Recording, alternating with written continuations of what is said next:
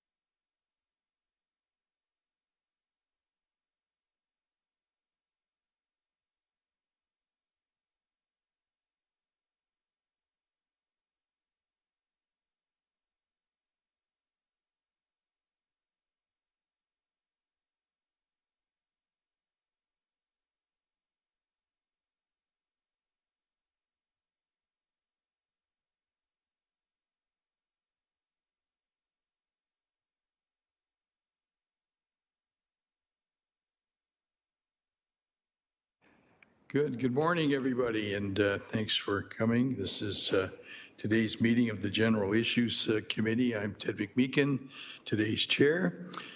We have a quorum, just going around the room. We have Councillor Spadafora is here, he's arrived. The two Wilsons, Councillor Alex Wilson, Councillor Maureen Wilson, Councillor Kazar, Councillor Clark, Councillor Kretsch, Councillor Beattie, Councillor Taddison, and Tammy Wang, and myself. So, and of course, Narinder Nan.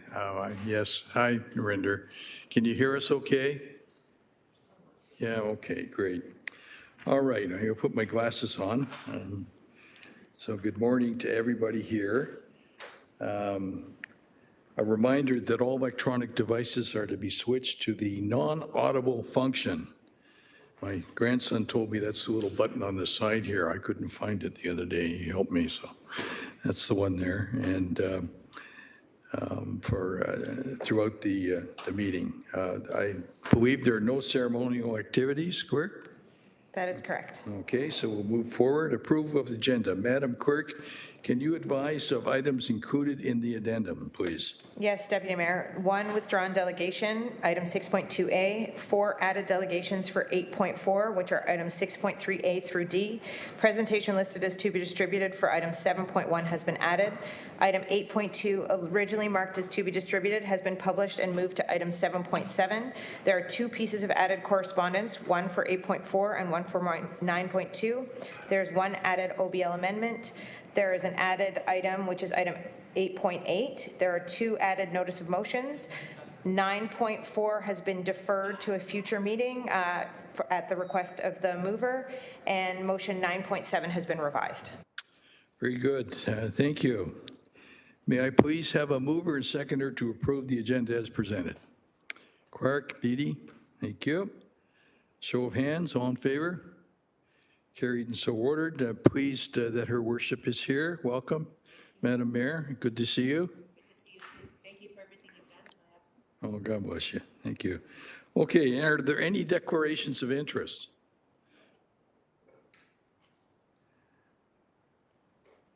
Please read if there are. There aren't, so I'm not going to read it. Okay. Approval of minutes of the previous meeting of July 9th, 2025. May I please have a mover and seconder to adopt the previous minutes? Kassar? Wang? Okay. Thank you. Any discussion? Long pause. All in favor? Show of hands. Carried. So we now move to delegations, always our favorite, one of our favorite parts of the meeting. Before we begin our delegation for today, members are reminded that questions are for the delegations only and for clarification purposes, not for debate. A note to our delegates, you have 5 minutes to complete your delegation. You will hear a tone after 4 minutes, ding, and then you will have an additional minute to finish up. Ding. Okay, we have Mr. Andrew Selman, respecting the Mayor's Task Force on Transparency, Access, and Accountability, and concern on the low sample size, which undermines the validity and overall value, in his opinion, of the work. He's here in person. Welcome, Mr. Selman. Thank you, Deputy Mayor. I should have made that sentence a little bit shorter. That kind of ran on, eh? Next time, yeah.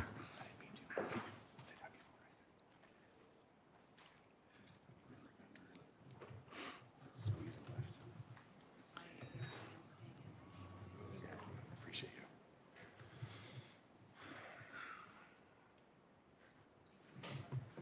you. Thank you, Angela.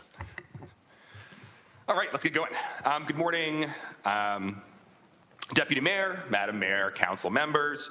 My name is Andrew Selman. I'm a proud Hamiltonian. I'm a Ward 3 resident. And I'm here today to talk about the draft report of the Mayor's Task Force on Transparency, Access, and Accountability.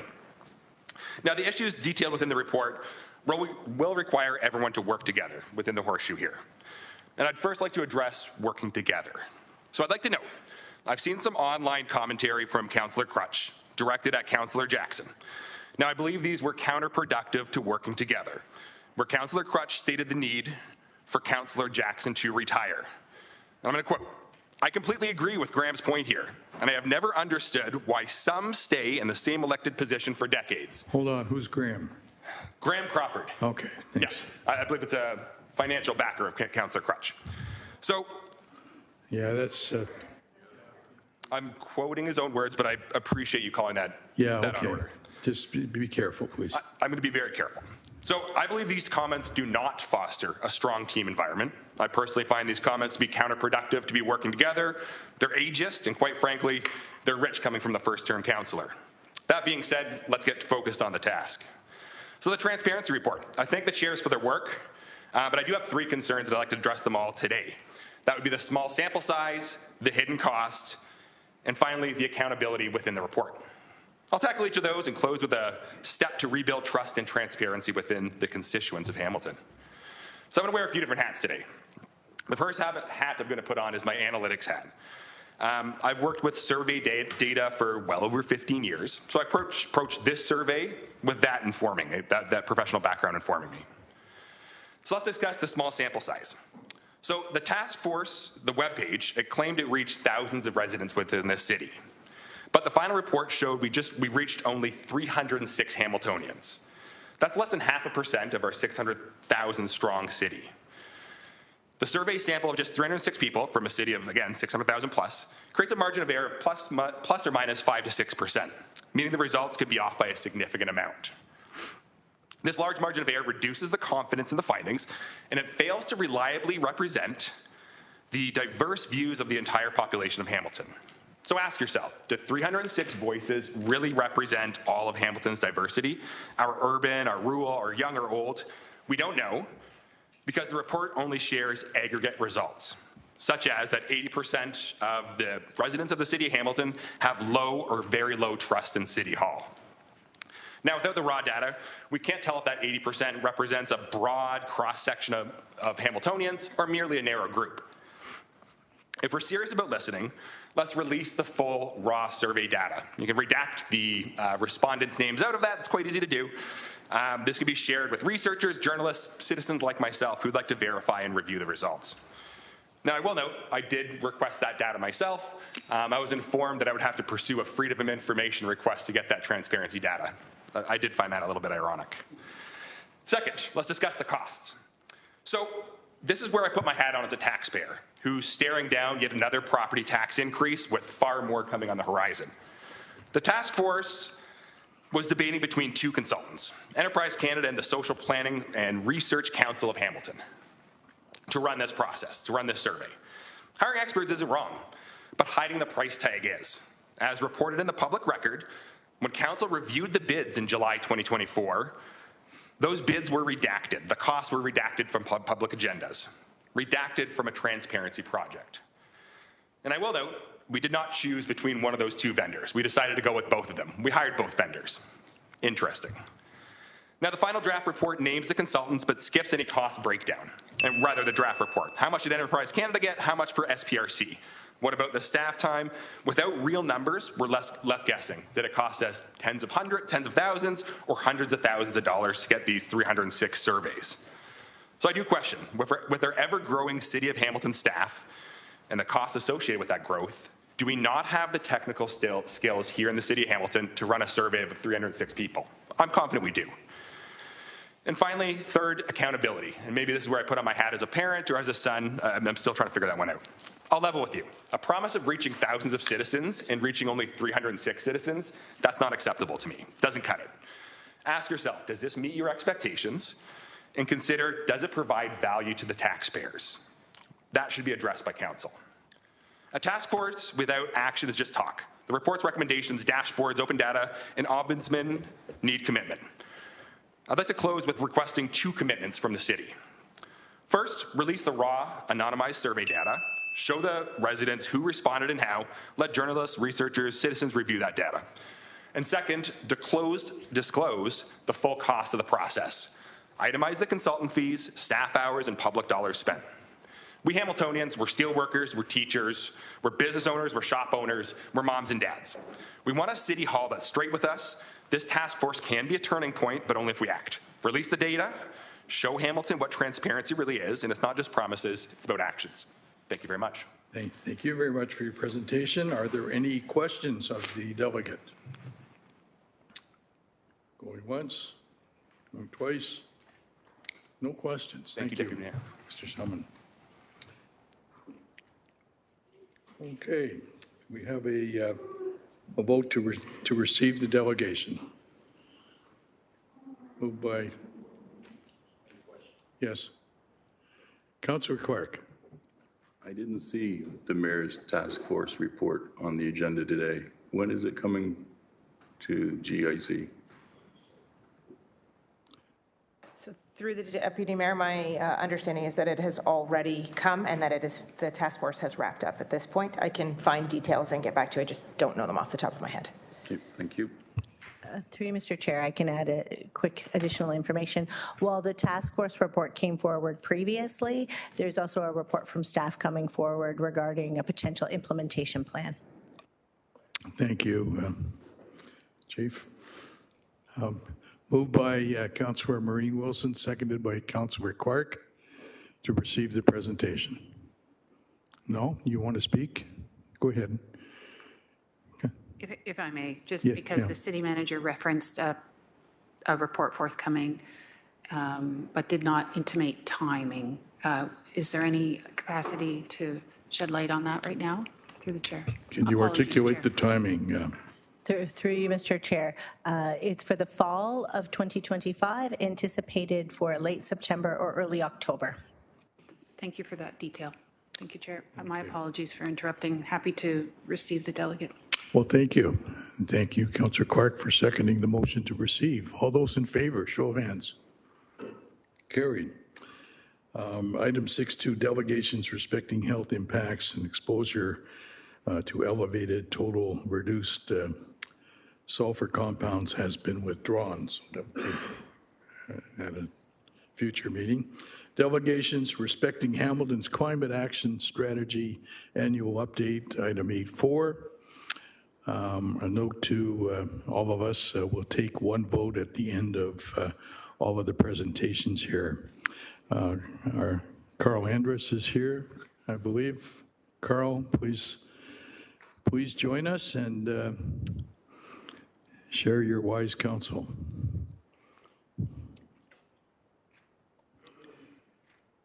We get a lot of wise counsel from people around this table.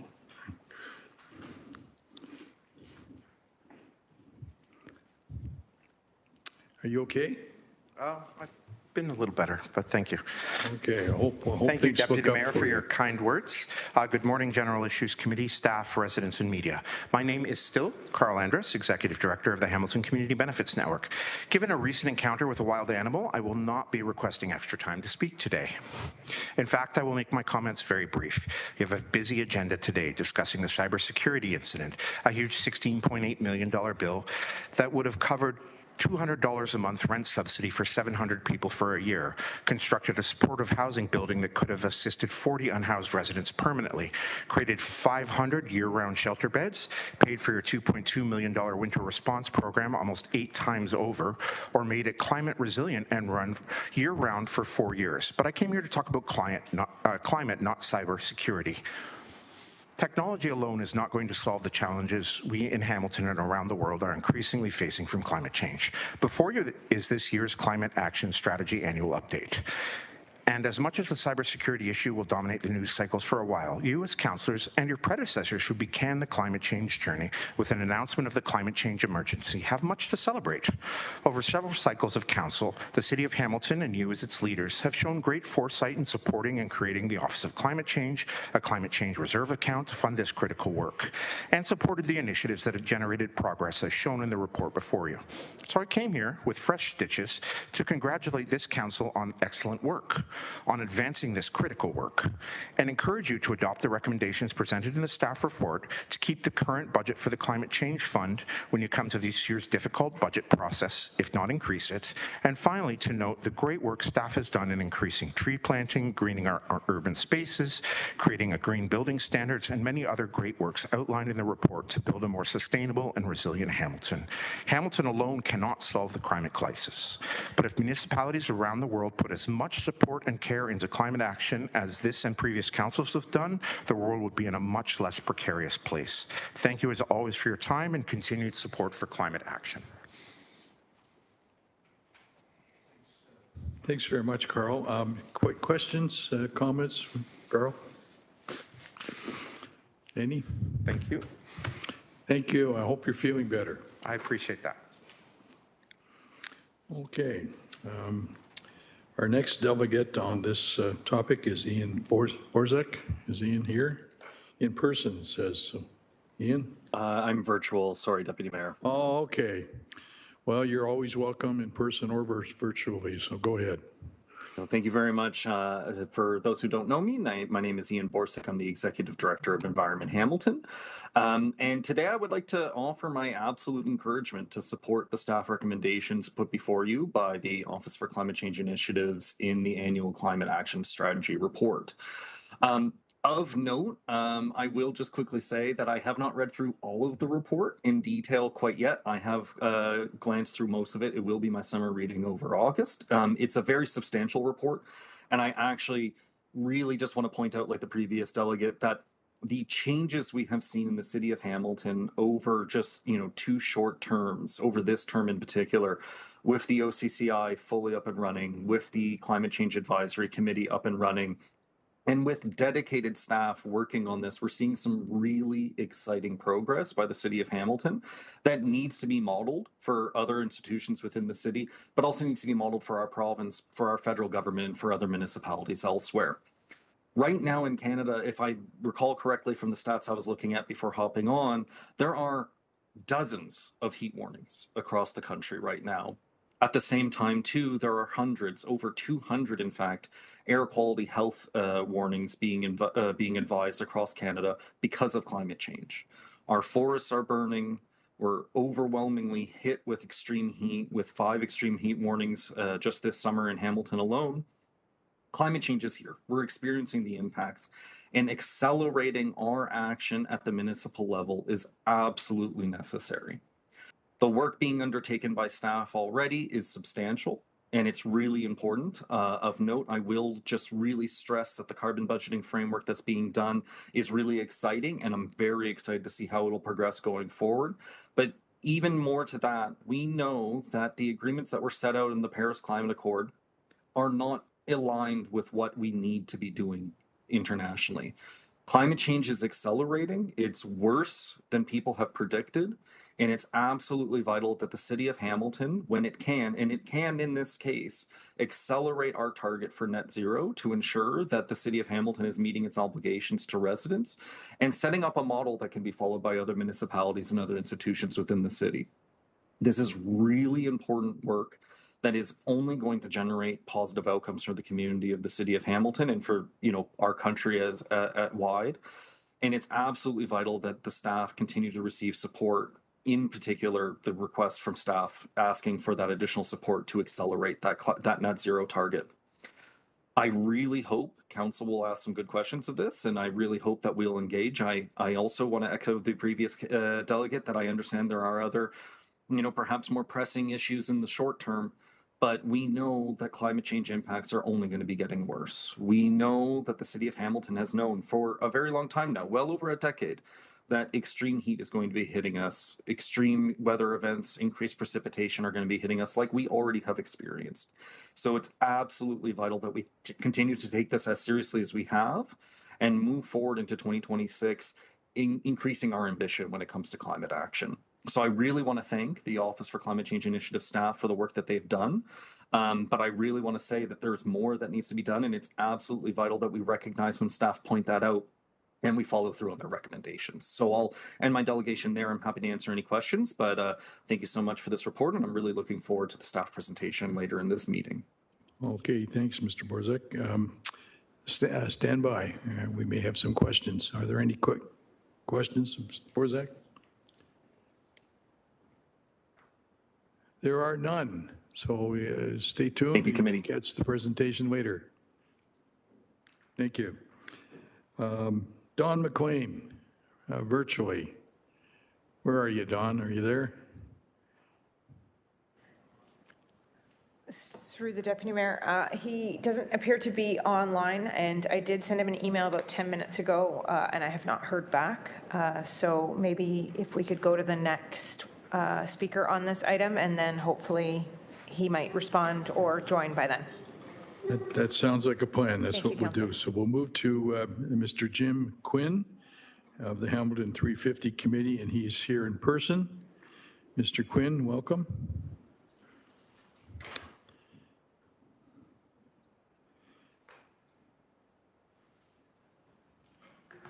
Good morning. Good morning.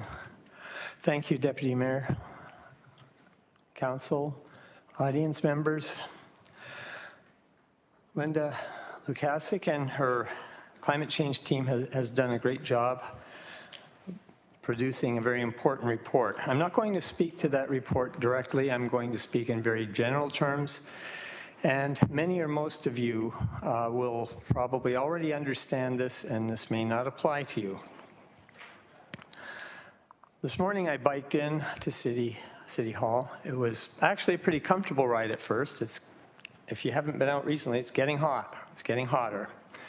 On Saturday, I just returned from a 150-kilometer paddle down the Grand River on the two-row paddle on the Grand, and during that paddle, we experienced a number of extreme heat days. It was hard to paddle in that heat, except for the fact that we had water and we had hats, so we could scoop the water and dump it on our heads. Not all people have that, and I hope that you will consider climate justice when you're thinking about climate change, because our homeless people need housing. It's a little bit off topic. Anyway, we humans evolved like other species. We are short-sighted and self-interested. By self-interested, I don't mean that we don't have friends, that we don't appreciate cooperation, but we look after our families primarily.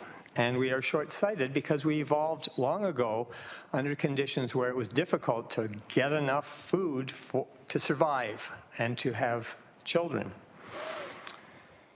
We at Hamilton 350 Committee hold rallies and protests quite often. We find that the numbers are lower than we would hope. We would expect to see thousands of people out, but they just aren't out. Now that's probably because most people are too busy. It's because some struggle just to make ends meet, and they're busy with their jobs and so on. Some are climate change deniers, and they're down rabbit holes looking at conspiracy theories and so on. And some deny science. Now, I'd like to speak very briefly to science because I think some people don't understand what science is. Science is a process. It's a process of asking questions about data, things that are happening in the world, coming up with explanations and testing those explanations. Some people call it wishy-washy because scientists will change their minds sometimes. That's when different data emerge that causes them to question the hypothesis that they were supporting in past. Now, speaking of wishy-washy scientists, back in the 90s, or maybe it was late 80s, Richard Muller, who was a physicist at Berkeley, didn't buy that climate change was happening. He didn't buy global warming. He thought the IPCC were potentially cherry-picking their data. They were only looking at between 7 and 20% of the data then, and he chose to look at this more closely. He established an organization called the Berkeley Earth Surface Temperature Study. This was partly funded by the Charles Koch Foundation, and some of you may know that the Koch brothers supported various deniers, climate change deniers. In any event, he went into this study planning to look closely at more data. He went back to 250 years ago. He used all available data, and he expected to show that climate change was not happening. He did the most solid scientific study. What he found eventually was that climate change is real, that the world is warming, but further he found that when he modeled it statistically, CO2 emissions explain most of the data. Volcanism, volcanic dust, sun spots, etc., explained a little bit and helped smooth the curve, but CO2 emissions were the only thing that explained the change as well. Now, political change has changed because of Trump. And we and Trump especially, as short-sighted, self-interested people, are denying science. We need to accept the science. Trump has made it cool for some political folks to discount science. And I hope this council will stay the course, accept science, and I hope that you will make sure that this council does not follow the Trump trend. Please make sure, above all else, to recognize science and resist efforts to align yourselves with Trump. Thanks, Mr. Thank you. Quinn. No, thank you, sir. Are there any questions of Mr. Quinn? Yes, Councillor Wilson. Thank you, Dr. Quinn, for your continued advocacy, and I appreciated that, revealing that story to us. And it is concerning, Chair, in terms of the questioning of the value of science, which is occurring in too many circles. I'm wondering if you could respond to the following. That the onus to respond to climate change should not rest on the shoulders of municipalities. It should come from directives and policies and programs from other orders of government. Do you respond to that for me? Thank you. Sure. I understand the question. I understand that municipalities are limited in what they can do. However, I think municipalities have great power and can push upper levels. This cannot be solved by individual people, clearly. It cannot be solved by municipalities alone. It's important to push to higher levels of government. It has to come from top down, unfortunately. But I think municipalities can do a number of things. I think municipalities can do local things. I think they can push programs that will increase insulation in homes. They can push for programs that may indirectly cause the building of new buildings to not have fossil fuel hookups. There are a number of local things that can be done, but I think that it's important for municipalities to push against the province and against the federal government because they are not doing enough, clearly, and they need to do much more. And I think municipalities also can do more. Thanks, Professor Quinn. So how we plan, where we live, how we move is local. Thank you. Any other questions? Thank you, Dr. Quinn. You're welcome. Thank you. We'll ask again if Don McLean is available to speak with us virtually or in person. Apparently not. I'm wondering, Clerk, if maybe we can have the clerk's office follow up with him and take whatever his presentation was. And would that be appropriate? To the Deputy Mayor, yes, I will send an email to him to ask him to submit his comments in writing in advance of the council meeting, and they'll be attached to that. Very good. Thank you. Okay, so may I please have a mover and seconder to receive the delegations on this item? Councillor Wang, Councillor Kazar. This will be a hand vote. All in favor, please? Carried. Okay.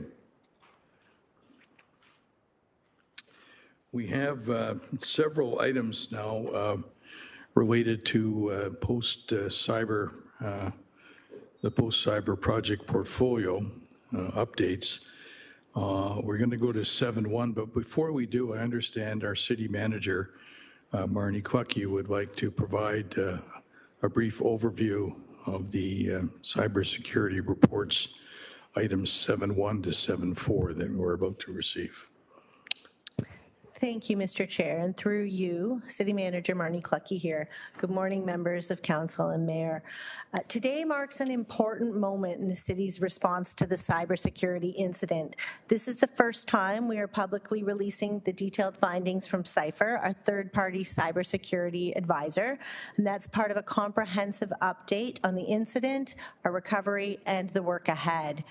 While the investigation into the cyber attack that targeted us remains ongoing and unsolved, the city has worked closely with the third-party cybersecurity experts and law enforcement throughout, and we have carefully considered the safety and security of the city and our community before choosing to publicly share this sensitive information. We remain committed to transparency, and the 4 reports before you today are intended as part of this commitment. They collectively provide an overview of the attack, the immediate response, associated costs, and the city's longer-term strategy to build back better and stronger.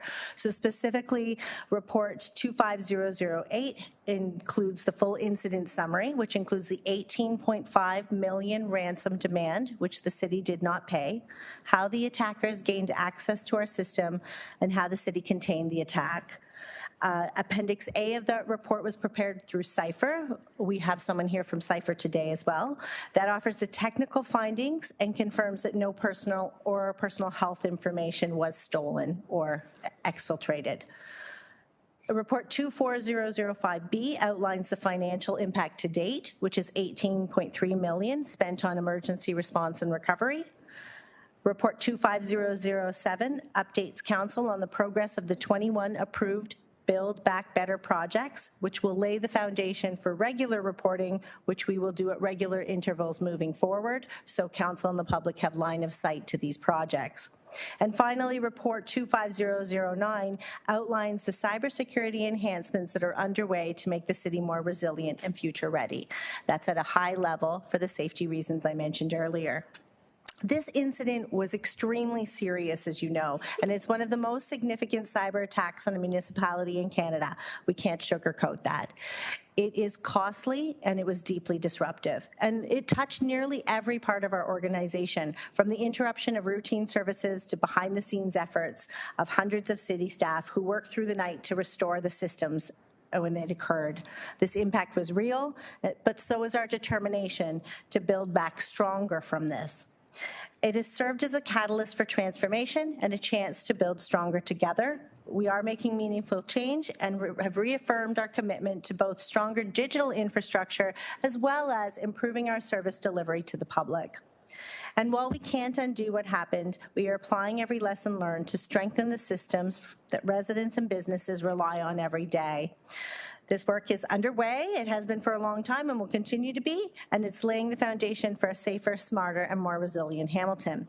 So because we have not reported in some time, and this is a moment of milestone in time, I just want to again sincerely recognize the tireless efforts of city staff who responded immediately and who worked around the clock to protect services and data, and who continue to demonstrate extraordinary commitment throughout the Build Back Better plan.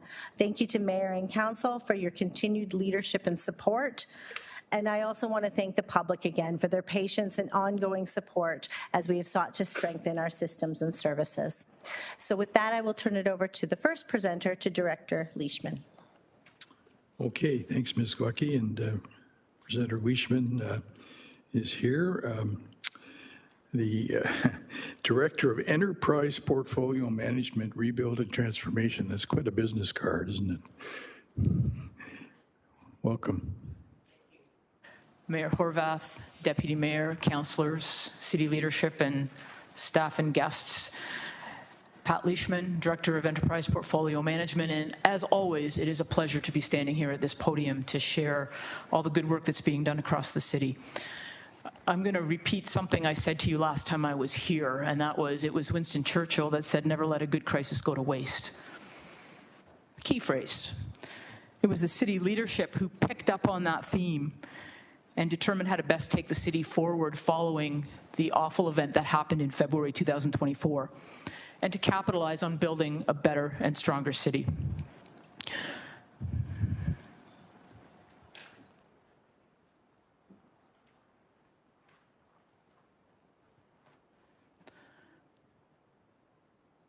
Sorry for the glitch there. Oh, we're good. Okay, sorry. Thank you for your help. Appreciate that. So our discussion this morning is going to focus on what does it mean to build better, as well as what does it mean to have oversight of the portfolio of projects, as well as discuss the status of the 21 projects that make up that portfolio. So our tagline of building better is related to how to take this unique opportunity and use it to move us forward to build a stronger city post-cyber. Well, you ask, what was the alternative, Pat? Well, the alternative was to replace like for like, which in some cases made sense, but in other cases really didn't, because we were talking about systems that are end of life. We were talking about systems that had issues and gaps and really prevented staff from doing great delivery of our services to our residents. So we have this unique opportunity. So the projects that we're talking about this morning are those projects that you've seen before. They're the last list of projects that we need to do in order to fully recover from cyber. They were presented to Council fully in January of 2025 via report CM24004A. And you saw them again shortly after that when Council approved the 2025 capital and operating requirements for all 21 projects during the tax budget process. So I'm here this morning sharing information. Everything's approved. We're moving forward. So when we look at how we're doing this, let's talk about portfolio oversight, because I think it's important that we understand this, and it's a great way to be able to demonstrate and report to Council all the good work that's happening. This isn't rocket science. It's also not something that we've built from a blank sheet of paper. This is standard practice for portfolio management. Why is it important that we wanted to adopt this? Because it ensures agile oversight, control, transparency, and robust, and I love that word, robust, management of cost, scope, risk, and timeline. It's leveraging the opportunity to rebuild a stronger city that aligns with Council priorities. This is exciting because this is where we can really bring the customer engagement to life. We can really take our customer and our employee experience and make it something new and something different, and that excites me. And it's about continuing to utilize more and more enterprise solutions, enterprise meaning across the entire organization, and achieving efficiencies and increasing our resilience to protect against future cybersecurity events. So you see in this structure the projects reporting up to my team, a portfolio review team that regularly meets. You see above that a subset of senior leadership known as the portfolio leadership team. They are the ones that provide us with regular oversight and insight at the senior level for quick and agile decision making. And above that we have our portfolio champions. And then, obviously, key decision-making is by, and regular updates are given to Council around this horseshoe, and that is incredibly important to ensure that all the way through that chain of events, we've got transparency, control, and accountability.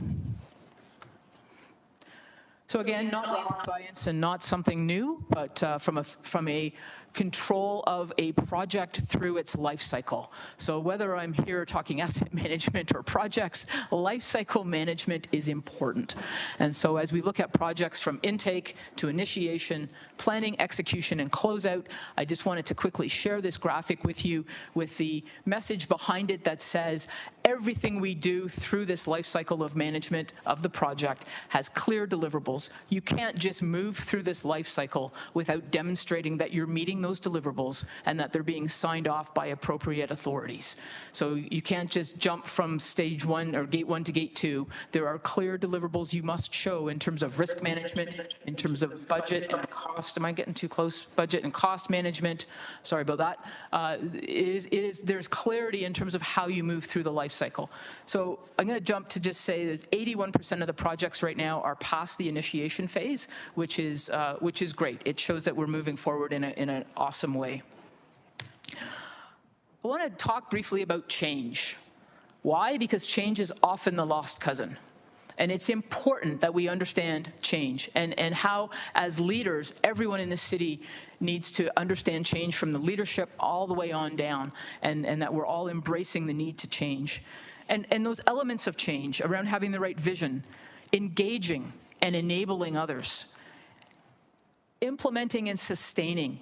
And so that's a big word, sustainment of change. And so the tools on the right-hand side, those standardized approaches, are just a few things that we're going to be doing to make sure that we're in sustaining change in the city. Because the last thing I want to do is be talking to you here today about something, and then we talk about the same thing 5 years from now because we were unable to sustain it. So it is incredibly important that as we make these changes in the city, we can sustain them. This approach ensures change is implemented smoothly, with minimal resistance and maximum buy-in from employees and our customers. So when we talk about portfolio oversight, there's a group working on this. And all across the city. It encompasses portfolio management in terms of standardized portfolio and project management principles and tools being applied to the portfolio. There's a body of work with staff associated looking at continuous improvement and customer experience, looking at Lean Six Sigma, things like customer journey mapping and other approaches that will be used to and are being used today to improve our customer experience and our employee experience. And then lastly, transformation. This group, so transformation means a few things. It means how we're doing this, and it also means a small team of directors from across the city. They were on the governance slide. They are a dedicated team of directors that spend a little bit of their time every week to come and join us in conversations around how do we do this differently in the city? How do we take things forward? And that team of directors, I want to say a huge thank you to them because they were the Emergency Operations Center operations table. We saw great value in that team continuing, and it's that team today that continues to meet weekly in their spare time. I'm looking at Cynthia Graham because she's one of our directors. She's got a full-time job, but she comes and joins us weekly to make sure that we're still having good conversations and being that strategic think tank of change agents and problem solvers to help take us forward. Now, everything I've talked about is meaningless if it's not driving a different customer experience. It's meaningless if these benefits don't come to fruition and really be impactful to our city. And so when you look at the 21 projects, there are benefits around each and every one of those. If there wasn't, then there's no value in doing them. Now, I'm a huge fan of qualitatively and quantitatively getting our arms around these benefits and being able to measure them and ensure sustainability as we drive forward. And that's my commitment, is to do that as much as possible as we move these projects forward, to be able to come back to you with measurable results. So I'm not going to read the list of benefits. You can see some of them there. But being able to drive improved efficiencies and effectiveness in service delivery, that's a huge one across the city, and it's a great opportunity for everyone. It takes a village. It really, truly does take a village for everyone to get involved and be driving this. You know, things like improved data, improved visualizations, et cetera. So at the end of the day, it really comes down to enhancing and driving that customer experience in everything that we touch. So let's talk a little bit about the projects themselves. We've talked about the portfolio and how we want to govern and manage it, but let's talk about the 21 projects. As I mentioned before, you did see them in January and then again at budget time. They're grouped into 3 buckets: those specific to information technology, things that they need to do in order to improve service to all of us across the city, things like enhancing our user accounts.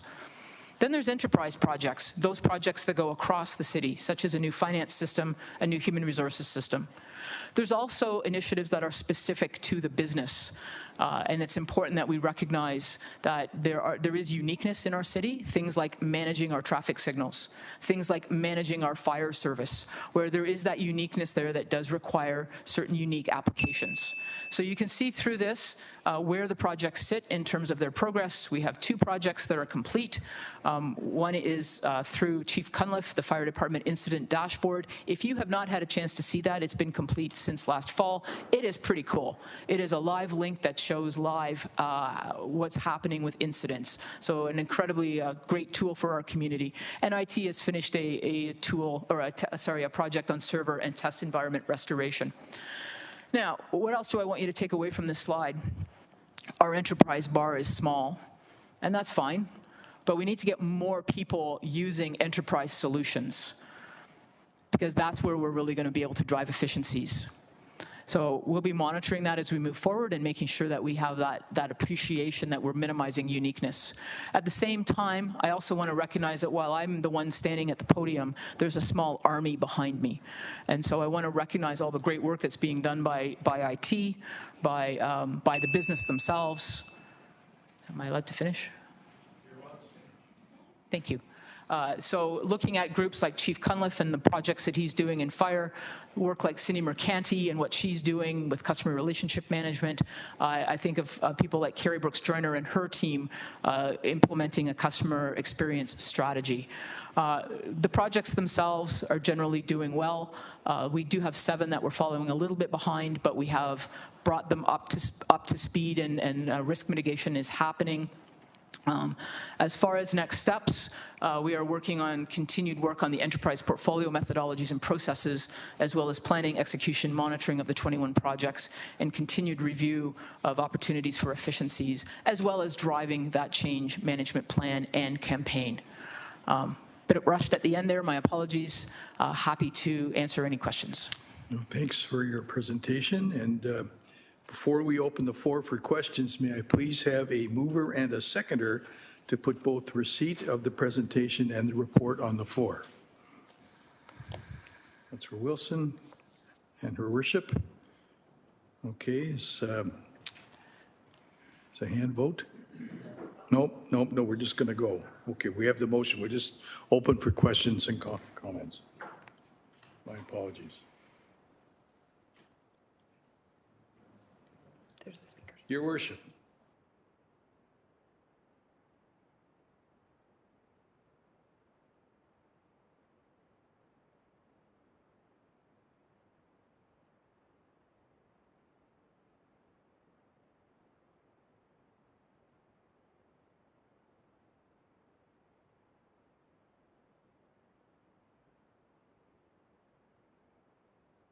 Dig a little bit deeper. I'd like to understand the change management aspect of this, because as we have many projects on the go, we have, since being on city staff, before the cyber incident, we had up to like 700 applications. We were a very siloed institution. A lot of our departments were very set on the particular applications that they have. So when we speak about enterprise software that is citywide and in the effect Excuse me, sorry. We have a serious situation. We need to adjourn for 10 minutes to get some serious technical things sorted out on the advice of the clerk. We will take a 10-minute recess. Okay. And then we'll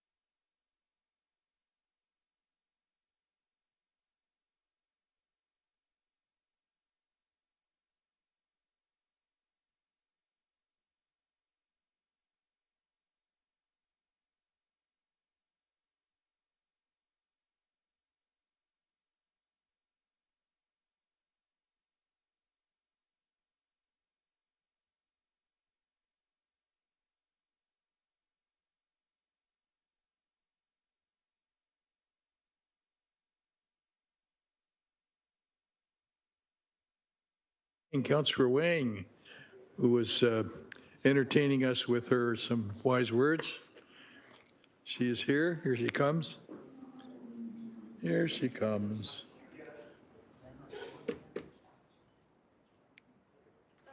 No problem.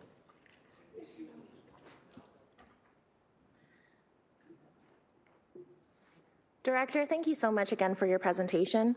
I had said glowing remarks earlier about you, and I don't know if you want me to say them back on the public record again, just so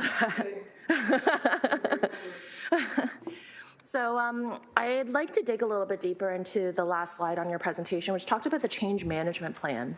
And I wonder if you can just unpack that a little bit more for us, because with new technology, the expectation now is how do we implement, but also how do we build it into the workflow that makes it natural for our existing staff teams to actually adopt it and want to continue working on it, and essentially look at reducing the amount of resistance to some of these projects. Through the chair, and thank you for your question, Councillor. As I mentioned, the importance of change management, I'm thrilled by your question because it really truly is important. There are a number of main elements of change management, and it starts with really having that change vision and understanding what we're working toward and having that embracing of the need and what does the end state vision look like. Once we have that, is identifying our stakeholders and really truly understanding who the stakeholders are, both internal and external to the city, and then doing an impact analysis to understanding where they sit in their understanding of this change and what do we need to do to move them forward. So if someone is viewing the change as very negative, what tools and techniques can we do to help move them forward and become either neutral or positive about the change? I don't want to lose sight of the importance of communication, and there's the whole comms plan and the whole engagement with communication and the different ways that communication can happen in order to help employees come along. Training is the other main piece of a change management plan that really drives what does an employee need, or what do our customers need to understand, and how do we then get them from A to B through training, and that really has an appreciation of who's doing what roles and what does the job review look like, and how does that come into play once we understand who's responsible for what elements of the change. So roles, responsibilities, stakeholders, communications, change management encompasses so much of all of this.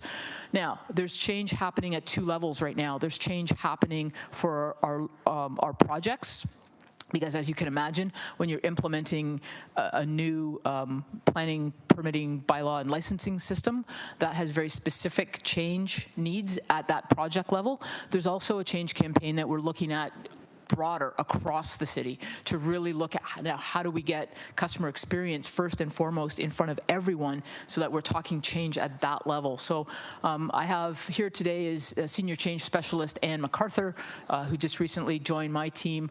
Ann is our Senior Change Specialist that is working on plans at both levels, plans to come forward for that change campaign across the city, as well as a template for change at the project level, including all of those elements that I rhymed off. Thank you for that. Supplemental to that then is, how are we attacking the change management aspect? Are we doing this centralized, so from your team exclusively, so everything comes down from your team? Or are we doing this in a decentralized manner where each department has an opportunity to see change? Because you're right, planning is going to be different from healthy and safe. Healthy and safe's change management might be different from fire. So how are we...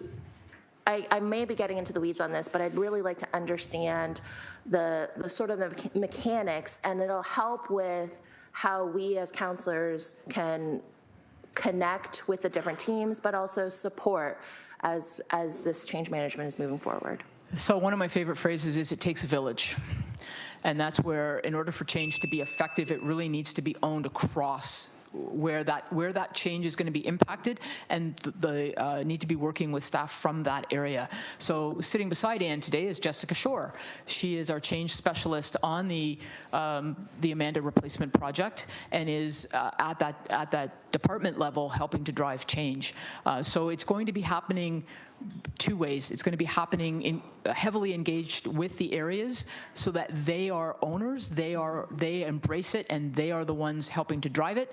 At the larger enterprise level, we're going to be helping to drive that, hopefully with change agents across the city. Excellent. My last question then through you, Deputy Mayor, is I recognize that we went from 700 applications, a super siloed organization, essentially the dark ages of municipal infrastructure, to we're not at cutting edge and we're not at 2025 or beyond type infrastructure. We're kind of in the middle. So how are we staying nimble and how are we being adaptive to technology as it changes? And what is the plan for getting us to be a little more cutting edge moving forward? Yeah, through the chair, that's a great question, and I'm sure Chief Information Officer Tarani might give you a slightly different answer than myself, but my answer, there's a number of ways, and one of the ones that I really like to focus on is through, and I didn't get a chance to mention her because I got messed up with my timing earlier, but Kathy Nuttall, Manager of Strategy and Architecture in IT and co-author on this report, has the team of business relationship managers, and that is such an important role because they have one foot in IT and one foot in the business, and they are key at working with the business, hearing their voice, understanding what we need to do to move things forward, and they're also got one eye outside to say what's new, what's going on. As well, we have staff all across the city that love technology and love to be looking at that as well.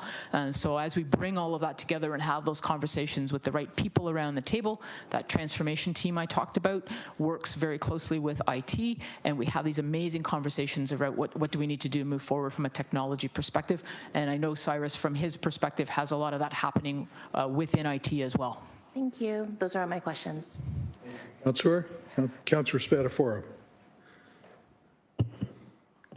Thank you, Deputy Mayor. Thank you, Director, for your presentation. I only got one question, but I would have never thought that at this time in my life I'd be so interested in IT and all this fun stuff. Back when I was in high school, we had a keyboarding class. That's as far as my computer intelligence went. Slide 8, you talk about the three different, I guess, areas that we're looking to bring back. The one I'm most interested in was enterprise, which I think that covers the majority of the systems that help operate the city.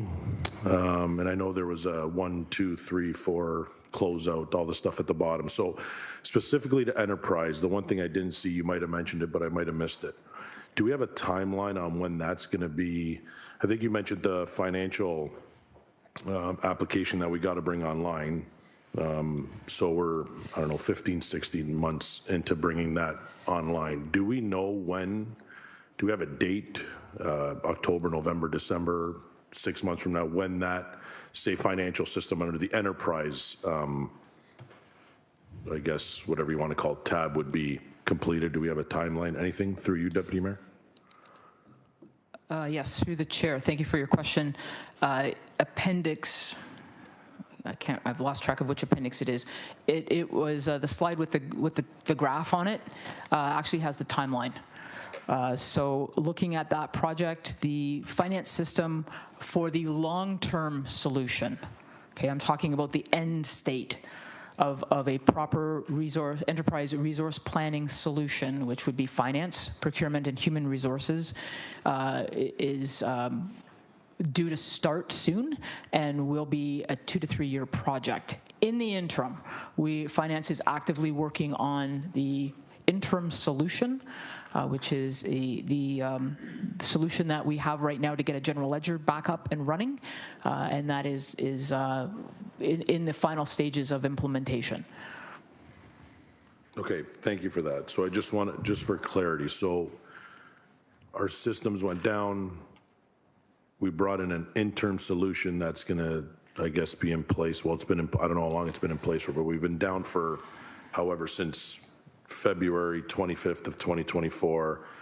We're going to bring an interim solution in, and then we're going to go and build out a new solution. So, and I don't know if this is a question for you. You can tell me wait till the next presentation, but do you know what the reason was why we couldn't go and build that financial system from the beginning? Like, I'm trying to understand why we're going from, we don't have one, we've lost it, now we're going to put an interim one in for a couple years, 3 years, and then we're going to take another 3 years to build the one we want, the end game.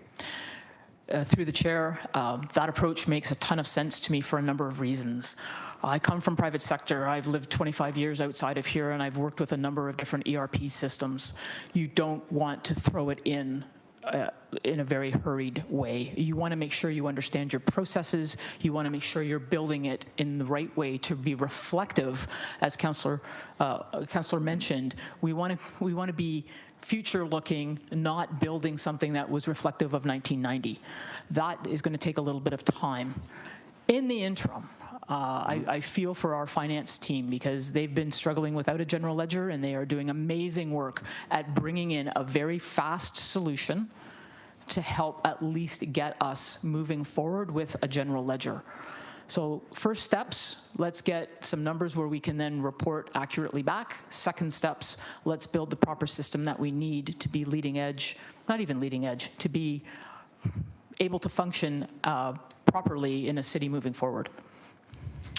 I appreciate the answer. Last question for me, I think, unless your answer to me is going to prompt another one. Oh, my ding's up anyway, so I'll make this the last one. You talked about the private sector, and I appreciate that because I think that's important.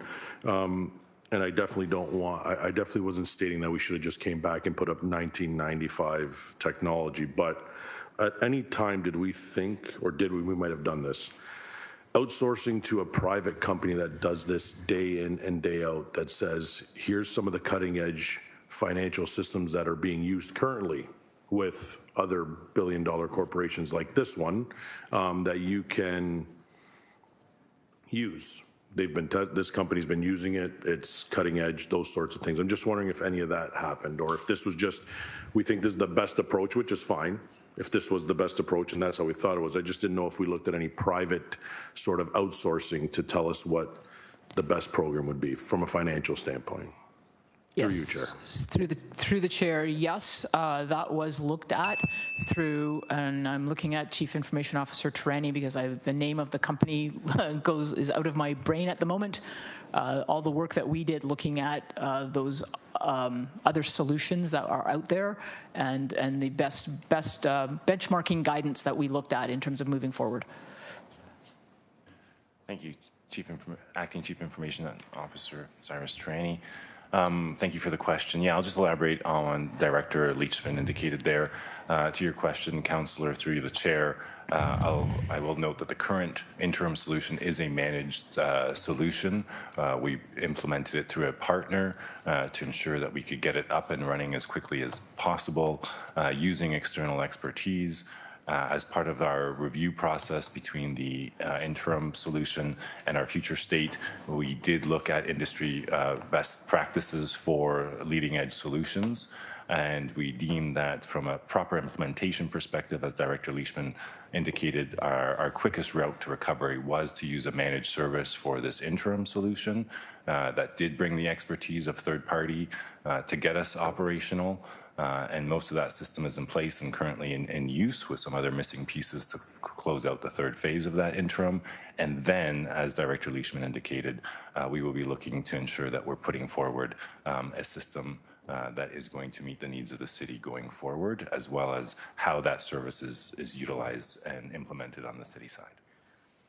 Thank you, Deputy Mayor. Thank you, Councillor. Councillor Jackson. Thank you very much. Good morning, Deputy Mayor. I want to just drill down more. Thanks, Director Leachman, always for your thorough and very knowledgeable presentations. But I want to drill down on costs. So this may not be a question for Director Leachman. It may be for 7.3 cybersecurity incident costing update. So I look to you, Deputy Mayor, to possibly hold my place on the speakers list for that. Let's do that. Could you do that for me, please? Thank you. Thanks, Director Leachman. That was an easy question. I like that one. We'll make a note about Councillor Jackson on 3. Okay, you're welcome. Councillor Kretsch. Yeah. Try to keep my questions contained to the report that they're about. There are several reports here, and so I have other questions about things, but specifically to what you said, Director Leachman, my question is about what can be done going forward to prevent a cybersecurity attack again. And so it seems related to what you were saying, strengthening our systems, resilience, making sure that we are, working on teams. But my understanding is that cities, corporations around the world are still susceptible to these cyber attacks despite our best efforts. So what does that gap look like in terms of where we were maybe before and how small the gap is, and sort of what is that part of the gap that's just unclosable and why? Through the chair, that is a great question. I'm not the one to answer that, and I think it might be best answered in one of the later reports.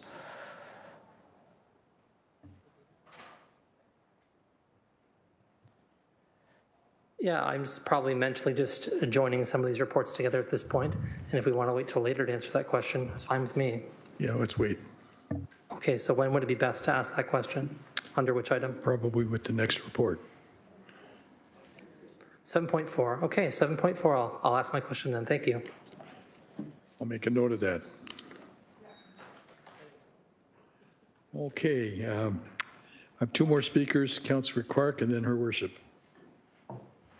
Thank you. I'm in the same boat as my previous council colleagues, trying to wrestle with where do we ask questions, and candidly, it would have been helpful if all of this was one report presentation and then we could have dealt with everything all at the same time. So I have one question, and I guess based on what's here today, why did it take 17 months to report fulsomely to the public on this incident?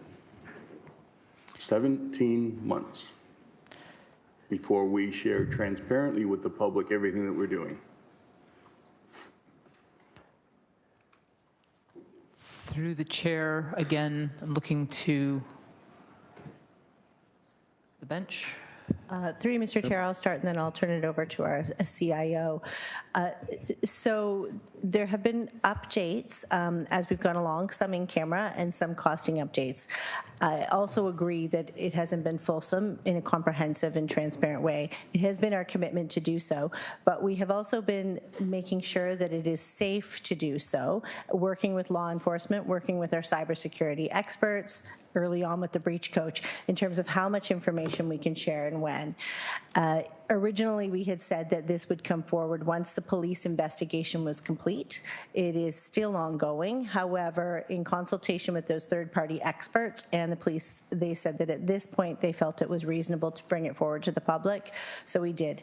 Admittedly, we had hoped to bring it in April. That is when we had originally planned to, but there were some items that we need to make sure of from a security perspective to protect the organization and the public. So if security was the issue, why is it here now? Through you, Mr. Chair, because after assessing the work that has been done to enhance the securities that have been completed to date, as now that that is complete or in progress to a safe perspective, the third-party experts felt that it was reasonable to bring it now. Cyrus, you were going to add, sorry. Yeah, I can, I'm happy to expand on those comments, but I don't have much more to add to what General Manager Clucky indicated there. One of the things that we wanted to ensure is that, as you'll see in report 25009, where we are outlining the enhancements that we've made, we wanted to be in a position that we felt we had significantly advanced our cybersecurity posture, because often when these reports are brought forward, you become a target for malicious activity. And that was one of the other considerations that we took into account on the timing around when we felt we could bring this forward. So it was a balance of providing that transparency, but also ensuring we had journeyed further along and sufficiently on our resilience plans to mitigate any additional risks that may come from public disclosure. And Deputy Mayor, I guess I'm challenged by a council priority where we're going to be open and transparent with the public, and it took 17 months to do that. Much of what's in these reports here, obviously, it's not a security risk. We're presenting it here today.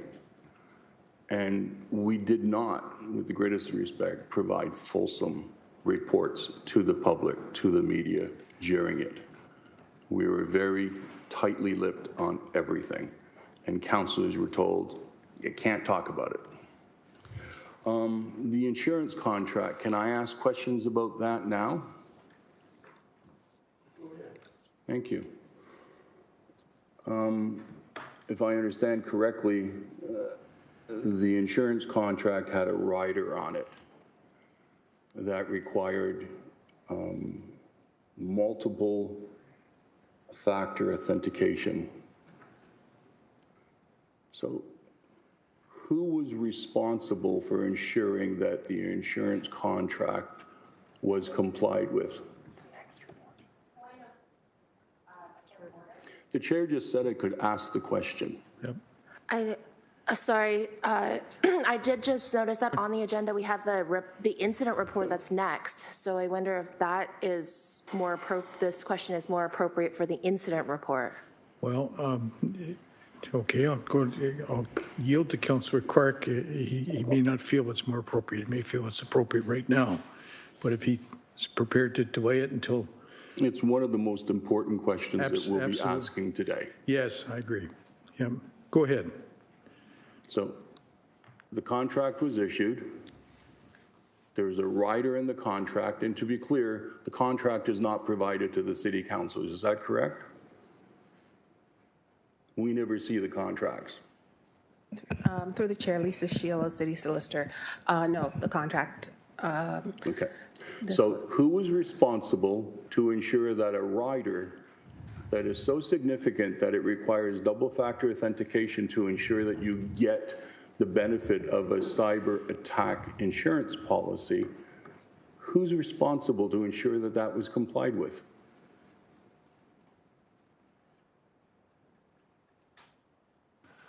Thank you. Through the chair, I can't comment previously on the policy itself. I was brought on after the incident to help the city recover, and that's been the priority of my focus going forward. I appreciate your question, Councillor Clark. My understanding is that the cybersecurity insurance rider policy at that time would have probably been executed through previous leadership that is no longer with the organization. So because it's exercised by the previous leadership, the current leadership is excused of ensuring that the rider is complied with? We lost $5 million because we didn't comply with the rider in our insurance policy for cybersecurity insurance. And I'm told that that rider has existed before, right up to where we are today. So it was renewed recently, and we didn't comply. So my question is, who's responsible? Who looks at the insurance to ensure that there are not riders in that insurance policy that we're not aware of, and that in order to get insurance, we have to make sure that we comply? Who wants to handle that? I'm gonna attempt to answer that question in as transparent a manner as we are expected. You're correct. There was an insurance policy that existed before the incident that required the city to have multi-factor authentication in place. And that was communicated to the various areas of the city that had responsibility for that. They were engaged in the reauthorization of the insurance program. They were part of the discussions with our insurance providers around what was requested and required by our insurers.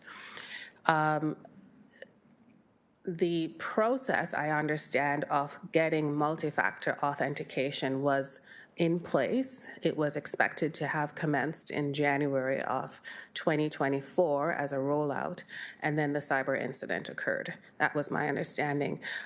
So yes, city staff were aware of the requirement. They were trying to come into compliance with it, but the incident occurred at that time. So the insurance policy is generally 5 years? 3 to 5 years. Like last time we said 3 years, but what's the timeline? It's an annual renewal. It's an annual renewal? Yeah. It's an annual renewal. Someone signed off on the policy, but we didn't comply.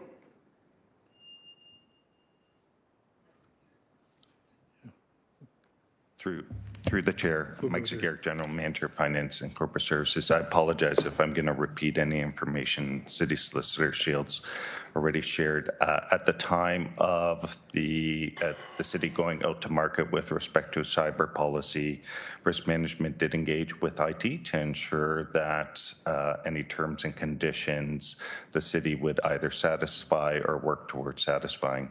It was recognized that the city was deficient with respect to multi-factor authentication, as staff brought forward a project for council consideration and approval to proceed with multi-factor authentication across the corporation. And as I believe Sister Shields identified, that was in 2024. The project was initiated, and unfortunately, the threat actor undertook their activities while that project was being initiated. So there was consultation between risk management and IT with respect to the need to implement. That was brought forward, and council supported the work and effort. That work was initiated, and unfortunately the activities of the threat actor occurred before that work could be completed. And last question on this particular topic. It's an annual insurance contract. Riders are standard, so am I to believe that the rider did not exist in the 2022 contract, the 2023 contract? Through the chair, the rider existed, so the renewal would have taken place in 2024, January of 2024. The rider existed for the 2023 year, the entire full year of 2023. So from January to December of 2023, there was a rider in place. Prior to 2023, there was an expectation communicated that there would be multi-factor authentication, so the insurers were working with the city to try and make sure that that was in place. So we were notified in 2022? That's 2022, 2023, thereabout, yes. I'd like to get additional information in terms of when the city was notified, because this is a huge issue in my mind as to why we didn't have the actual system in place.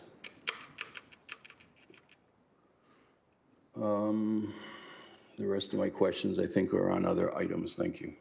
Just on, thank you, Councillor Clerk. Just on that, I want to make a suggestion to the Horseshoe that since we're very likely to move one section through another, it might be useful, the clerk has advised this is a potential process to take all of the items 7, 1, 2, 3, and 4 and make them open for conversation as required.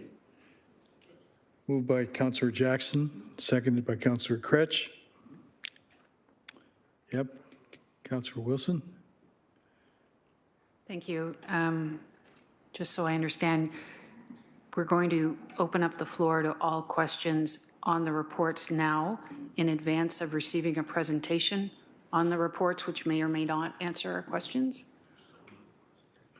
Yeah, or maybe there are not additional presentations, just seeking some insight. So through the Deputy Mayor, the only presentation was the item 7.1. Okay. So the suggestion is to add 7.2 to 7.4 to all be on the floor at the same time so that committee could ask questions across the 4 reports and then receive 7.1 through 7.4 and the presentation for 7.1 all together afterwards.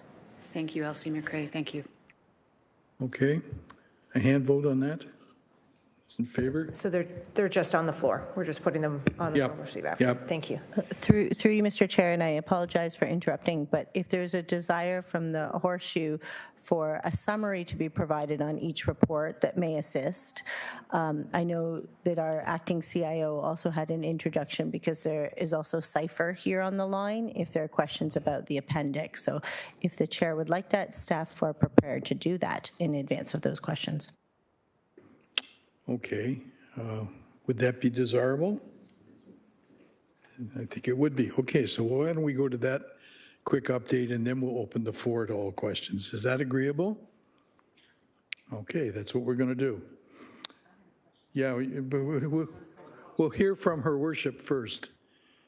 Yep. Presentation through you, Chair, and the presenters left the podium, which is good because she was standing there for a long time. But I really did have a question on the presentation, and that was on slide 8 of the presentation, and particularly around the enterprise piece that I think one of the councillors had already dealt with. Oh, there you are. And so my question is the full implementation of the pieces of the enterprise improvements, right? When that's complete, will that create a city that is a smart city that's data-driven? Is that the expectation that will happen as we implement the various phases, but particularly the enterprise piece? So that's the smart city question. We'll go to Cyrus on that, please. Or Pat, either. Or whoever wants to answer her worship's very, very good question. Thank you through the chair. Happy to take that, but I don't want to take away any commentary from Director Leishman. I'll leave it to her preference. I'm happy to respond or defer to her. Thank you for the question, and through the chair. So the 21 projects that were implemented in the enterprise piece of that are what we need to do to recover from cyber. So they're going to take us part of that journey, but not the fulsome journey. So in terms of that smart city, that's where I was then going to kick it back down to Cyrus to just add that piece of it. Okay. Yeah, thank you. To the mayor's question, through the chair, I think this is a significant advancement in our technology infrastructure and stack that will result as an outcome of these 21 projects. For example, we'll have probably the newest and most modern permitting, planning, and building application solution that exists from a Canadian company, replacing the 20-year-old legacy system that we were previously using. We have an ultra-modern customer relationship management solution that will be rolling out additional services that will be available to the public online and also accessible through in-person, phone, or other channels. We'll be able to do things as deploying virtual agents that will help staff or citizens answer questions in real time. We will be migrating to a enterprise resource planning solution that will mean that we'll have real-time reporting, timely reports, not rely on legacy software that is end of life and that we have been using for the past 15 years. Part of it will also include a modernization journey around the tools that we have to continue the cyber resiliency of our city, to help us become innovative and a leader in that category. And all of these enhancements, including the resiliency of some of how the systems are designed from a new fire information management system, as well as upgrades to our infrastructure, are going to be well positioned us to move the needle significantly on our previous technology debt, and also allow us to be sort of at that, I wouldn't go far as bleeding edge, because sometimes you want to wait for bleeding edge to let other people figure out the problems, but significantly advance how we both operationally, internal to the city, manage our processes and systems, as well as how we deliver our services to our citizens. Thanks very much through you, Chair, for the response. And I wanted to tease that out a bit because from the day I got here, my sense was this is a city that time forgot when it comes to technology and investment in this kind of infrastructure. And so the cybersecurity attack is forcing us to, pick up our socks, if you will. And it's well needed. I can tell you from the first day, the numbers of complaints that have come through my office is staggering, whether it's planning and development, whether it's permitting, whether it's a homeowner wanting to put up a deck. I mean, it's been pretty frustrating for all sides, and that's just That's just the one section of complaints that we get. We get a lot of complaints about customer service, about the way the city responds.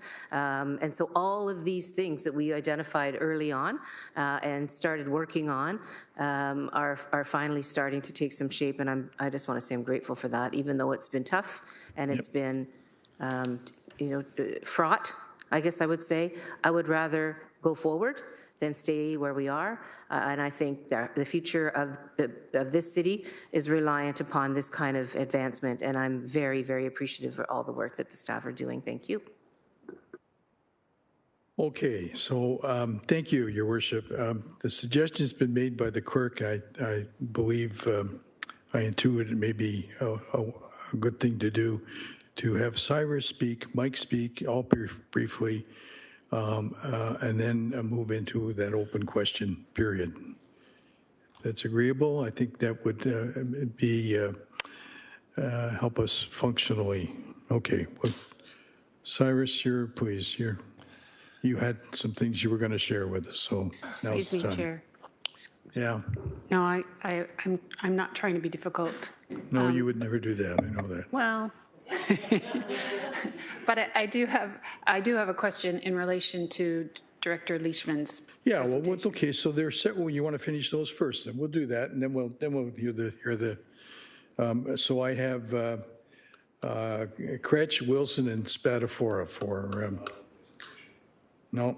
Okay. Wilson, Councillor Wilson.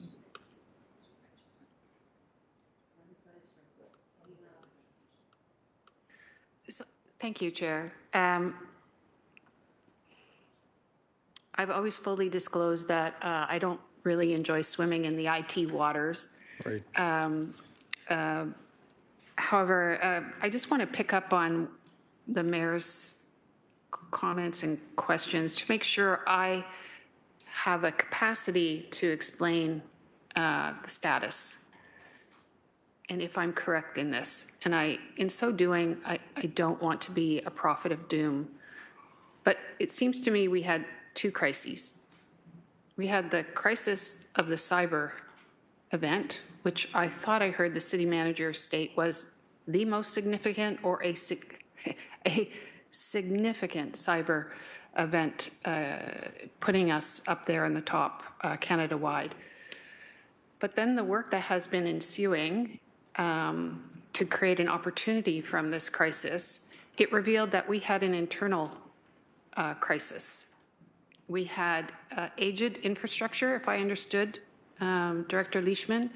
We had compartmentalized systems that did not enable corporate activity and put the customer first. It may have put a division and the way in which we always do things out of muscle memory first, but it did not put the corporation first, and in so doing, the citizen first. Is that, when I'm talking to residents, is that an accurate assessment of why we were vulnerable and why we were perhaps in receipt of numerous emails about expressing our frustration and doing business with the city? Through the chair. Through you, Mr. Chair, I'll take that one. That is an accurate characterization. We had a very significant attack, one of the most significant in Canada. I can't say where we rate, but it impacted 80% of our systems and in some way affected everyone in the organization. Through that, we learned a lot. We learned about the gaps that we'd had in terms of the efforts put towards infrastructure building, the efforts towards cybersecurity resilience. We also learned things about our process and our ways of doing things differently. And through it, we've used it to the best of our ability as an opportunity to shift our mindset to a customer-centric one, to one that puts our businesses and our residents and our members of our staff first, so that we can do things more efficiently and effectively. But it's a big ship to turn, and there is a lot of investment required in terms of time and resources, in terms of the way we think about things. But that is what we are doing. We are putting in that work to build back better and stronger from a cybersecurity resilience perspective and in terms of how we deliver service. Okay. Thank you. So through the chair, if we acknowledge it impaired our capacity to be good, and we have an opportunity to be better, I'm assuming that this council has to enable the conditions which will facilitate an expedient and an effective and efficient capacity to be better. So if I go back to Director Leishman's presentation about there are some projects where perhaps, again, on our work line, we're not as far along as we had hoped. The question I have to ask myself as a governor is ensuring that I enable that work to be done, that I give priority to that operational work to be done, so that in my capacity as a governor, I know we are a better corporation and that we're best able to serve effectively our stakeholders, our businesses, and our residents, and we can't do that if internally we don't have the mechanisms. So my question is, I guess to my colleagues, is articulating that this is a priority and that we do not take staff off course in their capacity to prioritize this action. Thank you, Chair. Are you asking your colleagues that question? I'm making a statement, which is my prerogative to do so. No, but you framed it as a question to your colleagues. It is for them to pontificate, Chair. Okay. Or whatever. Very good. Okay, thank you. I have Councillor Kretsch listed here. Did you want to speak again, Councillor? Please do so. To be fair, I haven't spoken yet. I asked a question and then was told to hold my question. Now the question has been released. Yeah. So this is the procedural tedium of the day.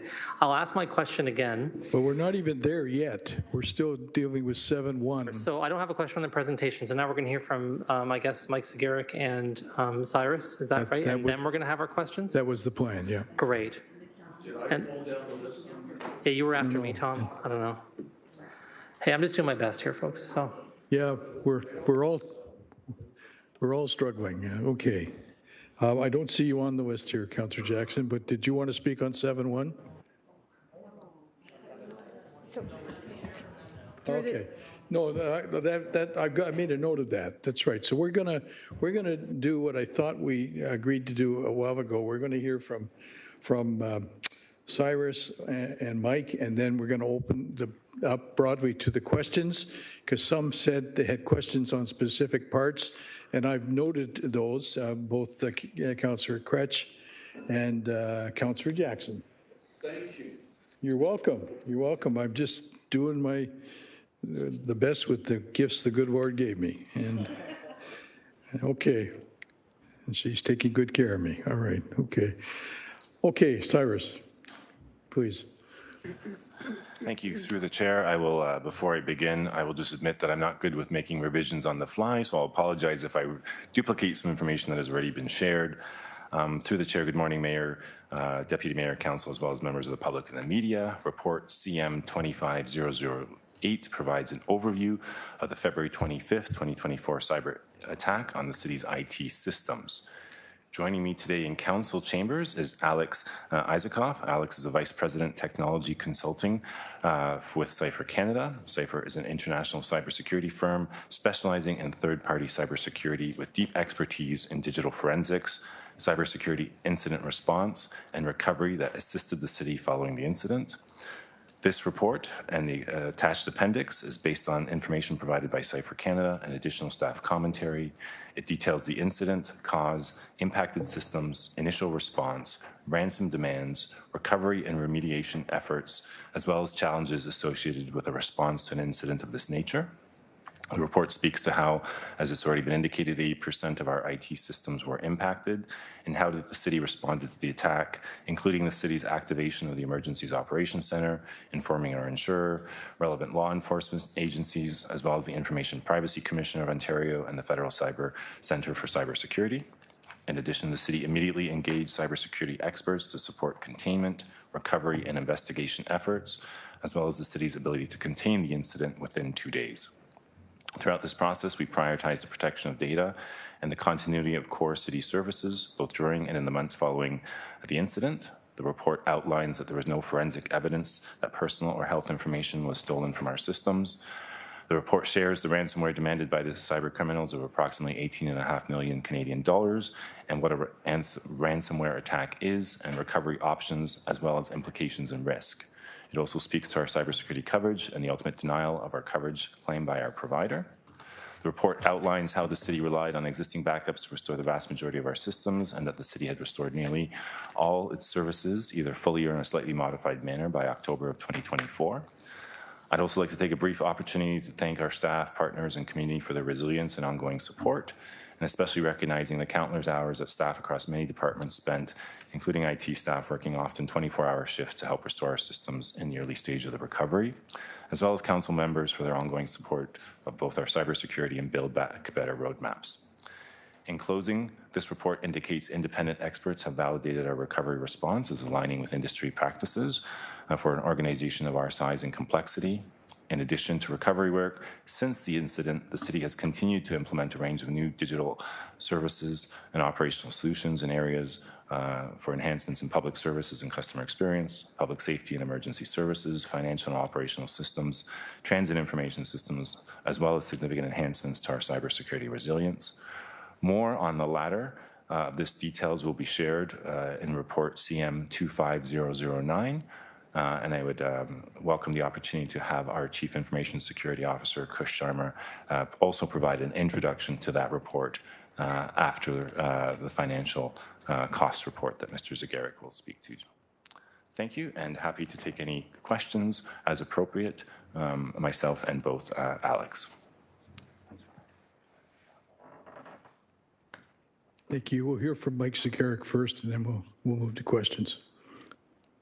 Thank you, Deputy Mayor. The cybersecurity incident cost update before you reflects costs incurred to June 30th of 2025. The report before you provides the costs across the various work streams and across the various phases of the cyber incident.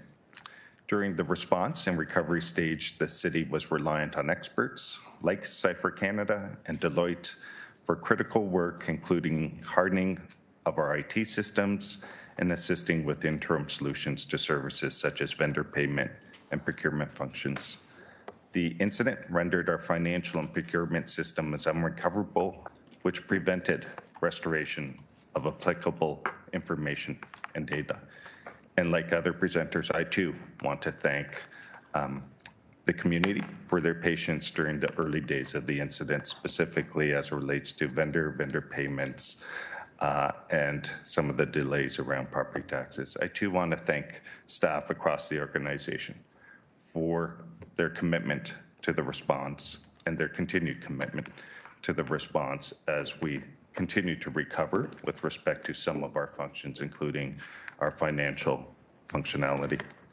Innovative actions were taken to pay employees, procure goods and services, pay vendors, invoice customers, bill property taxes, and receive and process payments. I'm just going to take a few minutes to describe some of the work that's been undertaken that is reflected in the costs that are in the report before you.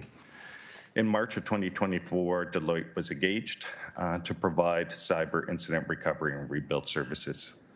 And these work streams are captured in the report that's before you, and these include rapid onboarding, dedicated incident and enterprise project management, design and implementation and acceleration of a short-term ERP, as well as IT resilience and prioritization as it relates to the 21 systems that have been brought before Council and approved to be initiated by Council. Crisis communications and change management, trust restoration, and post-incident support. In the spring of last year, Deloitte was contracted to provide a managed service to quickly design and implement an accounts payable solution to assist with the payment of vendors through financial systems that are managed by Deloitte, and these include systems such as QuickBooks, DocuSign, and Pluto. This simple solution was deployed to reinstate payments to vendors in a general ledger format to ensure that only approved payments with the right authorities were made. Prior to this process, we had a manual process, and that manual process represented some potential risks. In late 2024, the city engaged with Deloitte to include the guidance and support in regards to building the city's financial data and information in order to be in a position to transition to a medium-term solution. That provides greater financial management and reporting functionality. Important to note, not only were our financial systems unrecoverable, but the financial data and information too was unrecoverable. And so through the support of Deloitte and through the tremendous work of staff continue to embark on rebuilding our financial information and data such that we will have a general ledger to enable us to complete our 2023 financial reporting and moving forward 2024 and 2025. So Deloitte was contracted to provide a managed service solution. This solution enables the functionality to capture key financial data and enable reporting with the necessary key controls for accuracy and completeness and prevention of fraudulent activities. It also enables select processes to be managed by City of Hamilton staff. And we celebrated the opportunity when staff were able to return to providing some key financial services and in partnership with Deloitte. This was done in a manner that will support the production of audited financial statements in a new system with auditable processes, including documented processes as proof to the external auditors. The reporting costing includes a medium-term and potential long-term AP solution through BAS, where previously council would have been familiar with Web Center for e-invoicing, receiving, and routing for approval of vendor invoices. This includes implementation costs to date and the first year of the operating costs. So those are reflected in the report that's before you today. In April of this year, we transitioned to the first phase of the medium-term solution through a go-live of accounts payable and procurement.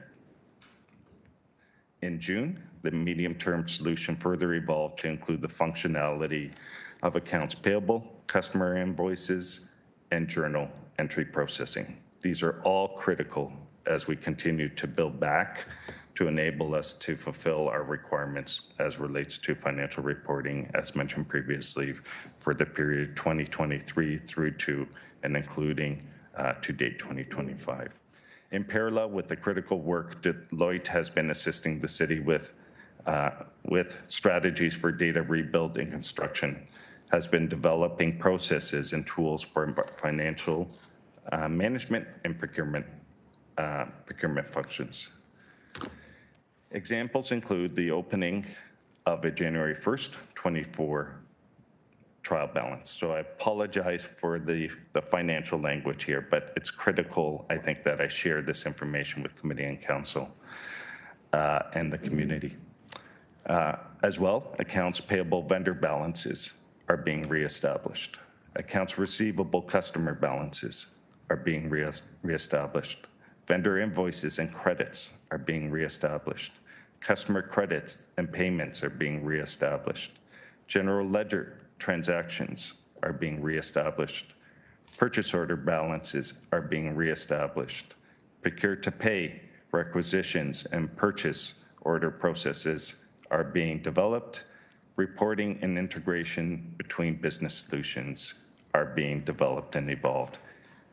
I use the word reestablished to once again highlight the fact that data and information was not available, and staff have been doing a yeoman's job in terms of rebuilding that data to enable us to fulfill our financial management responsibilities. The data rebuild is necessary for external and internal financial reporting and financial management. And as mentioned previously, this will enable us to complete our 2023 financial statements and audit and financial information reporting that has been delayed because of the cyber incident. So the report before you breaks down costs across the various work streams. Those work streams include the work of external experts as described, including Cipher and Deloitte. It also includes infrastructure costs, such as server costs that were necessary during the initial IT hardening work.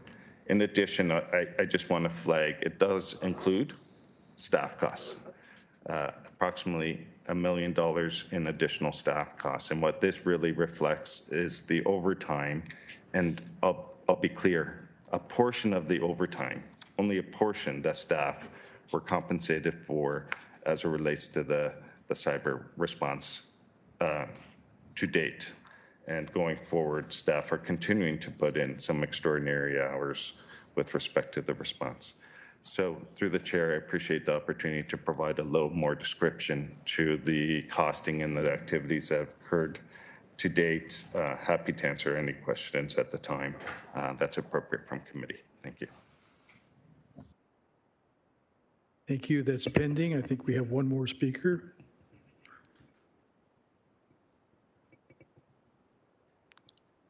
Go ahead.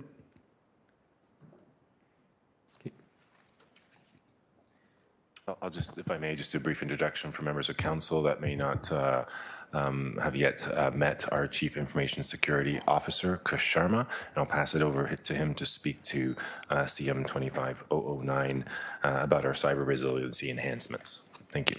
Mr. Sharma, welcome. We look forward to what you have to share with us. Thank you. Through the chair, I'm here to provide a brief overview of the Cybersecurity Resiliency Report, CM 250009. This update reflects the city's effort to strengthen its cybersecurity posture post-incident and outlines our path forward. We're sharing as many details as possible so that certain key technical data is not divulged into the public realm. Number one, key highlights. Cybersecurity is a citywide priority. Two things have occurred. The IT organization now is reporting into the city manager's office and the hiring of a CISO, i.e. myself. Two, investments have been made in governance, in infrastructure, in policy and workforce readiness.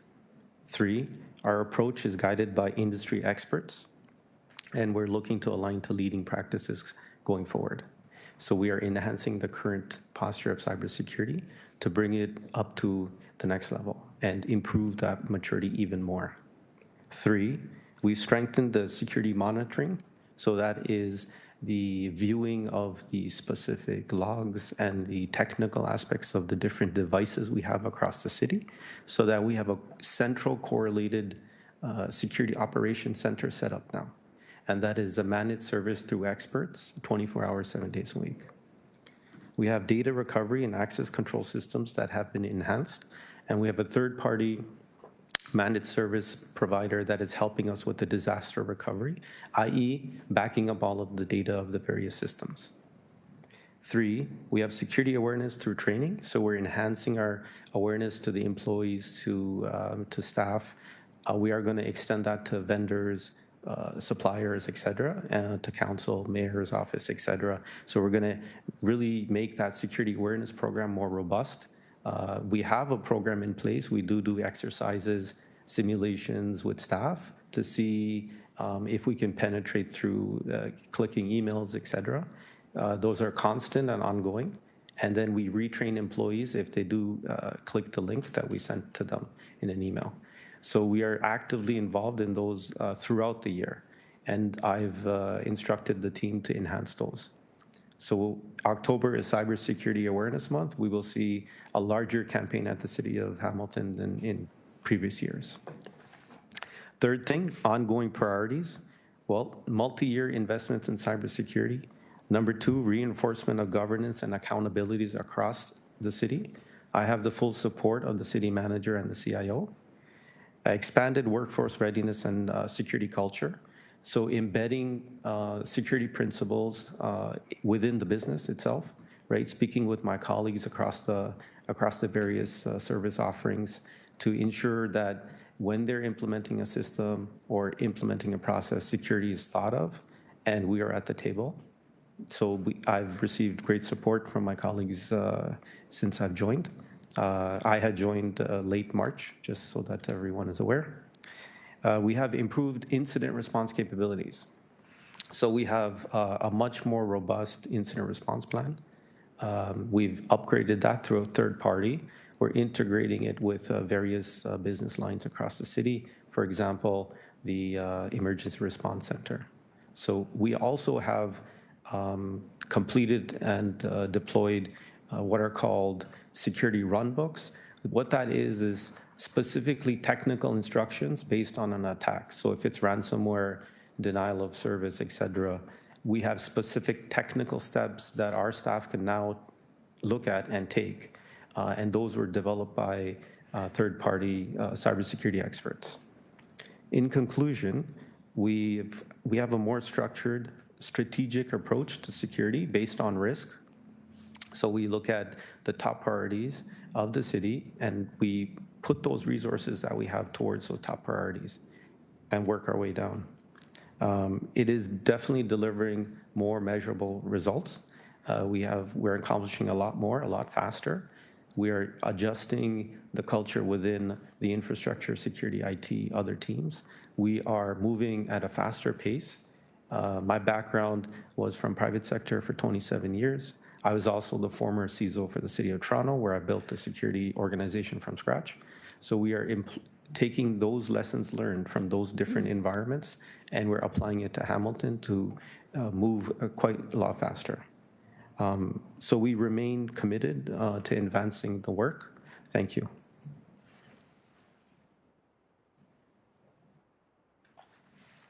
Thank you. Those three brief presentations were quite instructive, I thought, and useful. We are going to move now to open questions. Just a reminder, we're scheduled to break for lunch at 1 because there's a media event, as I understand it. But we've got, we've got lots of time before we get there. I have a list here. Spadafora was going to speak. You started, no, wait, okay. So we'll go by what I have here rather than my recollection of the sequence of.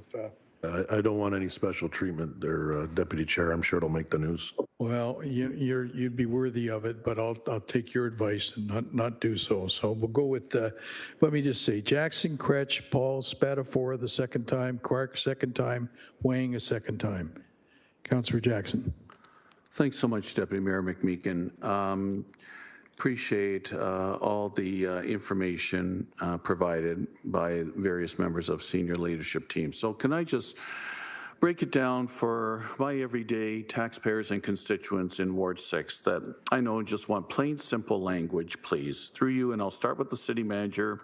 And if she can answer, wonderful. If she wants to delegate it to Director Tarani or GM Zagaric or anyone else, that's fine by me. In report 7.3, cybersecurity incident costing update, the table shows $18,345,622 that we have spent on response, recovery, restoration, and rebuilding and transforming. In the same breath, now that it's public knowledge, City Manager, you have said very proudly, and I join your pride, that we did not pay a single dime of the $18.5 million ransom that the cybersecurity criminals desired. Through you, Deputy Mayor McMeekin, the $18.5 million we did not pay, is that reflected in the $18,345 here on table 1, or could I deduce that if we had to have paid the $18.5 million ransom, that would have been over and above the $18.3 million on table 1? Through you, Deputy Mayor McMeekin, please. I'll start with the City Manager. City Manager. Through you, Mr. Chair, I'll actually refer it to our GM and then add in after him. That's fine. GM Zagaric, please. Through the chair, the ransom was not paid, and therefore it was not a cost to the city and not reflected in the actual costs of approximately $18.4 million. With respect to, would it be incremental if it were to be paid and simply added on to the 18.4, I'll start, and others who are are more proficient in terms of these matters can add on. A short answer would be yes, in that some of these activities would have been necessary had the city paid. We still would have had to incur costs to harden our IT system. We would have required expertise in terms of developing a strategy or roadmap with respect to our IT response. We would have needed support to ensure data and information were accurate and not misrepresented in terms of if we were able to recover, and maybe the if is a bigger question, is whether or not all the information would have been recoverable and provided, or whether or not some of these efforts would have continued under that scenario. GM Zegeric, that was exactly the answer I was looking for, and you definitely responded to my two-part question there. I think Deputy Mayor McMeekin, the leadership team corporately led by City Manager Clucky, the political leadership team led by Mayor Horvath, and all of my council colleagues, I'm already getting some good positive feedback from my community that we held tight and did not cave into the cyber security criminal element worldwide. I think that's a huge, huge victory for us, that we could have easily succumbed and could have easily said, okay, criminals, what do you need? Just give our files back. Please leave us alone. You're holding us ransom hostage. In a very weak manner, we could have easily folded. And I'm just deeply proud of the corporation, bureaucratically and politically, Deputy Mayor McMeekin, that we did not. What is right now, can you share, City Manager Clucky or GM Zegeric, what is the overall cost at this time? And try not to complicate your professional answer. What is the overall cost we're sitting at this time? If memory serves me right, from months ago, roughly around $50 million were invested in upgrading our firewalls and our IT system. But please update me. Through you, Deputy Mayor McMeekin, please. Through the chair, the report that's before you identifies the actual costs up to June 30th of approximately $18.4 million. We recognize there will be some ongoing costs going forward, such as the managed financial services will be approximately $400,000 per month through to the end of November of 2026. With respect to the capital projects that were approved by council, that was presented by Director Leishman in her presentation. And to date, there's approximately $41,000 that have been charged to those projects. If I can just speak to that briefly. Staff will continue to reconcile the $41,000 against information that's now being input into our systems. If those numbers change in that a portion of the costs that are in the report that's before you, the $18.4 million needs to be reflected against those capital projects instead of being over and above the capital projects. We'll provide that information through future updates as we continue to recover and input information in our financial system that'll allow us to do some more comprehensive financial reporting. Thanks, GM Zegeric. Deputy Mayor McMeekin, I don't want to monopolize. Can I go back on a second time, please? Because I heard the second ring. I just have a couple more questions, and I don't want to prevent others. Okay? Thank you very much. Councillor, thank you. Councillor Kretsch. Okay, I'll ask my question from before. Again, I'll try to remember what I said exactly, but in terms of the gap analysis, I saw the report there, but I'm trying to visualize or understand or quantify where we were in terms of how big the gap was before the cybersecurity incident, how big the gap is now, and what portion of that gap we can't close. And when I say the word gap, I'm speaking specifically to that. Our risks, right? What are our risks? How does that look? What's the picture look like in terms of trying to close the gap on the risks? And of course, what can we not address, or what portion or percentage of the overall risk can we not address because of the nature of cybersecurity crime? So if someone can answer this question, I'd appreciate it.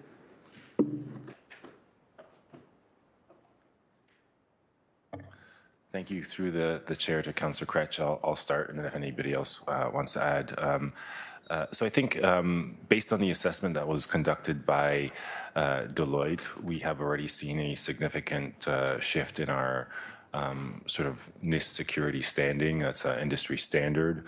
Though we didn't go back and do a detailed assessment of our posture at the time of the incident, Deloitte has indicated that they've seen our maturity increase based on when they did their assessment and what their assumed status was based on the enhancements that had been put in both immediately following and the months following the incident, and at which time their assessment was done.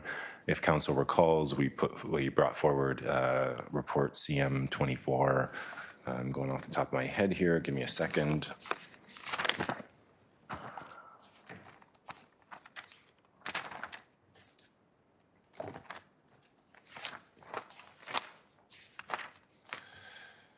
(24004), in which we outlined a target maturity that we are hoping to achieve as a result of the investments that have been approved by council going forward. But I think to your point, Councillor Kretsch, cybersecurity continues to be evolving on a daily basis, and there will be ongoing capital and program enhancements that we will do forever. Cybersecurity is a journey. You unfortunately never reach the end, but we'll need to continue to evolve because that's what the threat actors do.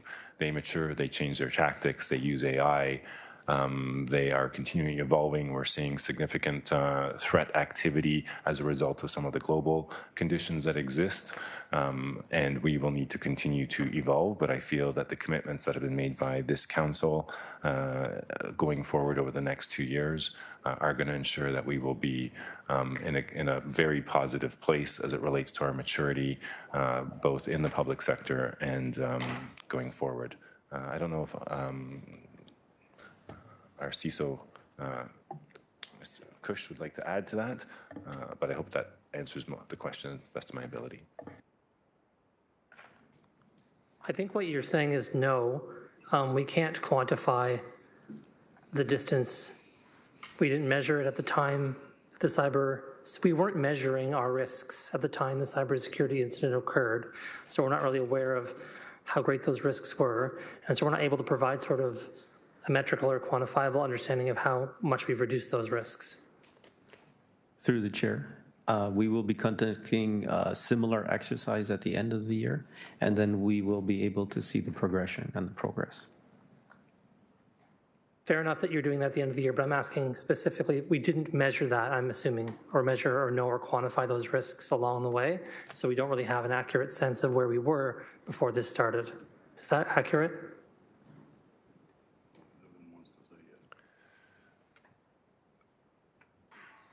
Through the chair, I think, without going into the specific numbers in public, we do have sort of a gauge based on an industry standard. What we didn't do is we didn't engage with our partners to go and do a retrospective analysis because we felt that would be wasted taxpayer efforts. Instead, we had them do a point-in-time assessment that included the enhancements that were made following the incident, and then based on that point-in-time assessment in terms of a measurable metric as it compares to the NIST standard that was shared as part of that report and some additional details shared to council. Our roadmap has a target maturity level of 3.3 that we're hoping to achieve through the existing investments. So we have a starting point now, and are going to continue to work towards that target piece.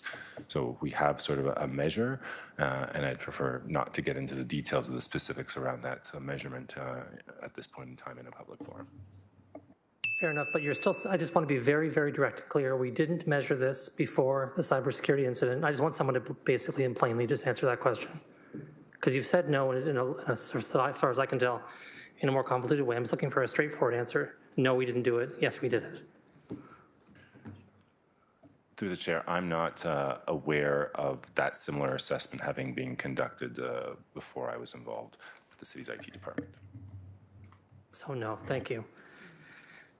My second question is about MFA specifically. I realize we can't get into every single detail here, but I do think it's important for the general public to understand multi-factor authentication and exactly the nature of the kinds of problems we had here at the city. From my understanding, This is kind of a basic check that we all have when we try to log into our Instagram account. For instance, this says, hey, I don't recognize your device. I'm going to send you a code. Put the code in. Generally speaking, that's what that is. And we didn't have that employed here, I'm assuming at any level. But I'd like to understand where the risk actually existed. This wasn't a matter of someone not putting their Instagram verification code in. This was MFA at a very high level, so to speak, or a low level, however you look at it. But this was at a very technical level or a place where there was a vulnerability in the network. Can you expand on the nature of this MFA authentication? I just want the public to think that it was randomly someone's email, in public works who doesn't check their email very often, and somehow that was the vulnerability. I'd like people to understand, if they could, the nature of the vulnerability. Through the chair, I would ask if I could have Mr. Isaacoff maybe comment on that, because he'd be the technical expert to be able to speak to that in the most thoroughness in terms of their assistance with us post-incident. Thank you, through the chair. I would begin with introducing Cypher. Cypher is the leading global incident response or post-breach remediation provider. We are present in Canada, US, UK, Mexico, and UAE. And pretty much when you read in the news about some major cyber security cases, most chances were involved. All right. For the question for MFA, MFA was rolled out. So human accounts were already configured with MFA. The vulnerable account that Redactor managed to abuse, it was technical account for automated service that was supposed to connect without human intervention. And this is, for my recollection, probably part of the legacy applications or infrastructure that is getting removed. It's been already removed through the incident response. Would that answer the question? Almost. I just want to make that a little bit more accessible if I could. And so I think I understand what you said, which was there was an automated authentication that was taking place. And it wasn't even an authentication. I think what you're saying is that there was a communication and it was automated and it was not secure. Is that more accurate of a description? I'm just trying to make sure I can No, it's please. the account that was used for automation process that we discovered as part of the investigation, and Redactor managed to abuse it. So the attack vector was targeting peripheral firewalls and probing them in different ways for vulnerable credentials, for password storms, what we call brute force attack. Right, and they managed to land on the account that responded. They extended that account working with that specific user account. It's not specifically human body user, right? It's just account that exists in the system, and that's how they managed to get in. And that account didn't have multi-factor authentication set up on it? It did not have, because MFA requires human intervention. Right. Thank you so much. I understand that. So there wasn't a human person who was authenticating the account. It was something that was vulnerable and was attacked, and then people got in that way. And to that extent, I believe I owe you a little bit of explanation that we're dealing with very sophisticated Redactor. Media tend to portray Redactor as some kind of shady, hooded individuals working from basements or dungeons. But in fact, these are like large organizations harbored in countries that alienated to Western world due to political climate. And they're hiring top-notch IT experts to do their criminal business. Thanks. And you've said we've dealt with that vulnerability by updating the systems so that we don't have those kind of vulnerabilities anymore.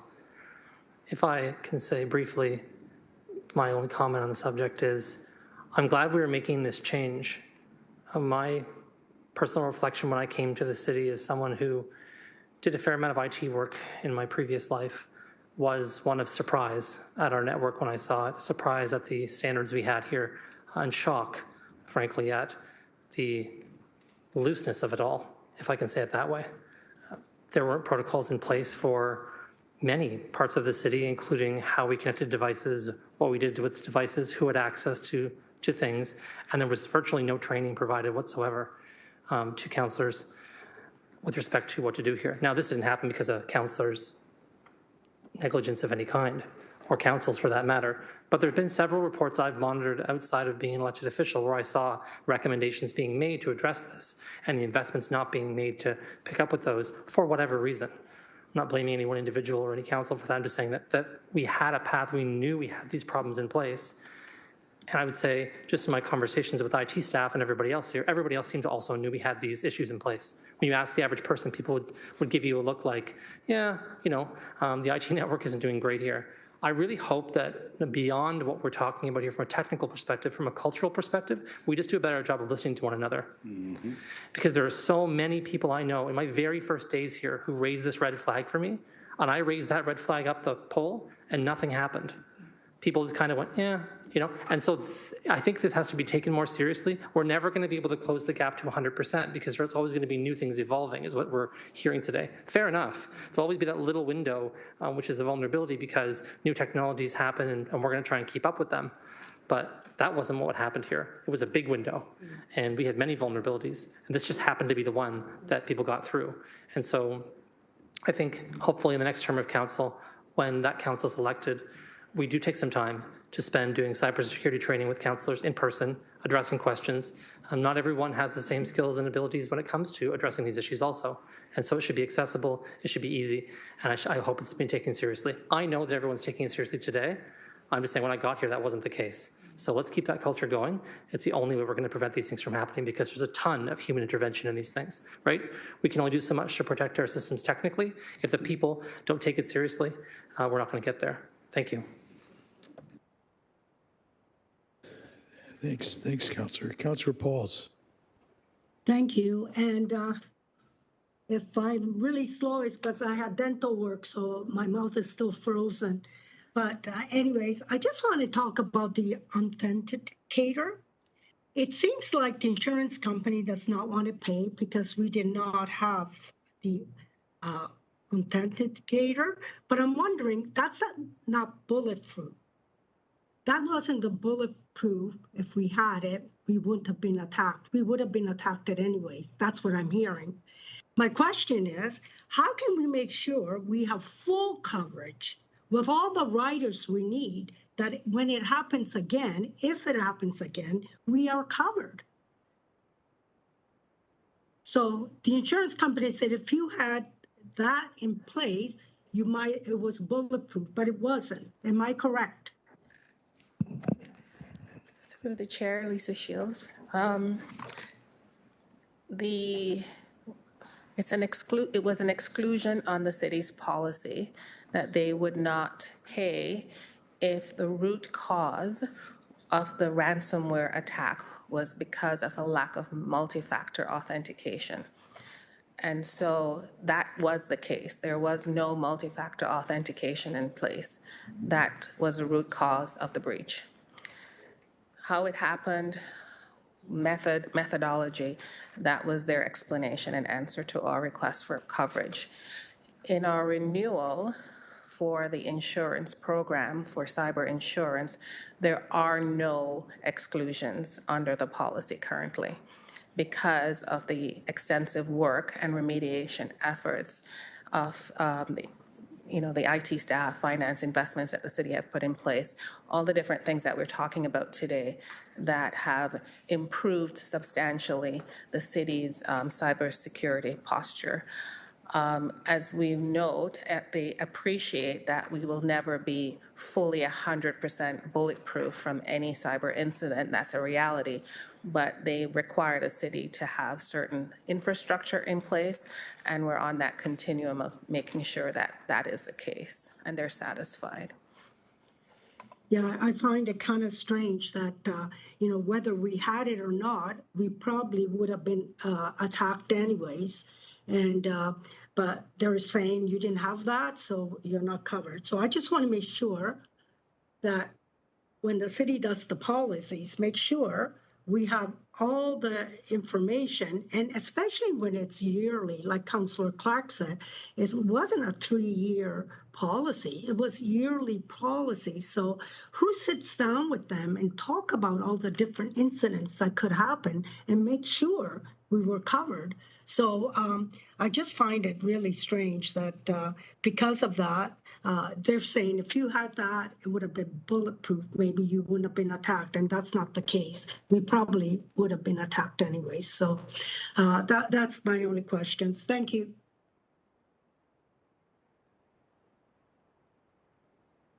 Councillor Spatafora, you're up.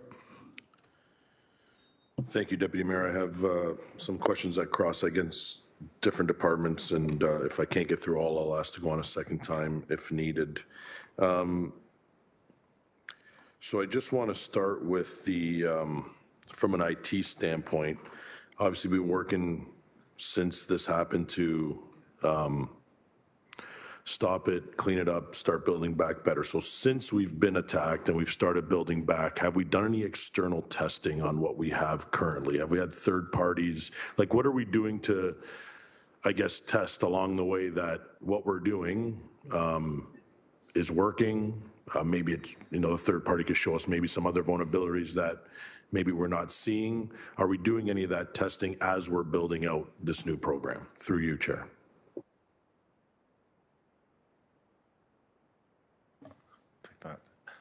Thank you through the chair, Cyrus Traney, Chief Acting Information Officer.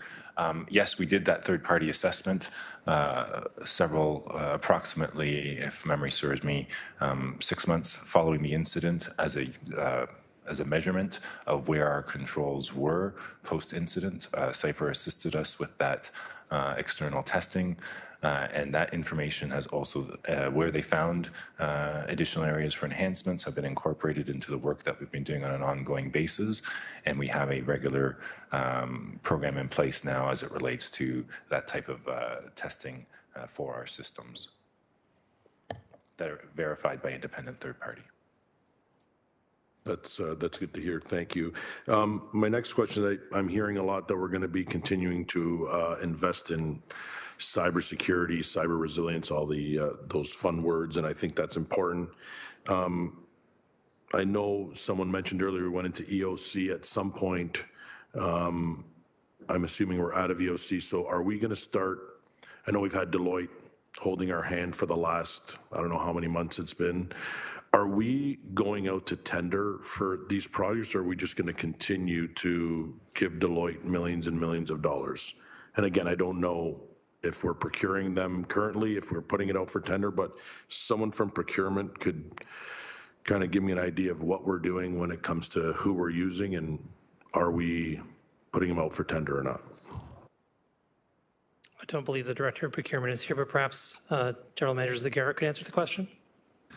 Through the chair, as identified in the report, we will continue to be working with Deloitte as well as our accounts payable partner, BAS, where Deloitte through to November 2026 to assist us with financial reporting in the financial system, leading up to the development and implementation of a long-term ERP system.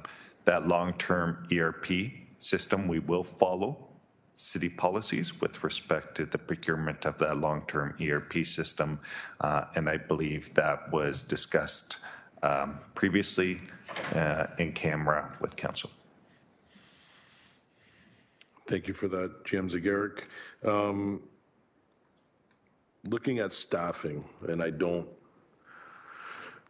mean this in, I hope people don't take it. I'm sure they'll take it the way I think they're going to take it, but I mean no disrespect to anybody in the room. But so we're asking for 47 new FTEs to join our current complement, and I know they're going to cross over in different departments, business managers coming from one department that are helping on an IT, 1 foot in this department, 1 foot in that. But I get all of that.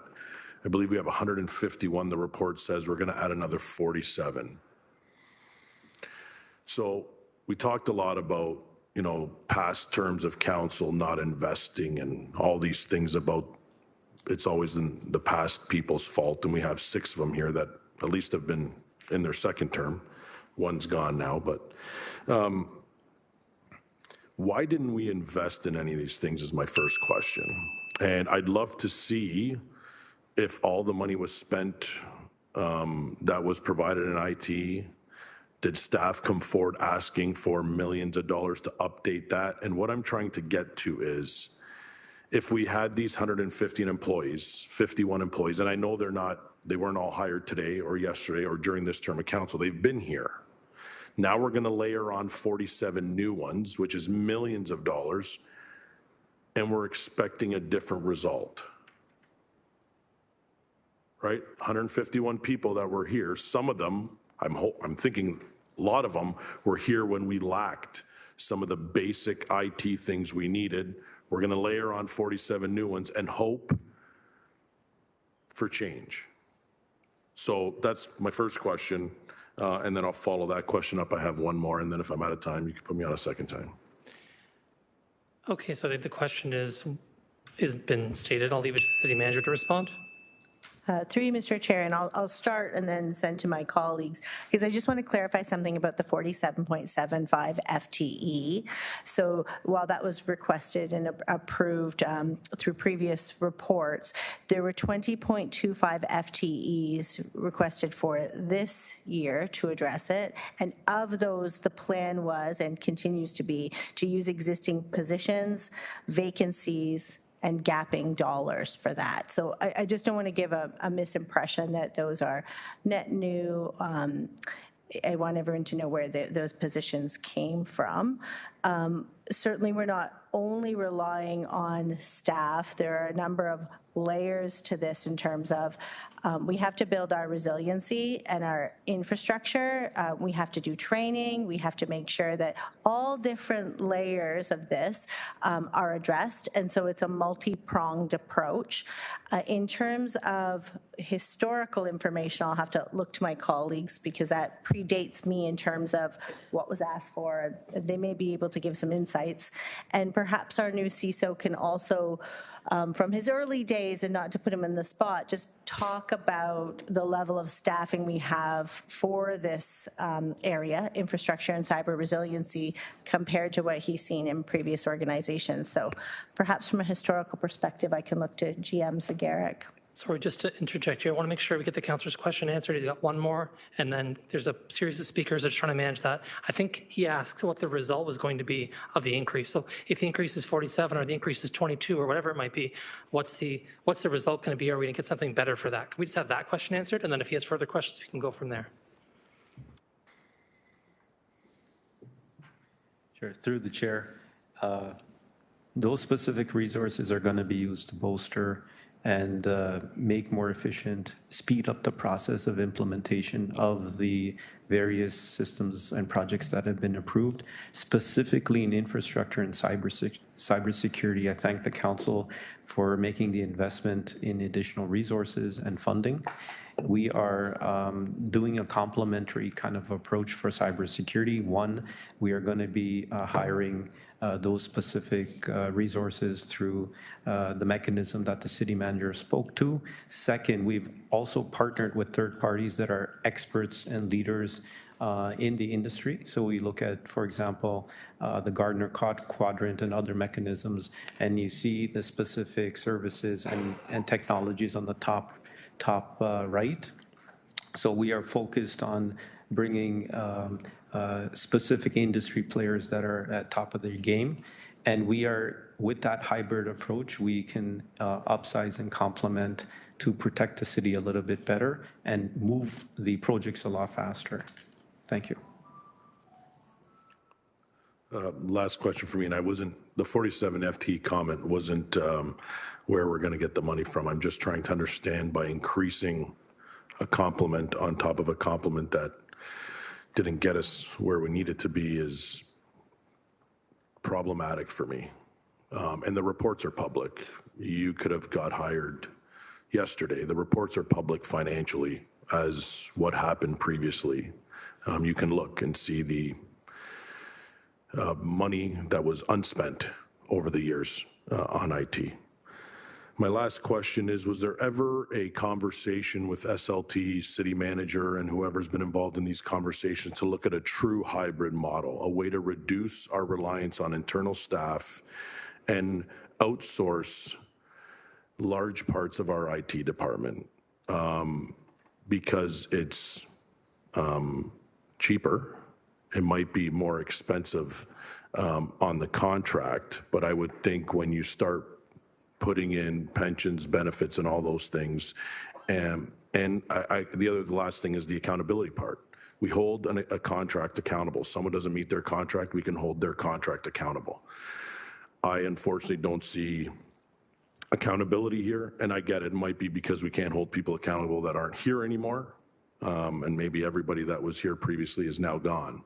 But was there any clear conversation about changing our approach in IT and going to a more true hybrid model where we outsource lots of our IT department? Obviously, we're going to need some internal, but was there ever a conversation, or are we just looking to use some private sector people to help in certain specific areas? And that's my last question. I think the chair is there somewhere. Thank you. Thank you. Through the chair, I'll take that question. To answer your question, Councillor, we have already engaged with external managed services to increase the robustness of our service delivery, especially as it relates to some of our cyber domains. I'd also like to highlight that that complement that was indicated of 47 covers multiple support facets for our evolving technology suite. There are only 12 resources that were approved by Council as it relates to our cybersecurity portfolio for 2025 to complement the existing roughly 6.5 individuals that we have had. And the short answer is that we are exploring all options, and I would foresee that we have a combination going forward where you need a significant amount, you need a certain amount of resources to maintain the complexity of our systems, noting that we manage our infrastructure, 160 sites. We manage our land radio system. We have probably one of the most complex IT infrastructures versus maybe some private sector industries who focus on specific areas.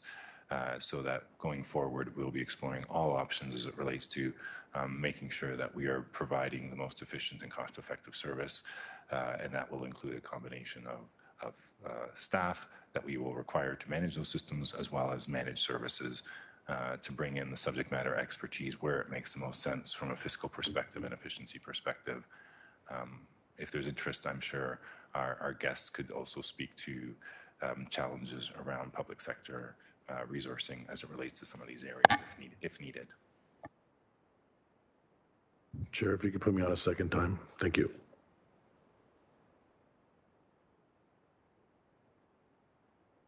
Councillor Clerk. Thank you, Deputy Mayor. I'd like to go back to my earlier question. Yep. One, I would like an information report, please, if it's possible.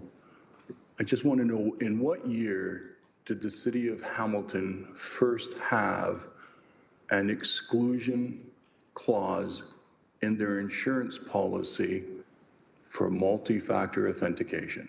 So if you don't have it, you don't get paid. Can we get that, please? Through the chair, the report or just or you want to answer? If you know the answer and what year it happened. So for sure, 2023, so the entirety of the 2023 year, and when the policy was renewed in 2024.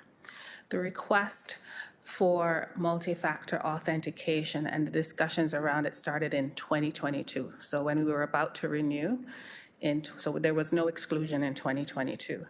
There was a request from our insurers to implement multi-factor authentication at the renewal of the 2023 term around, I'm going to say, the fall of 2022.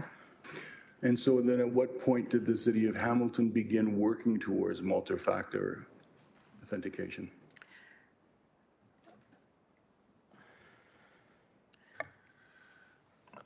Through the chair, my understanding is that there was project works that had been scoped out in 2023. to implement multi-factor. We had implemented it across a portion of staff, and we're continuing to plan for a larger rollout in early 2024 because there were some fundamental technology pieces that had to be updated before we could implement that.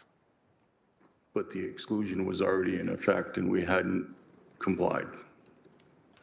As Solicitor Shield indicated, my understanding is from her commentary that it was included in 2022 onwards.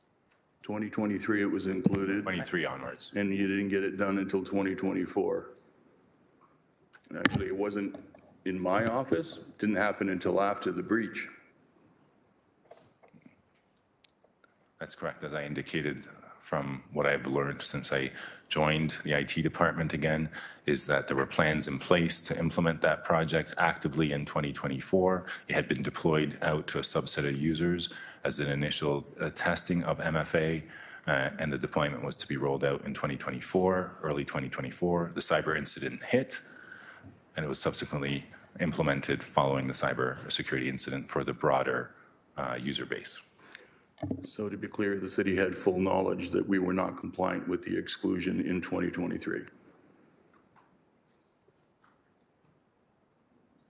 That would be my understanding, yes. Thank you. And is there a policy in terms of how we make sure that the senior leadership team is aware of what these exclusions are in the insurance contracts? Through the chair, so the Insurance and Risk Management Program falls under legal services. And whenever there is a renewal of an insurance program, we consult extensively. So whatever the line of insurance is, we consult extensively because the insurer sends us a host of questions around the city's status for the client departments to answer and to attest to. So they have to sign off as being truthful, whatever it is that they're provided the insurance to insurance companies so that they can assess the city's risk. So that would have been provided, a line of questions, number of questions, back and forth questions and discussions with the IT department. Okay. Whether or not that filters up to SLT, okay, well, we're aware now, so we'll move forward from there. Another question I have, did the city have a citywide backup policy prior to this event? Yes, we did. And how many backups failed or were not completed? So roughly we restored 97% of our systems from backups. There was approximately 3% of our systems that we didn't have viable backups for, and it's a little bit more complicated than that, and I won't try to get too technical, but for example, a system could consist of 10 to 12 servers, and you need recovery of all those 10 to 12 servers to fully restore a system. So in some cases, if one of those 12 had a backup that was unrecoverable, it would impact the ability to restore that full system. Again, we restored roughly 97% of our systems from backups. Thank you. That's excellent. Thank you. How many contracts or agreements have we entered into since this cyber incident?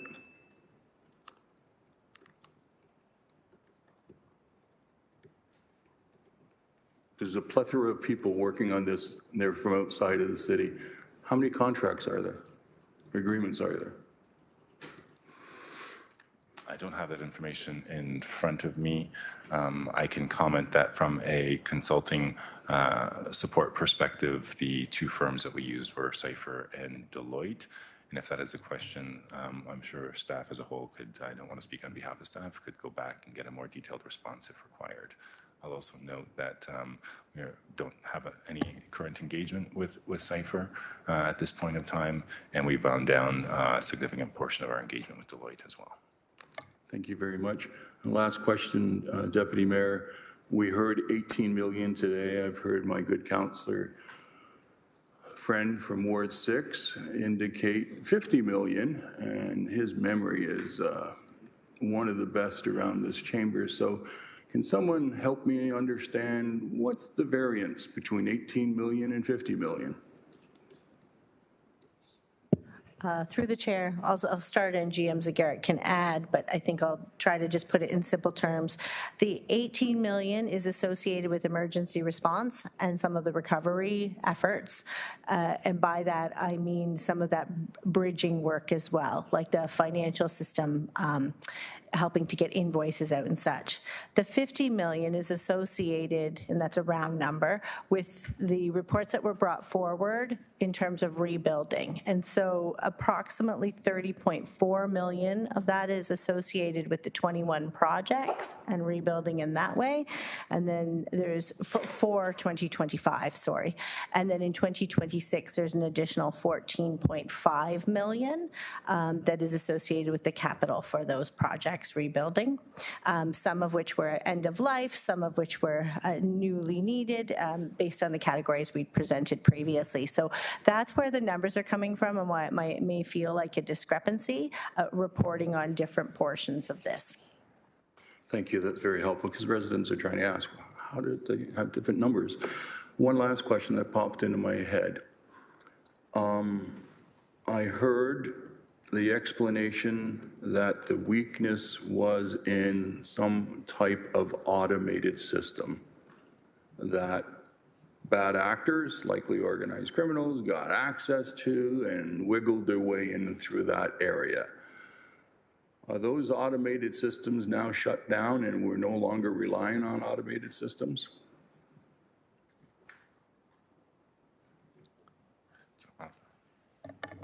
Through the chair. Not exactly in the system. It was account that system was using. And the answer is yes, that system was eliminated when we discovered that vulnerability. So system required account to connect through the firewall and perform what it was intended to do. I'm not expert in that specific system to comment, but that system was eliminated. So it's, forgive me, that seems vague. So the system, what's the system?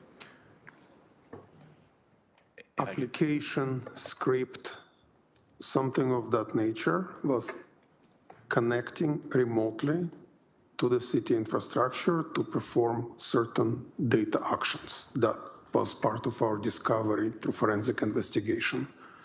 So we shut down that vulnerable account, and whoever was in charge of that application took it down and it got revamped. So there are no longer any automated systems. People out there are trying to understand, I'm trying to understand, is the weakness still there? No, weakness is no longer there. Tell me how you know that. I'm not the one to remediate the system. I was the one to discover the vulnerability. Okay, Cyrus, tell me how you know that. Yeah, we've completely revised the method that we use for external access. So that specific vulnerability that was a contributing factor and any associated vulnerability has been removed as it relates to that way that we use. So we've gone to a more modern technology as it relates to how we authenticate. I don't want to go as far as to say we've eliminated automated because there's automation exists in a lot of things in the work that we do, but there is no way for either that particular instance or any others like it to occur because we've completely eliminated that method from our infrastructure. Thank you. Do I have any time left? Where's the Deputy Mayor? Oh, do I have any time left to make a quick comment? Okay, so just a quick comment. I know there are some that would like to point at previous councils, but they didn't spend the appropriate amount of money. I've served on previous councils. Much like this council, when staff come forward with recommendations on IT, council said yes. Council invested the money that was requested of us.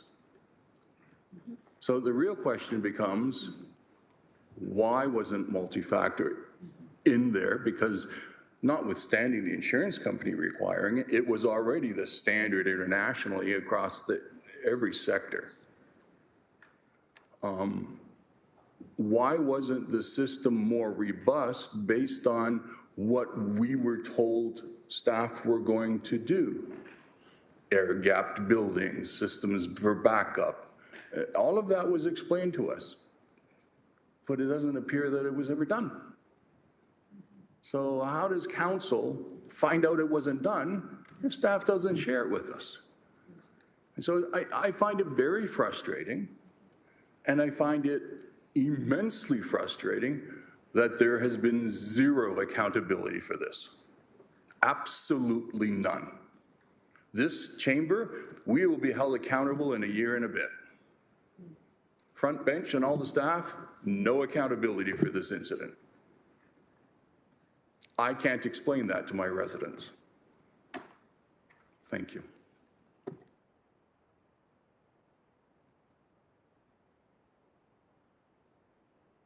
Councillor Wayne. Thank you. Perhaps to the CEO of Cipher, I read in your 6-page report that at the very end it says that it is in Cipher's opinion that COH's recovery process aligns with industry best practices. I wonder if you can give us a couple of examples that you've seen in what we've done that should be highlighted, just because you're the expert in the room today.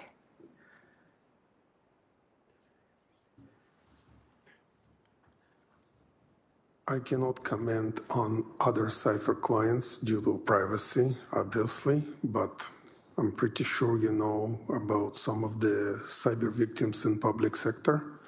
So that's where we can say, yes, the incident response was conducted according to best practices, and cannot thank enough IT personnel that was working with us in the war room 24/7. Nights, weekends, holidays. It was major undertaking, and I compared it at some point in one of the meetings that we are like heart surgeons. We're performing open heart surgery on beating heart, right? Because the goal was to allow city services as fast as possible, even in limited capacity.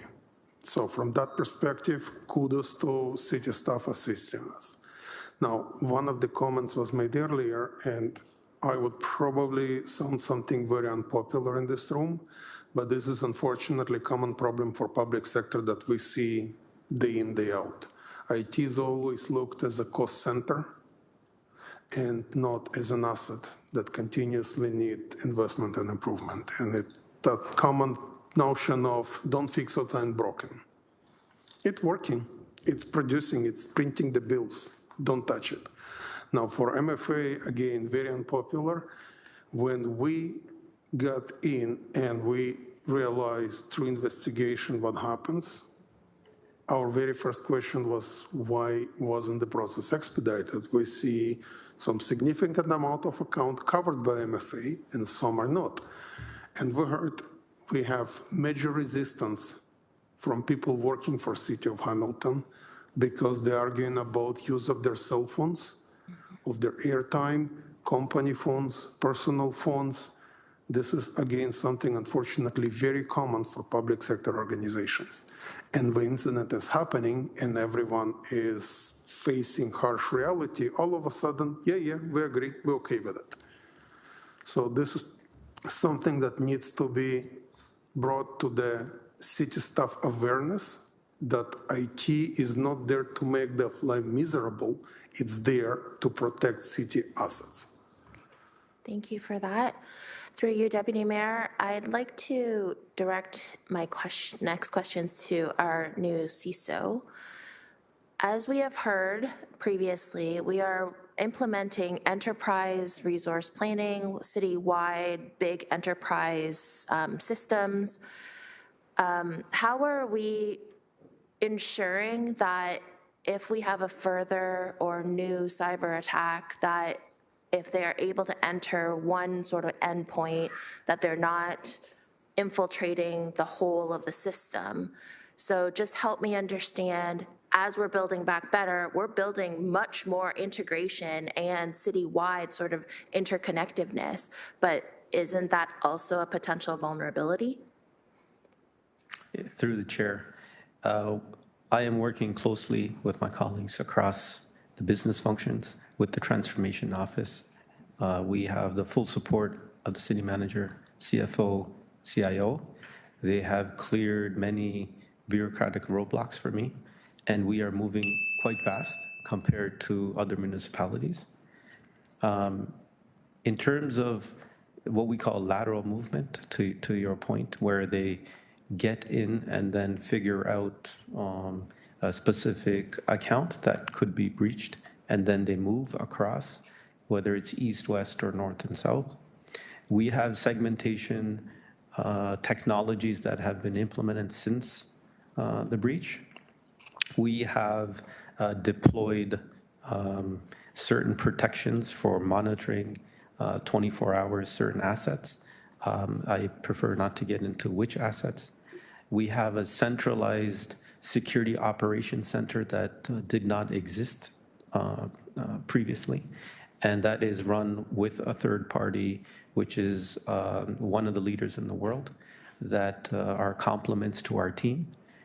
We have also onboarded specific, temporarily specific, very specific subject matter experts in threat intelligence, threat hunting, analysis of logging, monitoring, that sit with us here. We are going to be also looking at more advanced technologies across the board, not only the traditional MFA, not only the traditional, VPN access security, but we will be advancing substantially to the newer technologies in the coming year and a half to bolster those protections.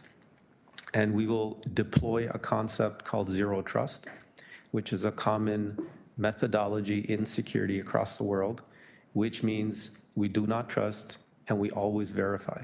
Okay. So whether you're an asset, like a laptop, whether you're a staff member, contractor, anyone with an asset or access, we will deploy that specific methodology, which is a global methodology for security. So we are underway to make those enhancements. We have a plan. I have also looked at the structure of the team from an infrastructure and security perspective. Through the CIO, he has combined the security and infrastructure teams together.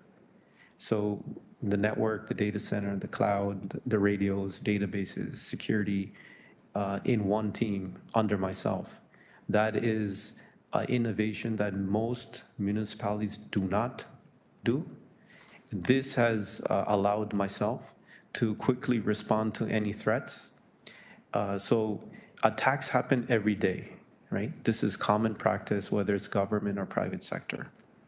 So our ability to respond has also increased. So with me having both teams together, I'm able to make immediate decisions on priorities. So for example, if we have an infrastructure issue and we have to fix something at a site, then we could redeploy resources to that and fix the immediate issue. If the next day we see that certain servers or certain devices are not patched, or someone clicked a link on their laptop and it's infected, we will reprioritize and immediately set up a task force to go and fix technically the issue. Okay. So we have done many things since the breach. Excellent. Thank you. Thank you. So I have two questions then left for you through you, Deputy Mayor. In all of that is excellent. I am really glad to hear how much care is going into how we are showing up the resiliency aspect of this. My first question is, how are we implementing the trust no one sort of philosophy via change management through Director Leishman's change management practices? Like, how is that going to work? And the second question is, not that I want to ask you for like the calendar cadence of how we're doing these checks, but are we implementing third-party sort of like checks with our system to ensure that we're still maintaining that resiliency? And if so, is that an organization like a Cipher, or is that like, how are we testing the systems in a regular, infrequent, or at least some sort of cadence? So again, change management as it relates to the trust no one philosophy, and what is are we going to have a third party checking on our systems? Thank you for the question, and through the chair, just speaking to the change management piece initially. So we are just getting our change management plan going. We're happy to ensure that it includes the piece that we're talking about from a resiliency perspective. As a staff member, everything that I'm seeing happen from a resiliency perspective, myself having to MFA and everything, all the training that I've been going through certainly aligns with the change management approach that we're taking. But happy to coordinate with our new CISO and make sure that we're all on the same page from a change perspective. Yes, from a change management perspective, when we deploy, let's call them user-facing technologies, so multi-factor authentication is an example where staff, vendors, council, et cetera, will physically have to do a different process. We will employ change management to ensure a better deployment, and we will solicit feedback from various stakeholders into the design of how we're going to do it. But security will remain a top priority. So if certain groups are, let's say, have some pushback on the design to make it more easier for them to log on, that is something we're going to have a serious discussion about, considering what we have gone through, right? So there will be changes in process on how people access the city resources. That is definitely coming. We have implemented some of those already, and we're going to enhance those. Secondly, from a third-party checks perspective, the Build Back Better 21, an additional key projects in infrastructure and security will have third-party security simulations. Basically, their simulated attacks will be occurring. So that will be entrenched into the new methodology, where it will be, at some point in the future, become mandatory. At this point in time, we're focused on the critical systems and critical infrastructure that those third-party checks will be conducted. In addition to that, we do have a technology internally where we do scanning. We do it routinely. And then what happens with that scanning is we get the vulnerabilities listed. These are industry-wide tools. All governments and large corporations all use this. From those, we are going to improve the prioritization of those. Since I have the infrastructure team, it is the patching and so remediation of those technical vulnerabilities can be expedited. So we have those licenses for that software. We have run it previously. We will continue to run it. Not only that, we will be expanding the capability of those specific security technologies that do scanning across more of the city's infrastructure. So some of the components are very specific, right? For example, like SCADA systems, they're not IT per se. Light bulbs or HVAC systems have computers or control systems, or technically those are computers. They don't sit in IT per se from a technology perspective, but we will be looking and working with colleagues in those critical infrastructure areas to work with them to figure out the next steps. Many of them have already taken proactive measures on their own since the breach. I can't speak to all of it at this point in time, but I've had initial discussions with, for example, water.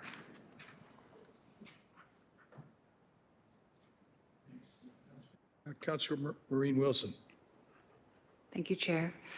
I have some questions about the impact of our financial systems and our operations. And again, never shy about highlighting my ignorance. But through the chair, is it fair to say that if I understood the responses so far, that the cyber incident had a significant impact on our financial administration, perhaps more so than any other operation in the city? Through the chair.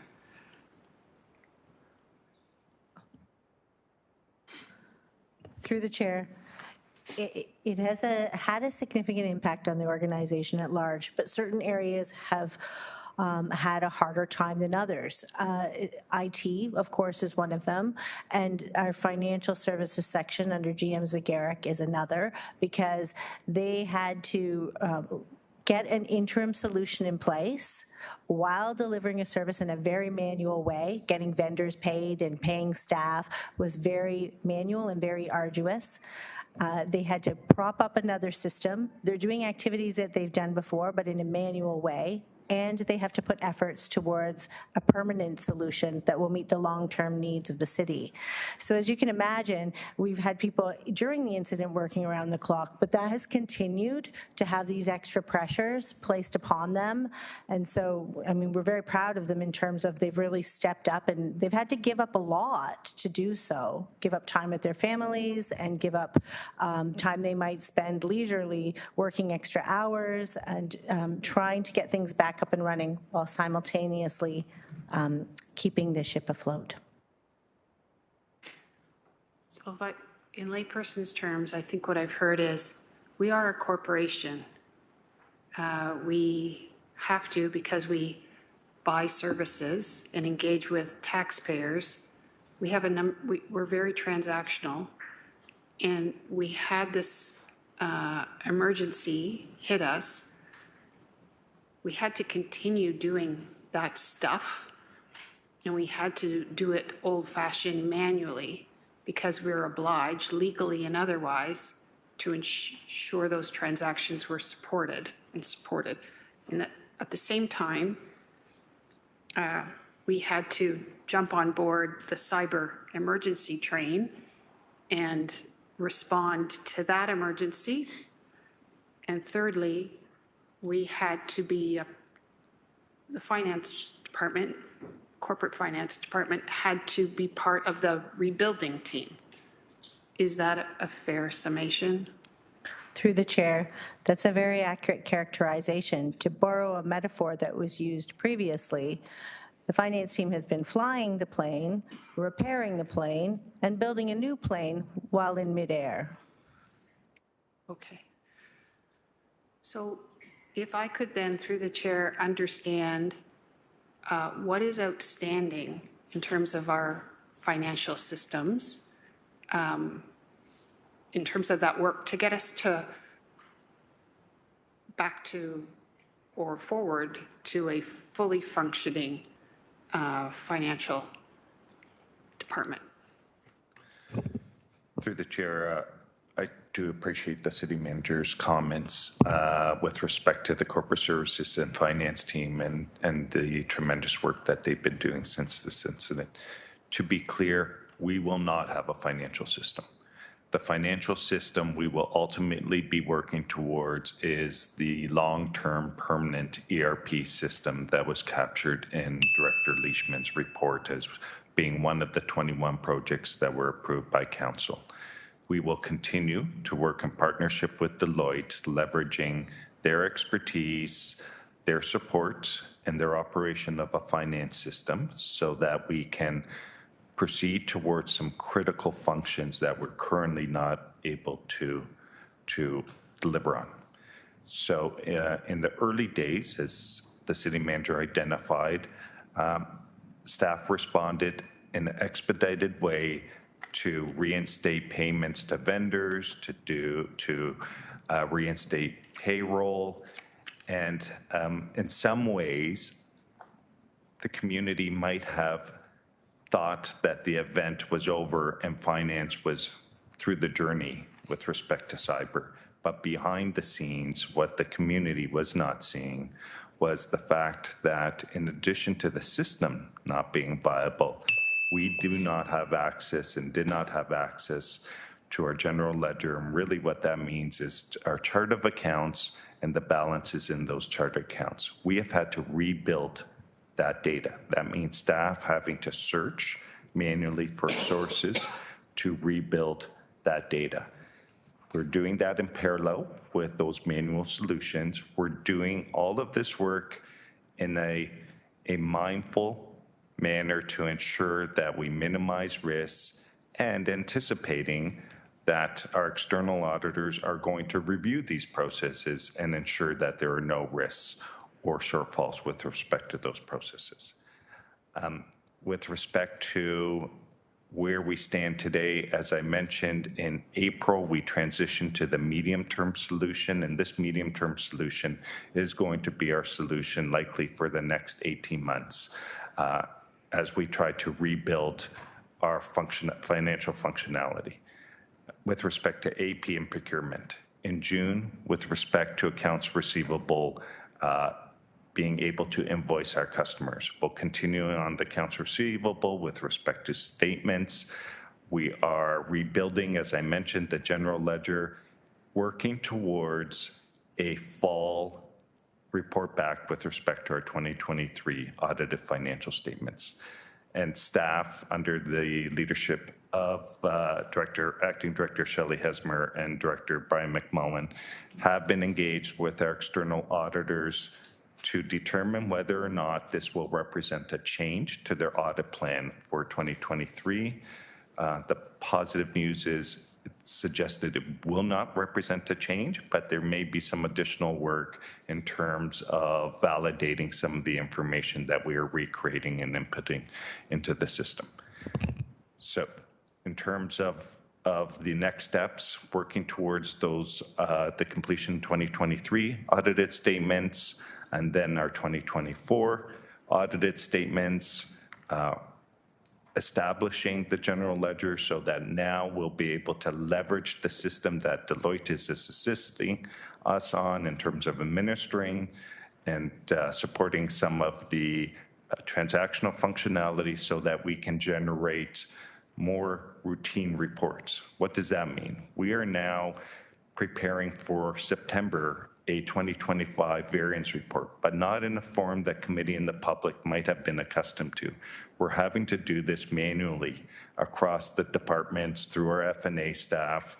So we are doing that in parallel, recognizing committee and the community will want a sense in terms of where we sit with respect to 2025. And with respect to exercises such as budgeting, that too has been impacted in that we haven't a system to pull year-to-date actuals. You may have recalled that conversation as it relates to 2025. So that is work we continue to move towards completing and delivering. I'm hoping 2026 is a very much a turning point in that we'll have, a path forward in terms of our 2025 financial statements, have a sense of the timing for that, as well as a system now that we can rely on to extract data and information and provide more regular reporting. I will just continue to highlight the importance of our financial statements. Those are important for a number of reasons. I appreciate it's important for council. It's important for the community. It's important for our financial institutions. It's important for our credit rating institutions.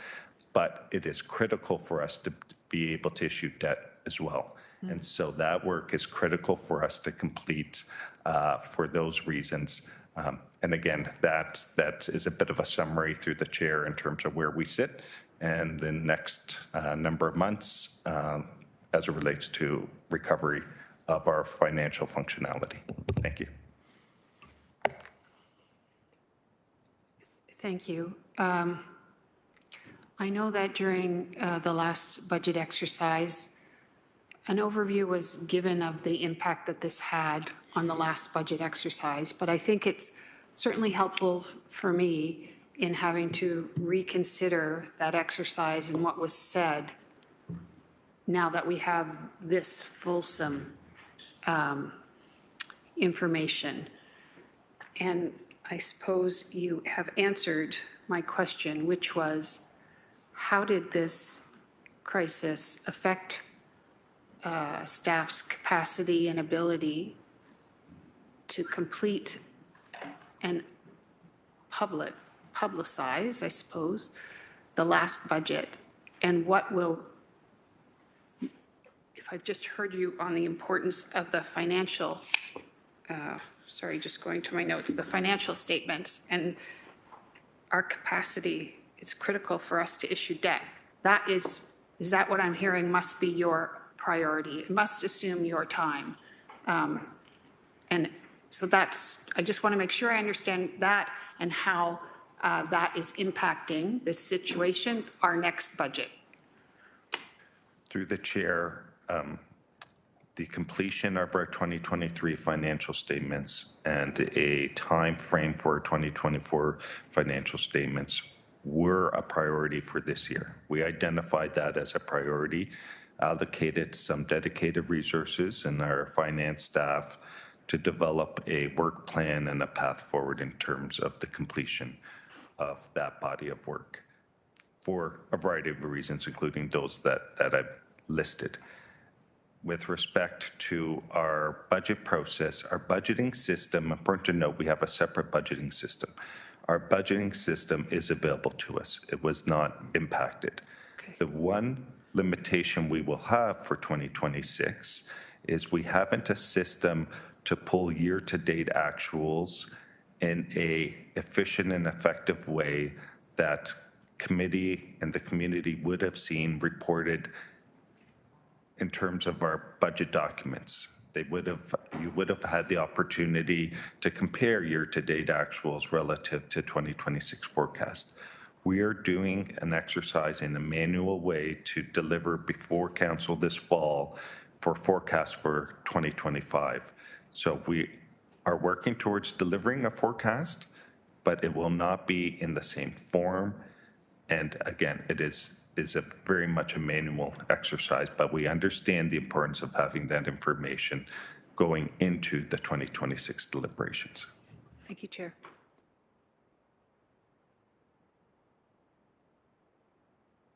Thank you, Councillor.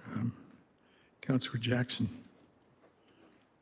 Thanks, Deputy Mayor McMeekin. And Councillor Clark, thanks so much for your recognition of my memory bank. When I heard an answer of 41,000, I thought, no, it's closer to 50 million, and I just wasn't getting the right answer. And City Manager Clucky, thanks for the answer.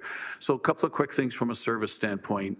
All landlines are working properly, correct? There's no more that, well, Councillor Weiss, there's still certain departments or members of council and your staff that don't have the availability of landlines for your constituents. Through you, Deputy Mayor McMeekin, please. Through the chair, yes, that's correct. And thank you, Director Turani. And last question, although I understood for over a year, lost files, unretrievable files, I heard from various departments, even fire department, that had lost files through the cybersecurity attack. But I hope we're not defaulting anymore as a bureaucracy, as a corporation, because that excuse, if you will be wearing extremely thin on my constituents. So can I have some confirmation assurances? That's my last question. Deputy Mayor McMeekin, to whoever wants to answer that. Hello? Through the chair, sorry, Councillor, through the chair, can you just repeat the last part of that question? Sure, City Manager Clucky. Sorry if I caught anyone off guard.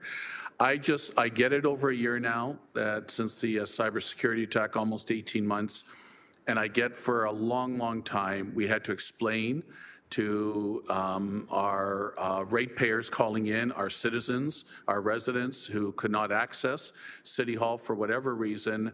Sorry, Mr. and Mrs. Williams, sorry, cybersecurity. We've lost this file, we've lost that one. But I would hope now going forward that we're not defaulting to that excuse, if you will, anymore from departments to our constituents, our citizens. Through you, Deputy Mayor McMeekin. Through you, Mr. Chair. So staff certainly do not default to that, and certainly our our citizens and our businesses and residents should be able to reach city staff promptly, because that impact does not exist at this time. However, I can't say that there are no impacts to residents. For example, we're rebuilding the permit and development application and licensing system. So services being provided. Does it look exactly like it used to? No. Are there impacts still? Yes, frankly, there are as we rebuild those systems. However, that's not our default, and our goal is always to deliver service excellence and to be accessible. And so, cyber or no cyber, that remains our goal. I'm comforted, and you've raised my comfort level, City Manager Clucky, that's on your radar for customer service excellence to be paramount. Thanks, Deputy Mayor McMeekin. Thank you, Councillor. Councillor Spatafora. Thank you, Chair. I have a few questions, so I will try to do it as quick as possible, and I'd ask staff if they could, will be as direct as possible to each other and maybe hold off on the opining. I know Councillor Wilson likes to use that word, so I thought I'd use it. So I have a few questions. We spent $18 million so far. Deloitte, I'm assuming, is part of that cost. I just heard someone say, I think it was GM Zagaric, that our actuals to date, we don't really have a temporary system in place yet, like I believe we have a temporary system in place for our financial system. So it's been, I don't know, 16, 17 months. I don't know exactly how long it's been, and we've spent $18 million. Two questions. How much have we paid Deloitte so far, if that's allowed to be shared? Two, in 17 months, how has Deloitte not been able to give us a temporary solution for actuals?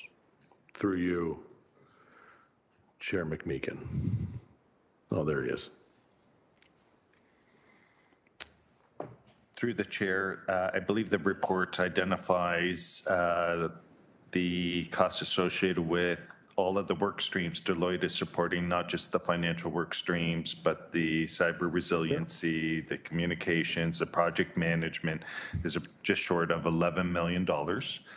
And yes, Deloitte is supporting us with a financial solution.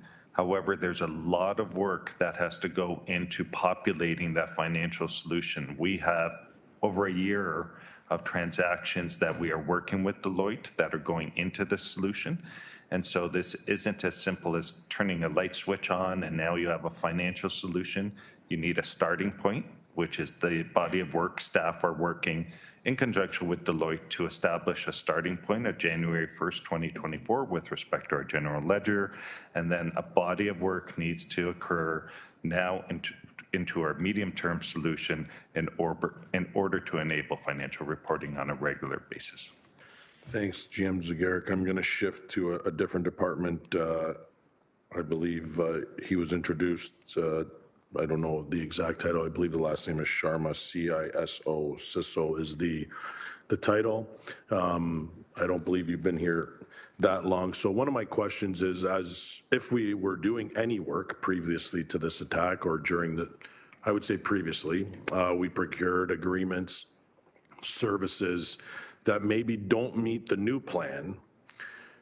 Do you have the ability, are you looking at maybe stopping some projects we were currently funding, if we were funding any, that really don't intertwine with what we're doing now, maybe don't meet minimum standards, anything like that? Are you able to halt, delete, stop any of those projects that maybe we shouldn't be doing any longer? Through you, Chair. Through the chair, thank you for the question. I do have the ability with respect to cybersecurity projects, infrastructure projects, to adjust as I see fit. I have the full support of the city manager and the CIO with respect to that. Thank you. Last thing for me, Chair, is a comment. And I don't want people to get the wrong impression that I don't believe we need to invest in IT. I think we do. I think staff sounds like they're doing a bang-up job, and they're following a roadmap, and they're going to keep us up to date and all those fun things that we would expect, I guess, as councillors that our staff would be doing. But the one thing that's concerning to me is that we're sort of brushing the previous incidents that got us here under the rug. And we can't sit here and say that nobody was here before. We might have the person that we want answering the questions today, conveniently to be the person that's never been here before, but there had to have been people here before that didn't invest in IT, that got us to this position today. We're spending tens of millions of dollars because of this attack. And we are saying it's because our systems were not up to date. We didn't invest money. We should have done a better job. There's the insinuation that it was the fault of previous terms of council's lack of willingness to fund, which I think we all know here. That's not the case. We had a motion passed in 2019. Councillor Clark, Councillor McMeekin, you brought that motion up. Things were asked for. Money was provided. Maybe not the money we're talking about now, but we need this money now because of the cyber attack, not because we're just investing. We're investing because we don't have a choice, because the cyber attack put us in that position.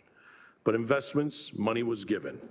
Maybe not $18 million worth in 1 year, but money was provided. And now we want to sit here and layer on top costs with staffing, and we're going to do that with the same people that were here. And that's hard for me. It's hard because, again, I don't know, maybe it's a public sector thing. I don't know. I have only been here 3 years. There's a lot of people around this table with a lot more experience in the public sector than me. Councillor Clark mentioned it. I will mention it again. City of Hamilton has to do right by its citizens, and that starts with accountability. We need to start bringing accountability back to the City of Hamilton, not just in IT, not just in this department, not just in this situation. When we make severe mistakes, and there's proof that we've either funded it, not, whatever the case may be, I'm going to get my accountability. My residents, if I run again in October of 2026, will be able to hold me accountable. The people that work at this place need to be held accountable by senior leadership when we make mistakes. And I'm not saying they need to be held accountable because they need to lose their job, but they need to be held accountable.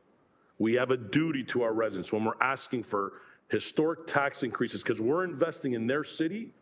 Then the people that are here spending that investment need to be held accountable, and they need to do the job that our citizens are expecting of us. Councillors, senior leadership, all the way down to the women and men that cut the grass. Let's bring accountability back. It needs to start now. We can't just continue to ask residents to give us tens of millions of dollars every time we make a mistake and then say, well, I think there's been lessons learned here. It's not good enough. Thank you. Thank you. Councillor Critch, can you take the floor, Chair, for a minute? Happily, go ahead, Councillor. I've been holding back. I haven't spoken, but I want to pick up based on some comments that Councillor Clark made and the comments that Councillor Spatafor just made. I think it was John F. Kennedy who said, good judgments based on experience, and experience invariably on bad judgment. In other words, learn from your mistakes, and I think we're going through the process, certainly on that.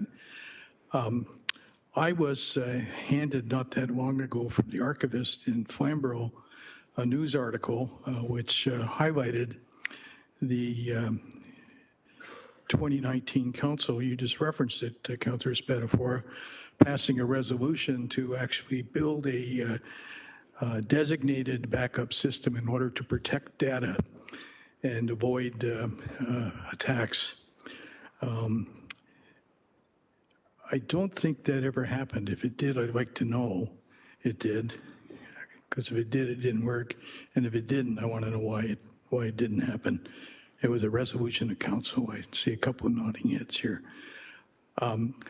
Most frequent question I get asked by my constituents who, like me, is most are on the information highway looking for the off-ramp, is, how come there wasn't a backup system for all this data that you're now scrambling to recover at some incredible cost? So I make that statement. I don't know if anybody can comment on the 2019 resolution and what happened to it. I know I did refer to the auditor and the mayor's office, but That was a while back. Anyhow, any comment on that, please? Through you, Mr. Chair, and I understand the auditor's looking at this as well, but we did some investigation into it. I can confirm that that was in fact completed, and we could bring an information report as well in terms of that completion. But I'll turn it over to our CIO to expand. Just, yeah, I can expand. I think from, just for clarity, again, I'll reiterate, we have layered systems as it relates to supporting recovery. We do not have duplication of everything. The cost to maintain and have multiple replication of our network infrastructure, our server infrastructure, our backup infrastructure, the number of systems that run, that would be extremely cost prohibitive. So in terms of, a backup, and I'm assuming that some of this references to our secondary data centers. We have multiple data centers at the city, and we do segment our services that we make available. We also have capacity as it relates to, we have servers that have issues not related to cyber that we can spin up and quickly restore on a daily basis based on that infrastructure that we have. And often in IT design, what we try to do is diversify the location of our infrastructure. For example, if you think about it, is we have a brain that runs our network. That brain has to live in two different places so that if one brain is impacted, it allows our network to continue to operate. And we have those systems in place currently, and we're part of, as I understand it, the build out to expand so that we did not have additional risk by having all our equipment in one location and allowing us to split some of the co-location, we call it, of our equipment for those purposes. I hope that helps, but and again, I don't know if our guest wants to speak to the difference as it relates to cyber attacks and the importance of backups or other technologies impacted. We have a 1 o'clock break time. I understand there's to be a media opportunity. So we can either do that now and come back with a motion to receive this and the report, or we can have a vote now to receive all of the presentations. Moved by Councillor Kretsch, seconded by Councillor Wang, to receive the presentations and the report. All in favor? Okay. We stand adjourned to. Sorry, through the Deputy Mayor. So that was receipt of 7.1 through 7.4, including the presentation. Yeah. And then will we have a second vote on recessing? Yes, that's what we're going to do right now. Going to recess for 30 minutes, 35 minutes. All in favor? Come back at 1:35. Thank you. And the same mover and seconder on those? Yes. Thank you. Thank you very much for your patience.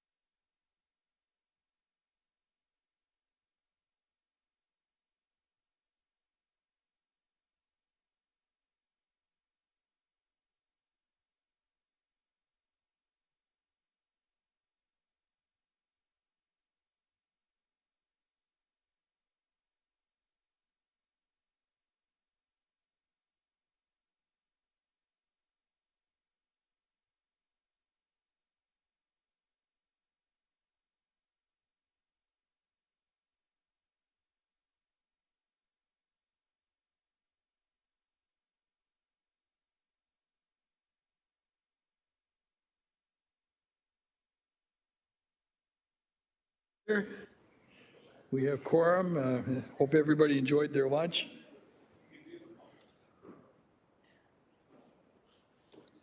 We're going to be moving on to items for information, 7.5, 7.6, and 7.7.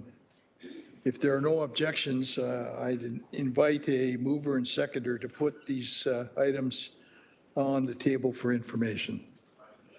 Councillor Clark, thank you. No? Go ahead, Councillor. I would prefer that 7.7 remain as a standalone item. Okay. 7.7. All right. So let's deal with 7.5 then.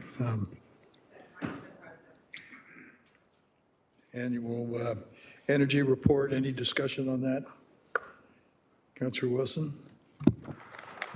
Thank you. Really appreciate the report. Lots of information in the appendices. The big piece I'm wondering about is from 2020 to now, we see a bit of an increase in our emissions, and there's two reasons given in the various reports. One is that, hey, 2020 was maybe a bad baseline year because things were wound down due to COVID-19, and so there's been a restarting of operations. But also since then, the electricity mix has been getting dirtier in Ontario than it used to be.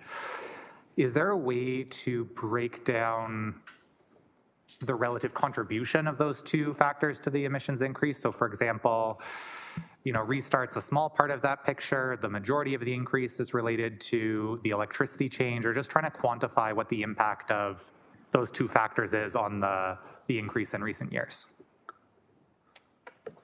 Okay, please. Sure. Good afternoon. Linda Campbell, Manager of Energy. In response to your question and through the chair, there is a way, a 7% increase relative to 2023% is primarily due to a 53% increase in electricity sector emissions that are driving Scope 2 emissions. And you can see that on page 20. On page of the 20. report. Oh, thank you so much. And then, sorry, the 53% increase, is that 53% of our increase is attributable to that provincial change, or is that there's been a 53% increase in electricity generally, and that would carry through to every building and facility that is using electricity? So through the chair, yes, that is an increase on our electricity due to the change on the grid. Thank you so much. Anything more in this report?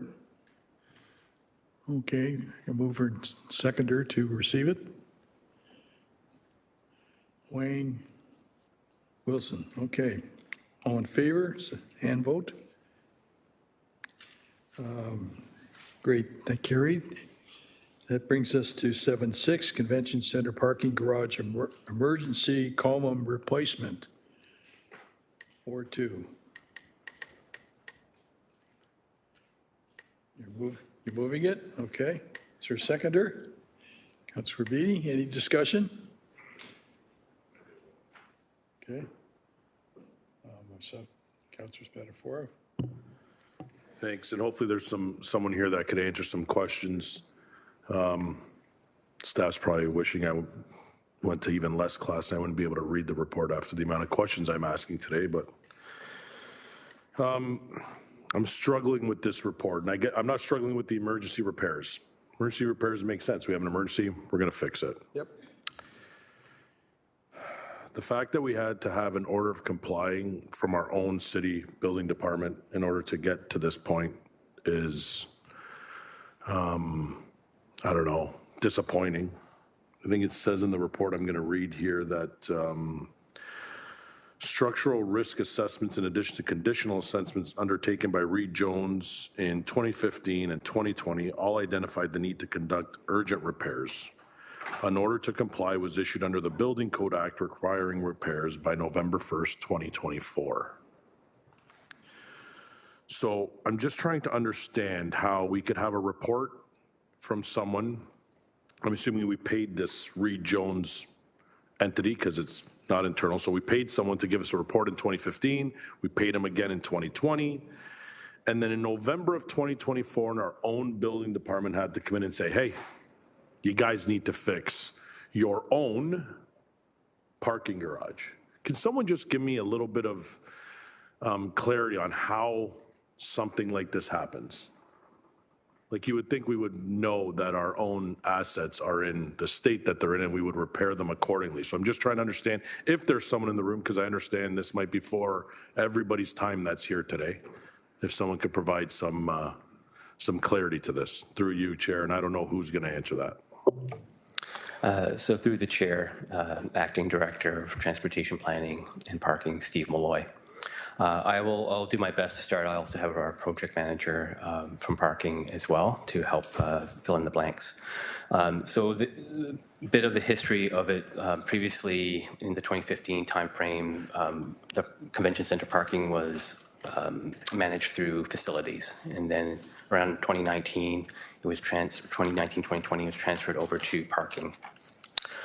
So with that,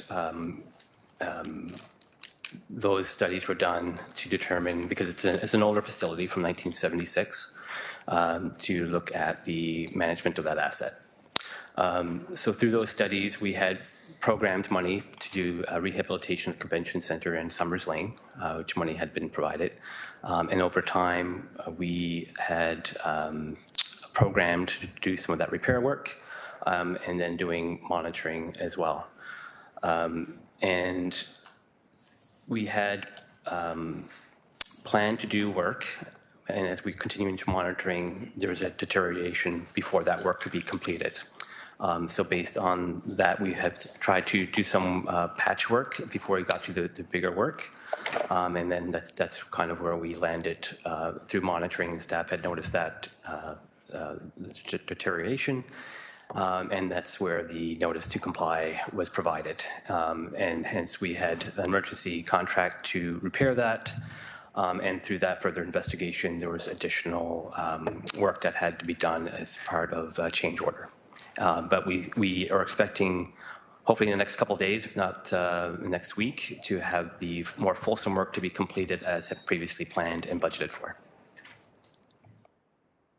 Thank you for the answer. I guess my last closing comment will be on this file. I guess we'll go back to the phrase I'm hearing more and more, that there's lesson learned.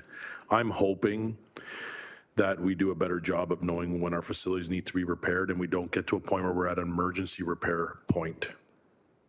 If we're bringing in consultants to review our facilities and how they are standing up in today's day and age and today's requirements, and just from a safety standpoint, we shouldn't be asking for emergency repairs. Come here, do your consultant reviews, come with a report, and get this garage that we own fixed before it gets to a point where we need our chief building official to submit an order to comply on our own facility. It's a bad look. It means we're not organized, and we can't. I understand it transferred from facilities to parking, but we all work in the same place, and someone's got to talk to somebody. This shouldn't happen. I'm supportive that we're going to fix it because we have an order to comply and it's an emergency, but there's a better way to do this. Thanks, Chair. Oh, thank you, Councillor. That's a good point. Any other discussion on this? Can we have a motion then to receive it? Moved by. Apologies, Chair. I thought I was on the speaker's list. Okay, well, you just go right ahead then. You're not showing up here, but that's not your fault. Just a quick question from me is, has there been any impact to operations on other projects? Obviously, this is a major repair. Just updates on kind of the existing workload within parking. Any projects that have been delayed, deferred, or how is this impacting the organization more broadly? So through the Chair, there is no other impacts to other work that's ongoing. This was a specific project dedicated for this here. I will also add part of the delay as well was trying to align with other ongoing works through downtown revitalization as well as impending LRT. So those are the types of things that impacted the project. But there is no impact to other works. Okay, thank you. Okay, any other discussion? Councillor Clark? Oh, sorry, yeah, then Councillor Clark first.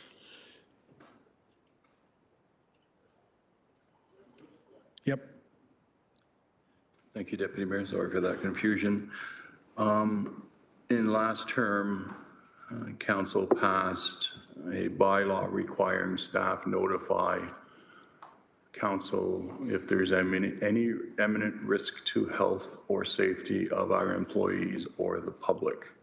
Given that this was an emergency order, wouldn't that have qualified for notifying staff, Council, that this is the challenge we're dealing with? So through the chair, a communication update was provided to Council on April 26, 2024, as well as relating to this on January 3rd, 2025. Identifying that it was an emergency order. Through the chair, notifying that there was structural repairs that are being carried out relating to this work. Thank you. But not specifically the emergency order, no. And that's where the other bylaw comes into effect. Thank you. Any further discussion on this? Yep, Councillor Nan, yep. Thank you, Deputy Chief.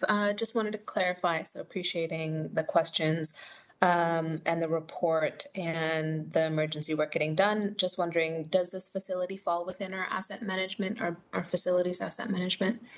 And just making sure that that process is, we know that it's underway. There's a lot of work to be done there.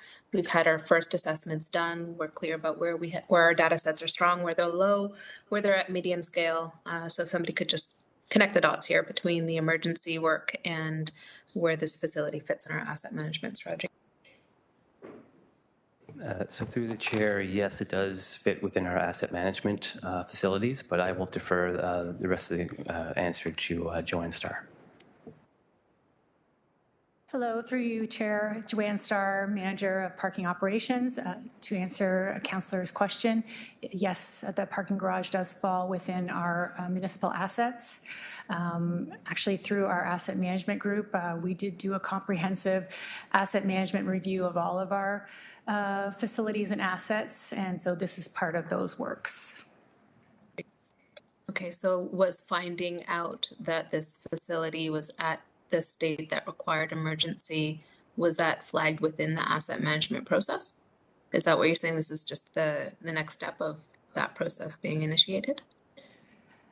Through you, Chair, we already knew that we needed to work on this facility. So no, it wasn't, I would say it wasn't specifically identified through the asset management assessment.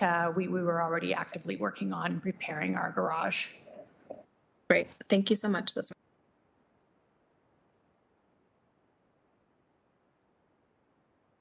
Steve? Hands up. Carried. So that brings us to 7.7, and Councillor Clerk, my apologies. I should have intuited that you would deal with that separately, given the immense concern in your ward. Go ahead, sir. Thank you, Deputy Mayor. I have several questions about this report. If I don't get through them in the first round, just please add me for a second round. The first question, and this is really for the public's notification. Did I receive, or my office receive, an advance copy of this report?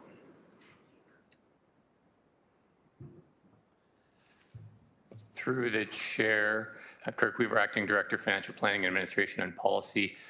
I don't believe there is pre-circulation of the report. Thank you. Did you reach out to me or my staff for any historical data for this report? Through the chair, the data was sourced from our internal records. Thank you. On page 7 of 10, you indicate that there is no overwhelming persistent nuisance caused by GFL operations that hampers the residents' ability to enjoy the outdoors. You come to that conclusion from a review of social media comments?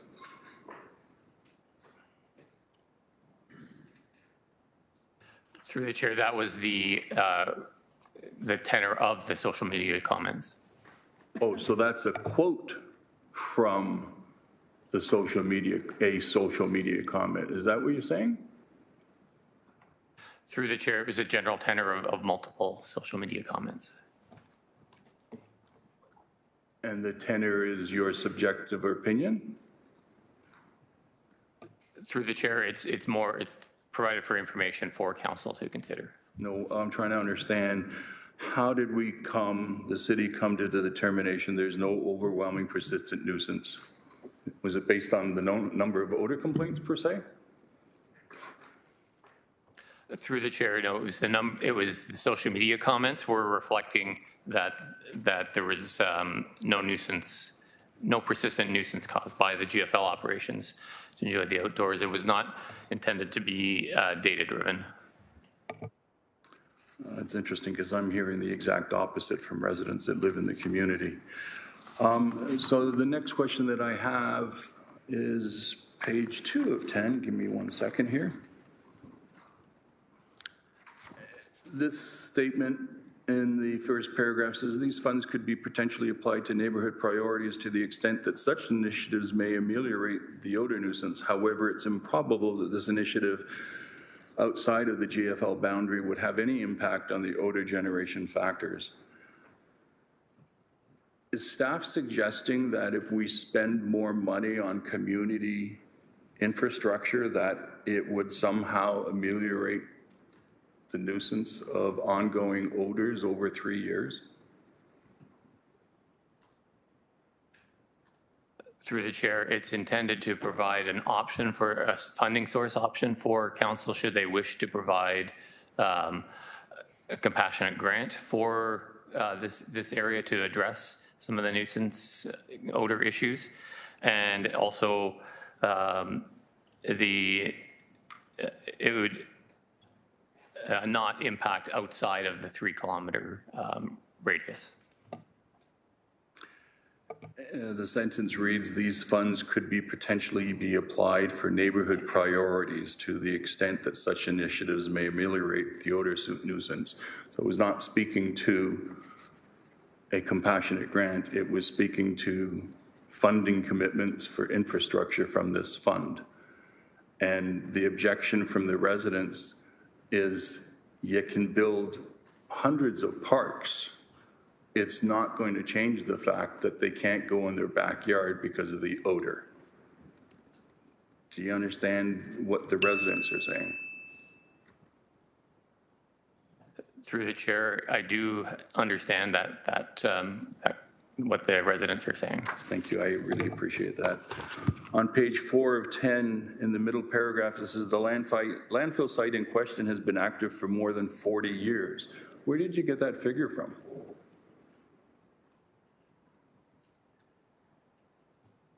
Through the chair, I don't have that, the source of that information directly at my fingertips today. Happy to get back to you with that. Okay. For the record, it opened in 1996. So it's been open for 29 years.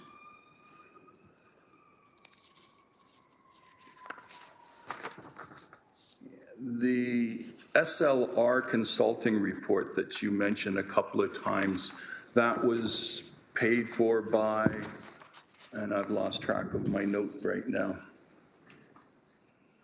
That was the Elfrida Community Builders Group, the folks who want the Elfrida urban boundary expansion. Is that correct? Through the chair, I believe that is correct.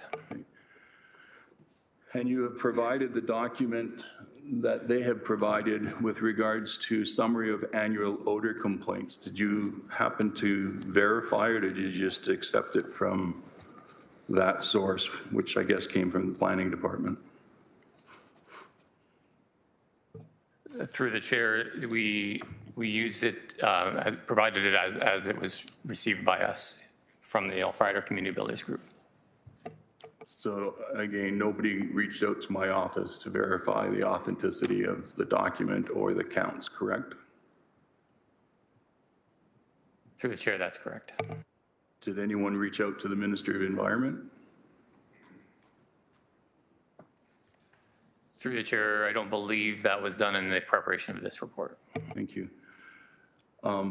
For the record, Deputy Mayor, in 2023, Appendix A says there were 170 complaints received by the facility and 164 were deemed to be caused by the facility operations. The Ministry of Environment is reporting that there were 1,109 complaints in 2023. The residents are indicating that there were 1,132 complaints in 2023. Would the value of those numbers have any bearing on whether or not you felt there was an overwhelming nuisance?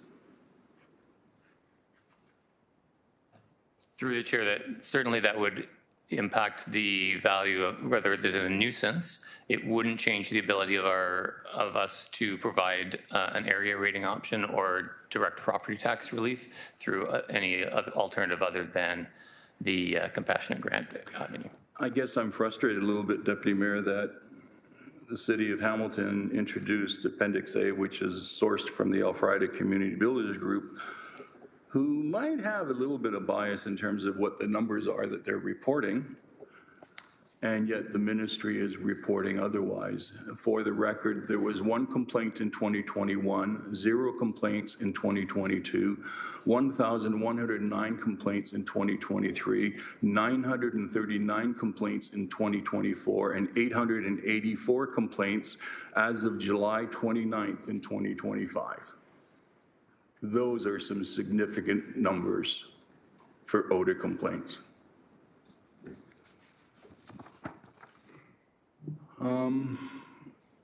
On page 4 of 10, you show 6 properties.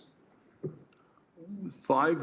So how did you come to decide which properties you showed that were for sale in the community and what their values were? Through the chair, it was a sample drawn from available information of recent sales. So some of the more recent sales, I believe. So these were sales or asking price?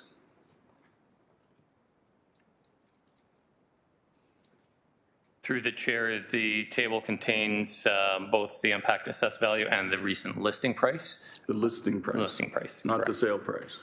Correct. So we don't know whether or not it sold for that amount? Through the chair, that's correct. Would it surprise you if I told you that those properties on Bunker Hill and Country Club Lane, or whatever it was, are under the mountain and beside the golf course? It's pretty far away from the landfill. It's not in the immediate proximity to the landfill. 5 out of 6 of those houses. Did we look to see if any houses were being sold in Empire Estates, Empire Heights, or Penny Lane, which are the closest properties to the landfill? Through the chair, I do believe a search was done of all of available information. Thank you. Because what's being reported to me is that residents actually can't sell their properties right now.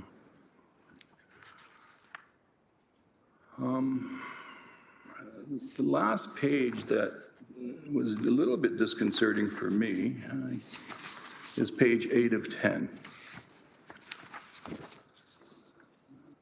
Summary of analysis. The first priority of the city is to proactively assist with the containment of the odor nuisance to the extent possible. Aggressively liaising with GFL and the MECP may likely provide tangible improvements over the long term. Did you reach out to my office to find out what type of advocacy has been occurring for the last 3 years? Through the chair, that consultation was not done. Did you reach out to the city manager to find out what consultation or what advocacy she was doing specifically to the Deputy Minister of Environment? Through the chair, the report was reviewed by senior leadership. It's not intended to suggest there hasn't been prior advocacy. It was more to suggest ongoing continued advocacy. Did you reach out to the mayor's office to find out what level of advocacy has been occurring for the last 3 years on this file to the Minister of Environment? Through the chair, not as it relates to preparing this report. You see, to the public, The statement aggressively liaison with the GFL and MEC may likely provide tangible improvements over the long term. It pretty much sums it up that what I've been telling the residents isn't true. And yet the truth is, Mayor Horvath to the minister, city manager to the deputy minister, and myself to the district office, we have been aggressively advocating since 2023 when it first started. We have been all over this. And it isn't even our responsibility, but we felt that nobody was speaking up for the residents. So the city of Hamilton did that. Your report leaves the implication that it wasn't happening. And I'm really disappointed with that. So the conclusion that you have drawn in the report is that we should not consider tax grants or tax rebates. That's correct. That's what you've concluded, right? Through the chair, we aren't able to provide it through area rating or direct property tax relief. And I'll just note it was not our intent to minimize past advocacy efforts in preparing this report. We're intending to provide information and updates for council to consider. But the conclusion remains the same, that from the motion that was brought forward earlier this year to look at opportunities for area rating or direct property tax reduction, those two options are not available. The report does contain an alternative related to a compassionate grant program that could be explored. Thank you. Did you do any review of the environmental compliance agreement where Taro or Phillips and or TerraPure were responsible for paying compensation to neighboring residents of the landfill? At the time, it was either $2,000 or $2,500 a year. Did you find any of that information? Through the chair, I did not review that. So the conclusion is possible compassionate grant of $500.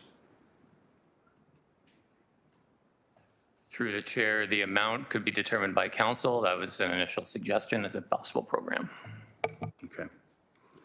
Can I speak to this comments now? Yes.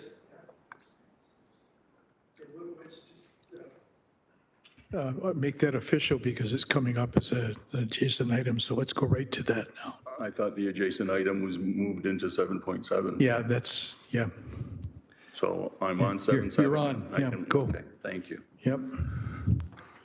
This report really disappointed me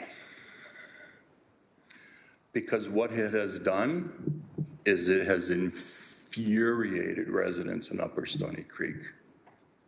They have been dismissed by GFL. They have been dismissed by the Ministry of Environment. And the only voice that they had was Brad Clark in Ward 9, Mayor Horvath. Those were the only two voices that were speaking to politicians provincially, and we were doing it nonstop. You released to the public that there was only 170 odor complaints in 2023, which the Ministry of Environment says there was 1,109.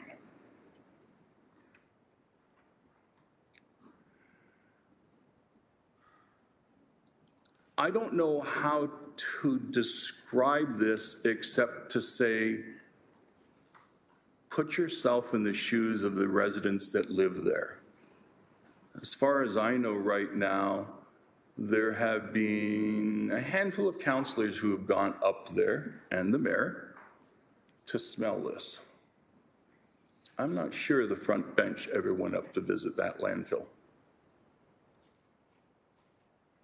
And the residents have been dealing with this for 3 years, not knowing if they can book a party for their backyard because they don't know whether or not they can actually use the backyard because the smell will gag you.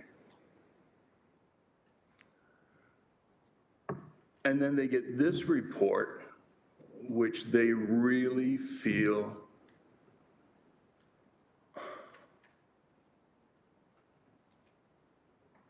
they feel forgotten, they feel dismissed, they feel like nobody's believing them. And yet we have the stats that show these odors exist.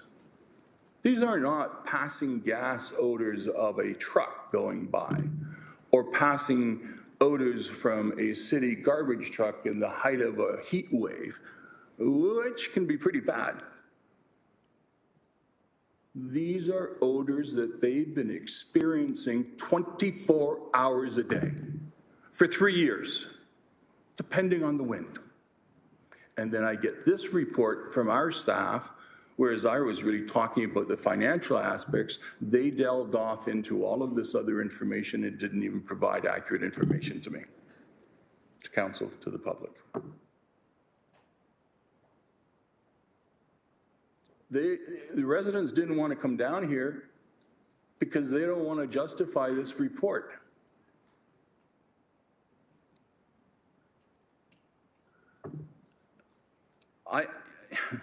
I'm flabbergasted that we are at this point where after all the work that the mayor has done, that I have done, the city manager has done, we get a report that is dismissive of the concerns.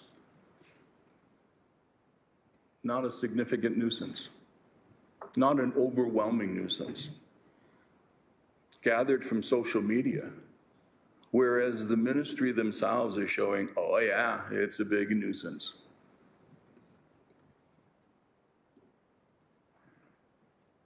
And so the residents are saying, how come we're suffering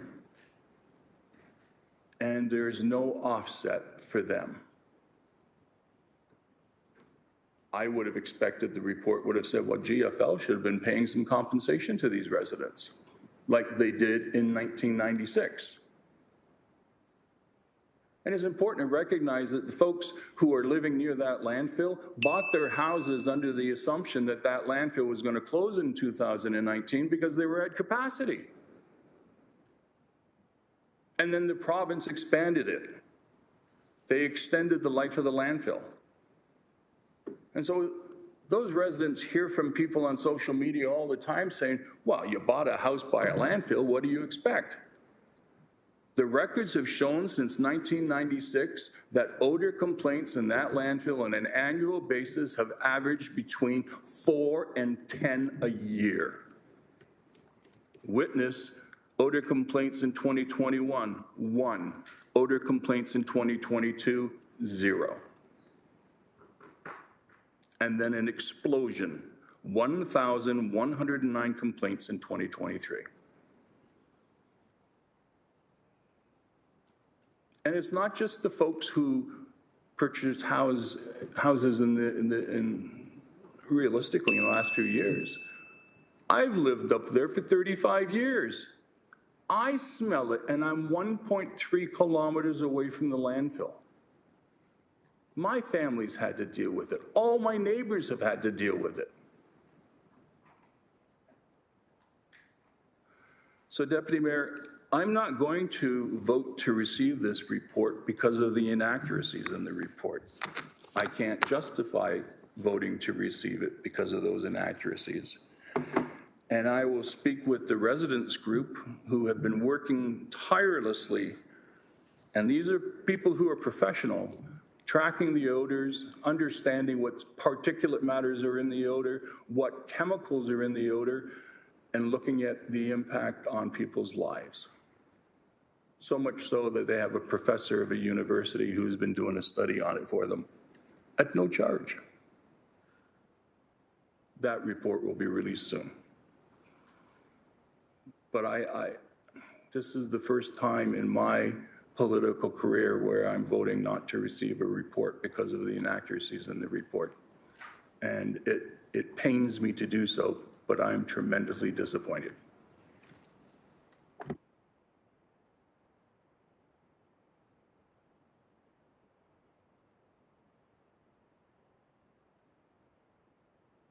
Sorry. Mr. Zagarek, okay. Through the Deputy Mayor, I want to apologize to the community and the residents who are adjacent to GFL in regards to the report, recognizing there are some unfactual information in the report. The intent was not to hurt, but we apologize that we might have hurt the residents through having some inaccurate information of the report. I also want to apologize for the lack of consultation with the ward councillor and the community. I would ask if committee could refer this report back for staff to review and amend the report accordingly, to consult with the ward councillor with respect to the follow-up reports, and consult with the community if that opportunity provides. Again, I apologize to the community, to the residents who are adjacent to GFL. I understand and I appreciate the impact that this facility has on their quality of life. And so again, if committee chooses to refer this back, we would update the report, consult, and bring back information that, again, recognizing some of this information may not be comprehensive and factual, we would look to bring back more comprehensive and correct the record if information is incorrect. Thank you. I have 3 speakers on the speakers list. I was going to move a motion to refer. Okay.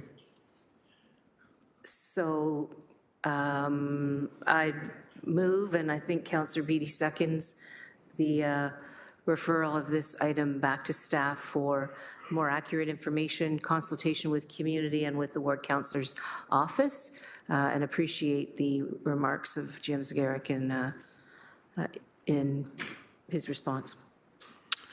Thank you, Your Worship, and thank you, Mr. Zagaric. I think we're going to get some advice from the clerk.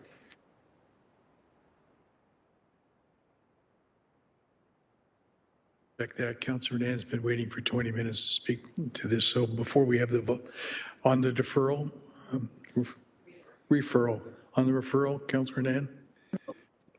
Thank you, Deputy Mayor. So in the effort of the fact that there is another report coming back, there's a portion of the report that speaks to aggressive liaisoning or aggressive liaising between the municipality, GFL, and MECP. And I think this is another one of those opportunities for just perhaps some interdivisional collaboration in clarifying what does that mean? What does aggressive liaising look like on the part of the city? Inquiring minds would like to know. I'm sure not only in respect to my councillor colleague, Councillor Clerk and his community, but also for those of us who are dealing with players in our community who are contaminating our community with odor and other nuisances that MECP claims to be doing their work around, in some cases is doing their work around, but where we as a municipality are turned to for ongoing support, not only to be able to give voice to our residents' experiences, but also then to help navigate with clarity around what is the jurisdiction of the city. And if this jurisdiction of the city is not one of authority or policy-based change, and then becomes one of aggressive liaising, it would be really important to clarify that so that we can level set expectations in our community with our residents in terms of the role the municipality can play. So I would also, on the instructions for referral, ask that staff spend a little bit of time breaking that piece out too, and helping define that to support not only in this case, but for future cases as well. Thank you. Thank you, Councillor. Councillor Beattie on the referral. Happy to second. Let's go. Okay. Any further comments on the referral? So we have the motion. Is this an electronic vote? Yes, sorry, through the Deputy Mayor, if we could just solidify the wording, I would appreciate that. So I'm going to put it up, it's not complete, but we can add to it if that's agreeable. Just give me one moment. I think review and review and replacement of inaccurate information or something like that. Is it consultation with the community ward council? Removal of inaccurate information and proper, I don't know.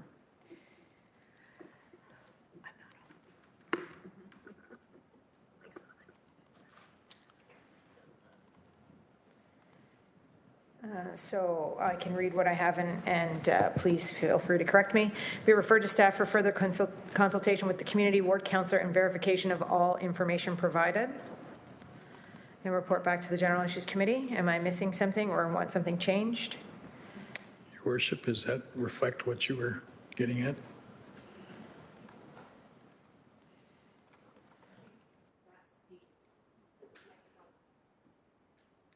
Councillor Clark. First, thank you, Mayor, for moving this. I sincerely appreciate it.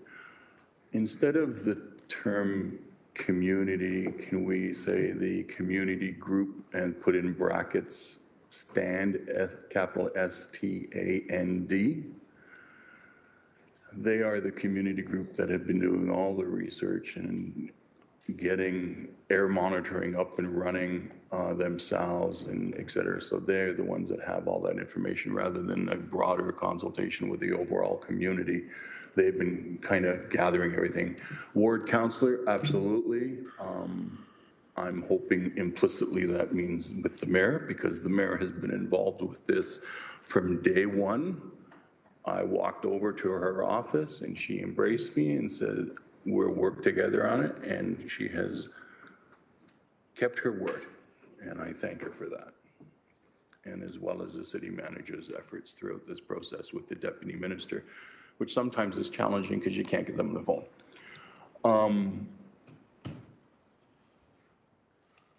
I think verification of all information provided is a diplomatic way of dealing with the inaccuracies. I've made my point known. Thank you for that. And GM Zagaric, I sincerely appreciate the apology, not only to myself, but to the broader community for this. You really have no idea how angry they were when they read that report. Thank you. I think we know that now. Let's call the question. All in favor? Oh, it's an electronic vote.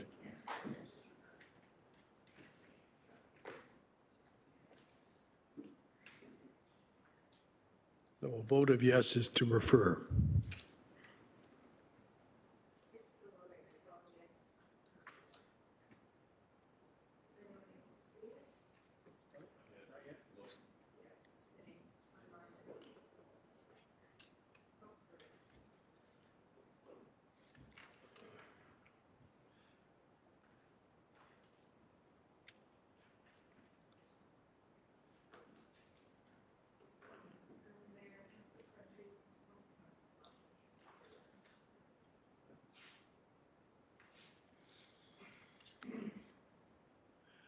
That's carried 14-0.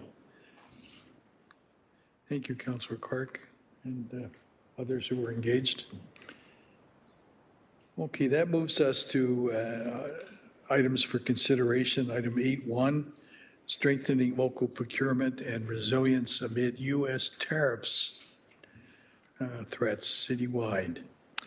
May I please have a mover and seconder to put the item on the floor? Your worship.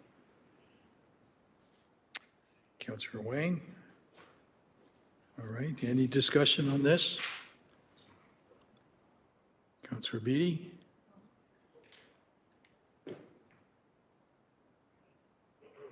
Sorry. Okay, of course. Go ahead, Your worship. Thanks very much. I really just want to say to the staff who worked on this how much I appreciate the work that was done. Am I on the right one? 8.1. Yes, I am. 8.1. Okay, just to make sure.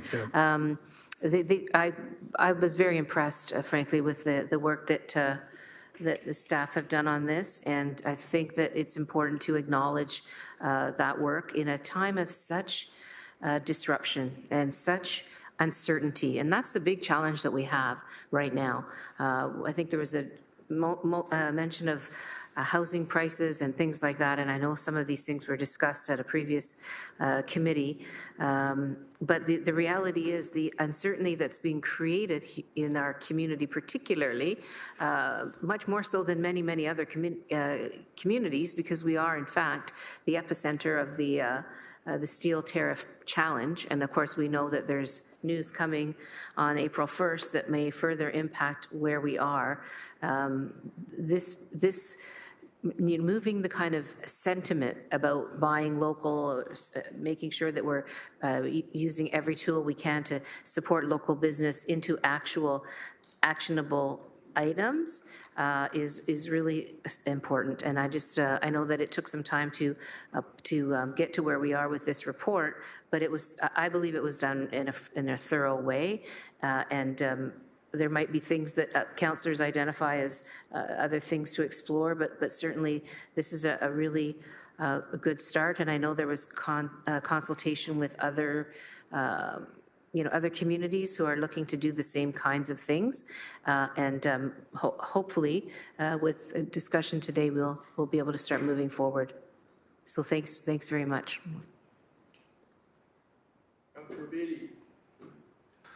Thank you, Deputy Mayor. Thank you, and I echo the Mayor's comments. First off, that this is a good first draft, or first attempt, I should say, and it gets us closer to the end goal of supporting Canadian businesses, particularly Hamilton businesses. I'm just trying to understand how this will be operationalized in a tangible way, and so I've come up with a kind of a scenario, because when my residents ask me, okay, Jeff, what does this mean? I'd like to be able to unpack it in a way that is easily digestible. So if we go out into the parking lot behind us, we have a number of new vehicles that have been purchased, Kia products, some of them made in Korea. One of them is assembled in Georgia. I know that we've been adding electric trucks to our fleet, assembled in Dearborn, Michigan.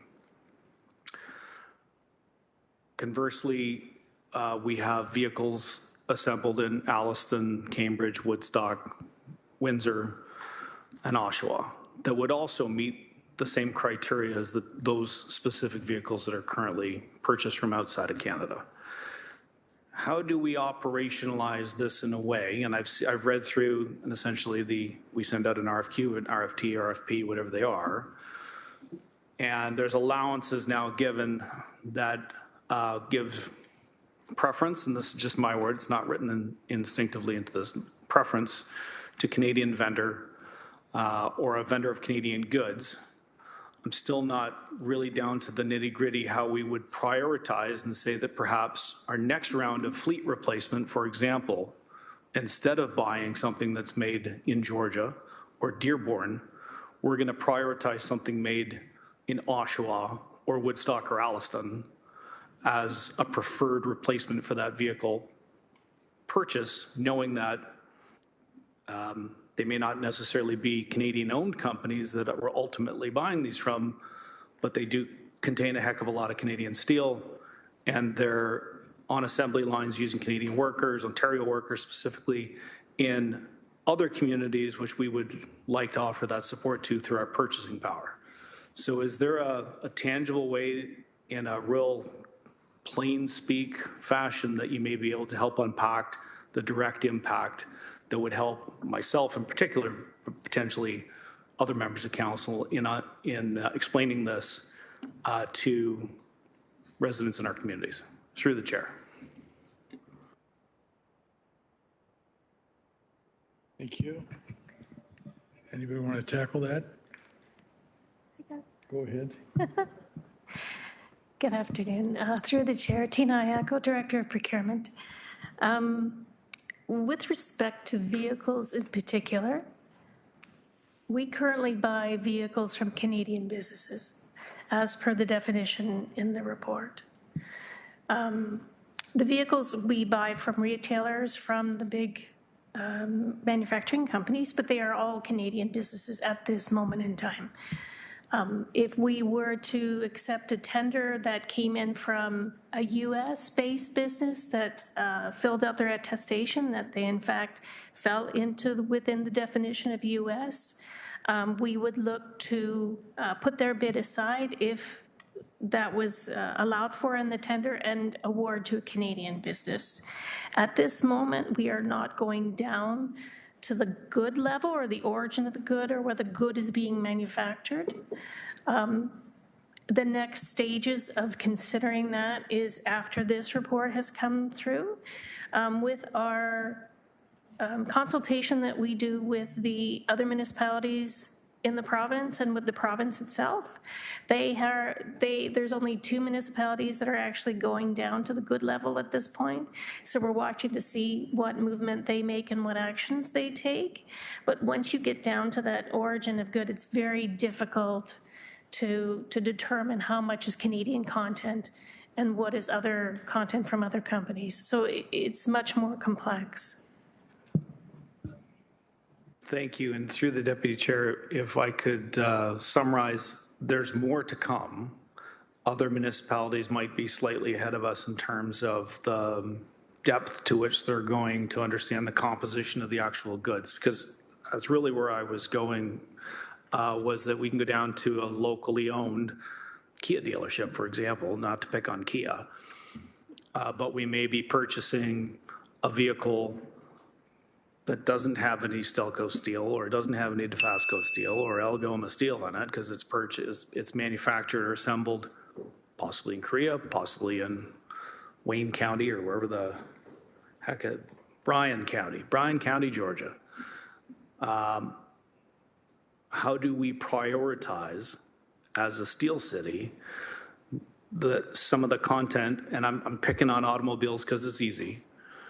How do we specify or get down to that level, and how quickly can we get down to that level so that the next round of purchases for our fleet are using not just Canadian-owned vendors, our local dealerships, but some of that content is using steel that's made in Hamilton and they're assembled potentially and hopefully in local Ontario assembly plants to support those communities, those workers, through these times. Manager Security. Yeah, through the Deputy Mayor. I believe it's captured under Recommendation B, and that is continued work and report back with respect to steel and aluminum, as Director Icoa spoke to. In order to validate where components originate, that's what we need to better understand, including consultation with the Steel Association, to learn in terms of any suggestions they might have in terms of how a municipality and vendor could enter into a relationship where that information would be validated. What we don't want to do is set in motion a process that we can't enforce or validate. So time-wise, we're looking to do that immediately, continue to have these conversations and report back as soon as possible with respect to steel and aluminum, recognizing for this community, tariffs represent a significant challenge, but the 50% tariffs on steel represents an extraordinary challenge. So again, that work is currently underway, and we will report back as soon as we're possible with respect to moving that work forward. Thank you. My last statement, if you will, Deputy Mayor, I appreciate the answer from the bench. And I did see those indications embedded in this report. I guess I'm just trying to highlight the significance and the importance, echoing a lot of the mayor's earlier comments in terms of moving more quickly to get to a desired result of ensuring that we are doing everything possible to support the local Hamilton economy, local Ontario economy, Canadian economy at large. Let's please not let any grass grow under us. Thank you. Okay, no other speakers on the list? Sure. Just a quick second point on this, to let folks know I've been I reached out early on to Catherine Cobden, who is the president and CEO of the Canadian Steel Producers. And she was very happy to hear from somebody at the municipal or government recognizing that if we at the local level are going to be able to achieve the goals that we have set out in terms of local procurement and Canadian procurement, there might be things that need to change in our processes. I think exactly the kinds of things that Councillor Beattie is talking about. And I've passed that information on to the procurement lead, and they're committed to having those conversations. It's quite in the weeds, right? And so making sure that we're raking through those weeds to find the solutions with the people who have information about the production of steel across all of Canada, and recognizing here in Hamilton, we are the steel city. I think that'll be helpful. And so I just want to say that that works on the go as well. Okay, thank you, Your Worship. Councillor Beattie.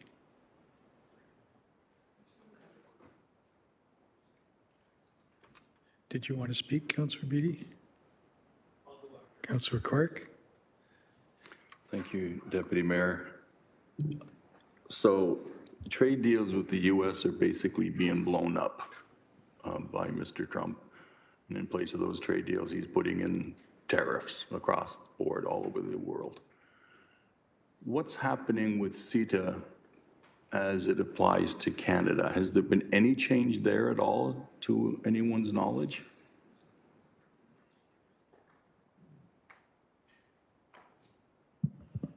Through the chair, to my knowledge, no, CETA has remained intact. So we remain compliant with CETA, and it's only the American that we're concerned about, correct? Through the chair, the municipality is only obligated under SIFTA and CETA. We don't have any obligations with respect to CUSMA. However, the changes in the policy do comply and are within the parameters of both trade agreements we're obliged to. Thank you for that clarification. Appreciate that, Tina.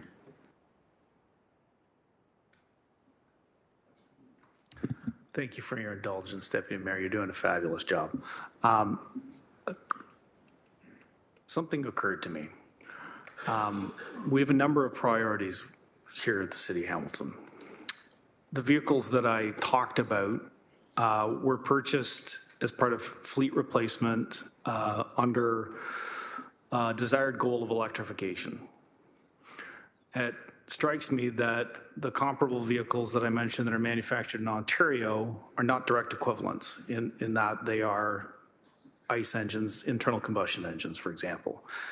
If we end up in a position where we have competing priorities, where our desire to electrify the fleet is competing with our desire to purchase Canadian-made vehicles using Hamilton steel, would that be something that would come back to this body for conversation, or is there a sufficient amount of leeway within the procurement policy that would allow for perhaps a temporary suspension of electrification in order to support Canadian-made vehicles? Again, picking on vehicles because it's the easy target. There could be other instances where we have things that we aspire to do at the same time where we're trying to support the local industry. Those conflict points, I think, I'd like them to come back here if need be for conversation, because we are in extraordinary times, and it's almost like wartime where you need to suspend some aspirations temporarily in order to do the job at hand. Help me understand how that might work. Through the Deputy Mayor. Procurement would work with the client departments such as fleet. I would suggest that would be a conversation that would first come before senior leadership team with respect to recognizing their priorities. It could be competing priorities. And so we would then consult with senior leadership team with a potential viable path forward with respect to those priorities. And again, just not in a position to suggest a path forward with respect to this particular example, because we haven't really contemplated this example in terms of fleet and electrification versus origin of components. So short answer, it would come to senior leadership team and then ultimately to council either through the budget process or through a standalone report if there's a recommendation to heighten one particular priority relative to another. Thank you for that. Thank you, Deputy Mayor. No further questions.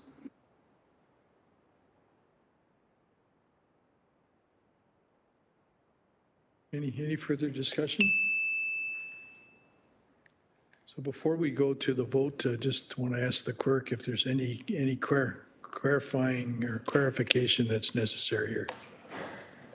Through the Deputy Mayor, just at the end of subsection A of the recommendations, I've just added just a little bit of an administrative, including preparation of the necessary amending bylaws for council's approval. So it's the same recommendations, but just with that little bit at the end so that staff can prepare those amending bylaws for council. Okay. So we'll call the question. Electronic vote. It's up.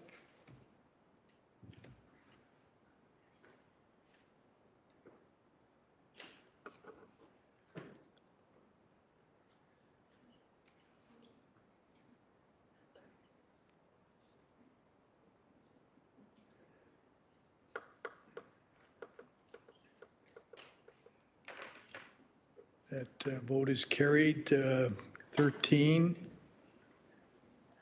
to 0. Thank you.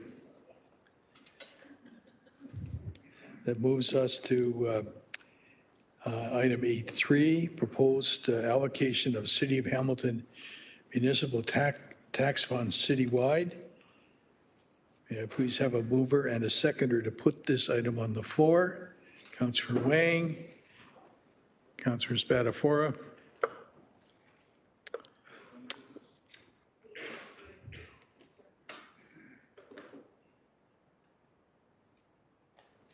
Discussion?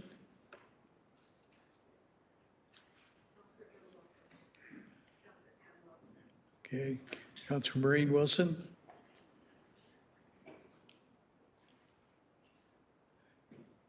Thank you, Chair. Professor Wilson, are you there? Thank you, Chair. May I ask for a very brief overview of the report to ensure my questions are in line?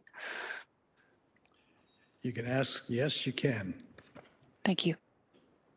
We have an overview of the report, please.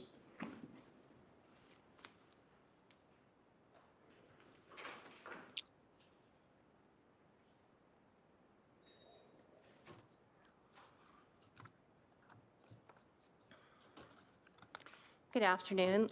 Lisa Abbott, Director of Culture and Tourism. The report that's before you today outlines a number of recommendations in order to further some of the work plan items that were outlined in the tourism strategy and implementation plan that was brought forward to Council last November. Those items include funding for particular events that have not got a dedicated line item currently, and that includes Doors Open, as well as funding for Indigenous events like National Indigenous Peoples Day and National Day for Truth and Reconciliation. Further, for streetscape improvements for our new arena opening. Additional for marketing elements related to a campaign that we are working on for 2026. The funding is from the city's municipal accommodation tax. That is reserve policy FPAP-RE-004 that indicates that the objective of the MAT reserve funds is to provide for the financing of tourism promotion and development of tourism and tourism-related products and activities in the City of Hamilton, such as, but not limited to, hosting fees for tourism events. Thank you. Thank you, through the chair. Thank you very much for that overview. I appreciate that you have clarified that the funding source is coming from that accommodation reserve. And I appreciate that this is in line with the tourism strategy that this council passed previously. Chair, I'm particularly pleased, and if I could just ask for some feedback further, I know it was in the original report, but to Director Abbott, the $150,000 investment in the public realm of Bay and York, I'm quite thrilled about that. If she wouldn't mind speaking to its importance, and would that be done? I believe we're hosting the Junos in the future. Just looking for some alignment. Thank you. I'm sure she'd be delighted to speak to that. Go ahead. Thank you so much, through the chair, to respond to the councillor's inquiry. Yes, so the corner of York and Bay, this is really part of the gateway and entrance that is coming into Hamilton. There are definitely improvements that we could make to the streetscape, and so we have been working very closely with Public Works, and this is funding that will be aligned to works that Public Works is doing to do some sidewalk repair, to also put colored asphalt art on the pavement on the lay-bys, to also add banners and pole wraps, to do some cleaning up of some of the utility boxes there, to really make that corner absolutely stunning in terms of people coming into the city. And the timeline is aligned to ensure that the work is done prior to the Juno Awards coming in March of 2026. Thank you. Thank you. That's excellent. My second question is just on the campaign for Hamilton's Year of Music. I recall Mayor Horvath, when we had this discussion on the strategy, underscoring that music has always been of particular importance in this community and will continue to be, I hope. I'm just seeking clarification. Is the audience intended for that branding to be local? Is it intended to be in publications or platforms that are outside the city? If you could just elaborate, and those are my questions. Thank you. Thank you so much. To answer through the chair, the audience is actually going to be threefold. So yes, residents, as well as visitors coming into the city, as well as music industry professionals. Hamilton is the 6th largest music cluster of businesses in the country. There will be a tremendous number of industry people who will be here in the city, and this is our opportunity to really demonstrate our commitment to the music industry as an economic driver and as a way to keep our young, talented people here in Hamilton with opportunities open to them to be able to work in the music field.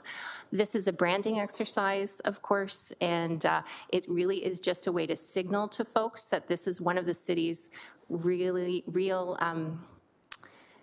gifts that we have, and it's a wonderful opportunity to celebrate that. Thank you.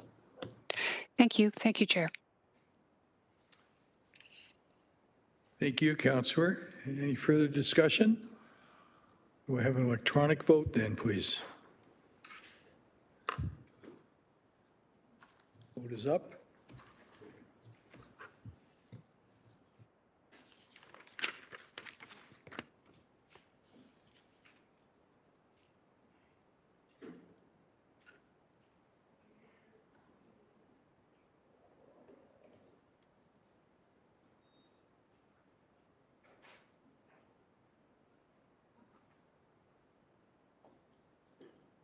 That's carried 13 zip. Thank you. Moves us to 8.4, Hamilton's Climate Action Strategy Annual Update Citywide. As this item includes a staff presentation, I will now invite Linda Lakizik to the dais to present the report. Welcome.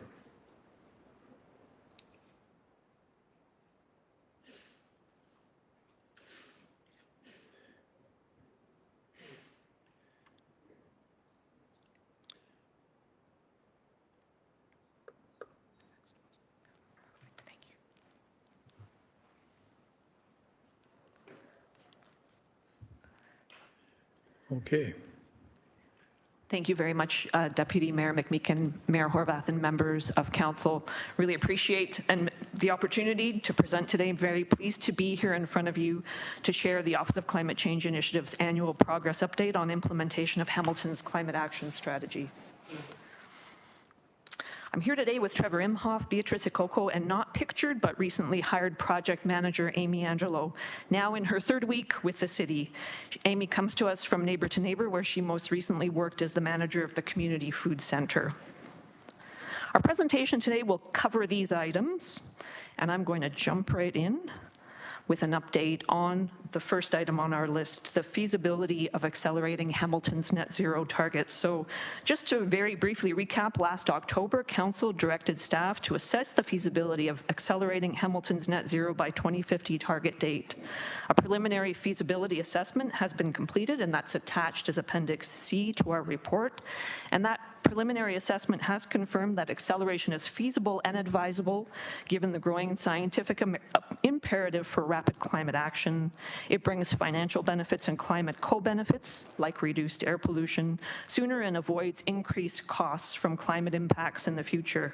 Since Hamilton's low carbon scenario was modeled in 2019, technology costs have decreased and significant climate action commitments have emerged, including steel sector decarbonization plans. So we need to update that model.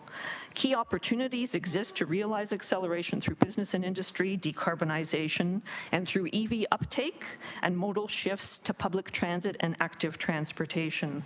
The recommended next step is to undertake an in-depth analysis via low carbon scenario model update to inform that pathway forward, including updating Hamilton's climate action strategy. And I will point out that it's a strategy that was intended to be updated every 3 to 5 years. I'm going to give a very quick update now, too, on our priority focus areas in the office. And I want to highlight, we're not the only ones doing climate work, and you'll see that in the other highlights that I share today. There are activities happening across the corporation and beyond. And I'm going to start with that engagement on the community side. We have a very active climate change advisory committee. That committee, over its existence, has established 5 working groups, and they're contributing a lot to community. They're now also helping us in that transition to a community liaison group and helping us to figure out what that needs to look like for this group moving forward. We do a lot of community climate outreach. That's one of our priority focus areas. So as a staff team, we're out there doing workshops, tabling at festivals, and doing pop-up events. And we're always trying to figure out new ways to make this work most effectively. Carbon budget and accounting framework is also a very important piece of our work, and that's headed up by Senior Project Manager Trevor Imhoff. He continues with work on the development of the carbon budget. During 2024, this work has included doing corporate and community carbon budget calculations, background research to support a carbon offset policy for Hamilton, customizing carbon calculators for staff use, and general awareness and education for staff around carbon budgeting and what it's all about. On the green building side, and that would be Senior Project Manager Catherine Winkleman heading up this work. Our Better Homes Hamilton program is well underway now. We currently have, and this number needs to be updated because we're now at 24 homeowners actively pursuing retrofits through the pilot. And Catherine continues to provide coaching to those homeowners to help them through the process. She'll be in front of you in Q1 of 2026 with the results of the pilot, but as well looking at future steps, so potential for upscaling and how we could make that happen. The other piece of green buildings work is the development of a net zero emissions and zero carbon standard for new municipal facilities. The consultant that we have engaged on that work continues to work with staff on the development of that standard, including working on technical and financial life cycle analyses to inform that policy. The standard is really going to enable the municipality to demonstrate leadership in the building sector, and again, we'll be in front of you in Q1 of 2026 with a proposed policy. We've made urban greening a priority as well, so we do work to facilitate urban greening efforts in a variety of ways through our office, including convening city staff to explore innovative green infrastructure projects. We also track community tree planting across Hamilton. Another really important priority focus area is climate justice, and project manager Beatrice Ikoko is leading our work to co-design a climate justice framework, working with community partners to inform the city's climate action work. And we've also been supporting the LRT subcommittee and LRT project office staff on bringing climate justice voices to the table for that project. I want to shift now to talking about our greenhouse gas emission inventories. We pulled together that community-wide inventory, and I've got data to share up to the end of the calendar year 2023. And so you can see community-wide emissions increased in 2023 compared to 2022, but they still have not surpassed pre-pandemic levels. There were increases in those levels from the steel sector, from transportation, and from the commercial sector, mostly through commercial buildings. On the corporate side, and our friends from the Office of Energy Initiatives provide this information, again, an uptick, and you will have heard already that that was largely because of emissions factors with the provincial grid, methane gas feeding power into that grid. We're also seeing an uptick from transit. So expanding our transit system is contributing to those corporate emissions as another source. I'm very quickly now going to highlight some actions on both the mitigation and adaptation side, and this is where you'll get a sense of community and other efforts from the corporation. We do track on the industry side, so we look to the Federal Greenhouse Gas Reporting Program. We're generally seeing trends downwards, and when you look at individual facilities who report federally, there is that heading in the right direction, although I will say there are some facilities who are consistently showing increases in their greenhouse gas emissions. And just very briefly, we're working on a new pathway forward to support a net zero industrial working group or decarbonization hub, and our friends in economic development are leading that effort. On the changing how we move side, really exciting developments here. We saw 13.6 kilometers of bike lanes added in 2024. If you look at the stats for bike share usage, it's really, really staggering in an impressive way. Almost 1 million kilometers traveled on bike share bikes in 2024. And excited to say that Hamilton Street Railway, in terms of rides, we saw an increase. We've now surpassed pre-pandemic levels. So that's huge recovery for our transit system post-pandemic. And I just want to say, this is the result of council support and municipal investments in these changes.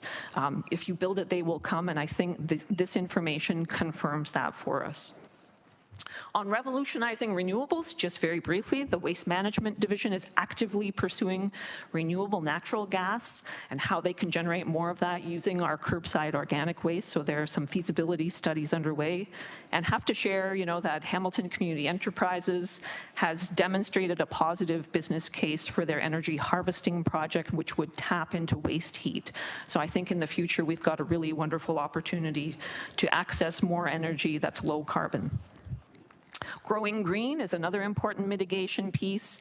Again, really thrilled to report to you that in 2024, we collectively, through the city and broader community, we surpassed our 50,000 tree target by 11%, and you can see here the breakdown of contributions from different players.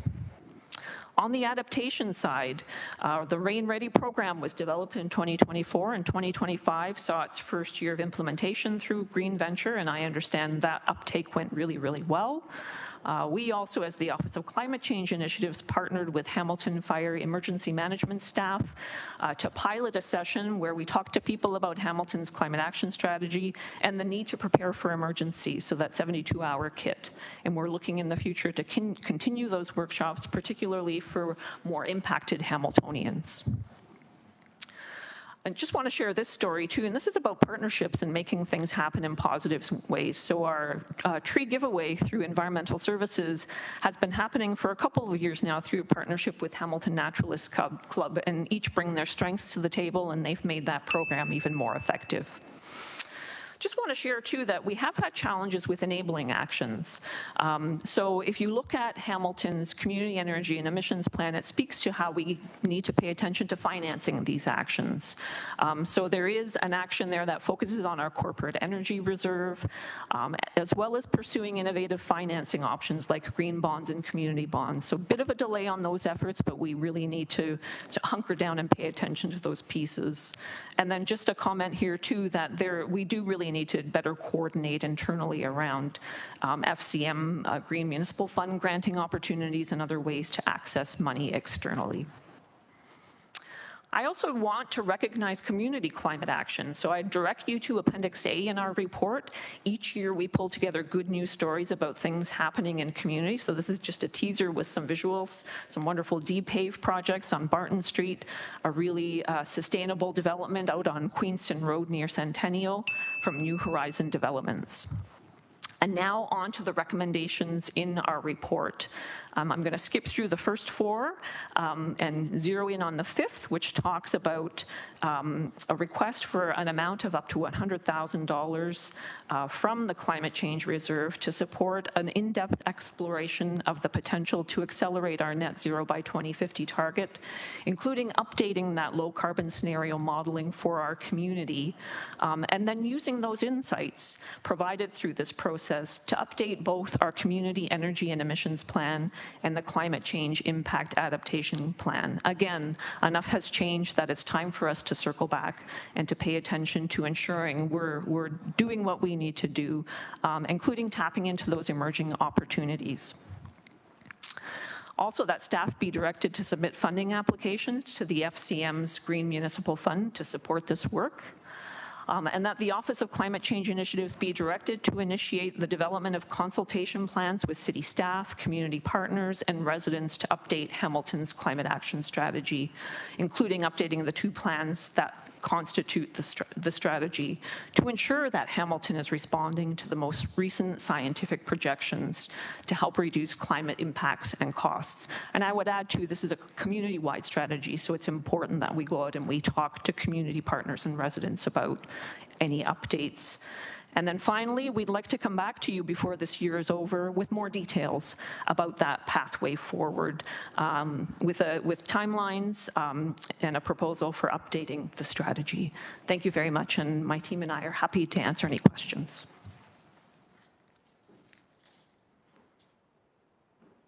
And I'm sure there'll be plenty. Now open for questions. We have, thanks, we have, it's now showing up, which is good. We have Councillor Huang and Councillor Kazar, to date registered speakers. To date. Followed by Taddison, we need the weight cover to the west. Thank you, Director.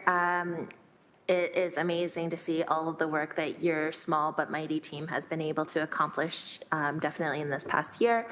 I would like to drill down a little bit into slide 21, where you ask, your slide says challenges with enabling actions, and you list only 2. So one of which is looking at it from a financing perspective, but then also like essentially coordinating, both of which are finance related. I wonder, how is the cross-collaboration between different departments here at the city, because climate is not just a you thing, it's an all over the city thing. So how's that cross-collaboration working currently? Through the chair. So I can say that there definitely have been internal conversations around coordinating on the granting side. I think there's just a recognition more of that needs to happen. We need to work out in more detailed processes moving forward for dealing with that piece.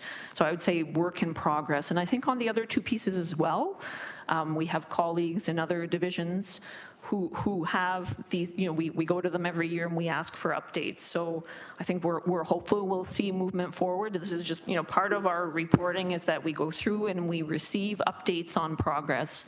And every year we try to highlight areas where there is a need for more movement as we move forward, because we can see some of these pieces, particularly when you start to think about funding actions, where it becomes more important just to give a little bit more profile to some of these pieces that we do really need to move forward. Okay. So I hope that helps to respond to your question, Councillor. Yes, and I don't know the in the weeds sort of operations aspect of this, because I do see that there's a climate change advisory committee. Do you have an internal sort of working group where it's cross-departmental, and then that's something that you can connect with, say, other leaders within the corporation to also identify new potential projects moving forward? Yes, through the chair. I'm glad you asked that because that was part of what I should have mentioned today. So in terms of governance structures, yes. So we do have an internal director level climate change initiative steering committee. So that's definitely a place where we can have those conversations. Absolutely. My last question through you, Deputy Mayor, is I'm encouraged to see that the HCE waste heat feasibility study made it into your presentation. I think that that is a very exciting and innovative opportunity for us to take advantage. For committees, just reminder that this is an opportunity to potentially take off 44,000 homes and put it onto and leverage any of the waste heat from the industrial north end. So I think that there's a significant opportunity there. It just does require a lot more coordination, a little more strategy. Funding is obviously going to be key, but I'm highly supportive of how we might be able to roll that out. It's something that I think that it could, in addition to all the other stuff that we have going on, could put Hamilton front and center when it comes to how we take advantage of some of the waste heat that is being generated. So thank you so much, Deputy Mayor. Thank you so much, Linda, and your team for all the good work you're doing. Thank you. Thanks, Councillor. Councillor Kazar. Thank you, Deputy Mayor, and I'll echo the thanks to you and the team for all the important work. It is very important. Similar to our delegate from many hours ago, Dr. Jim Quinn talked about cycling during heat waves that we're experiencing now. I feel that rather acutely, so can definitely appreciate and empathize with that. So much to talk about, just a couple of questions. One of the points that you mentioned, and it comes through in the presentation in the report, was just the source of the emission increases. One was the grid in Ontario becoming dirtier, and the other one was about HSR fleet expansion. So I thought that just is worth some elaboration. Of course, if you do more of anything that has any amount of emissions, there's going to be more emissions. It's just simple logic. But when we're talking about public transit, the alternative of people getting around alternate ways by their own car would have more emissions. So maybe if you could just elaborate on that. So even though the point is there's more emissions from the HSR fleet, it's still, I think, a better alternative. Yeah, through the chair, that's an interesting point, Councillor, and it's one that we've certainly thought about. And I think over time it would really be interesting to figure out how we can get more reliable data around modal shifts as our transit service gets better. Because I totally agree with you. I think that's an important thing to consider, that if a better system is getting more people out of single occupancy vehicles that are with ICE engines and moving around on public transit that may still be fueled by compressed natural gas at this point mostly, that's a better alternative than them staying in their cars. So very good point.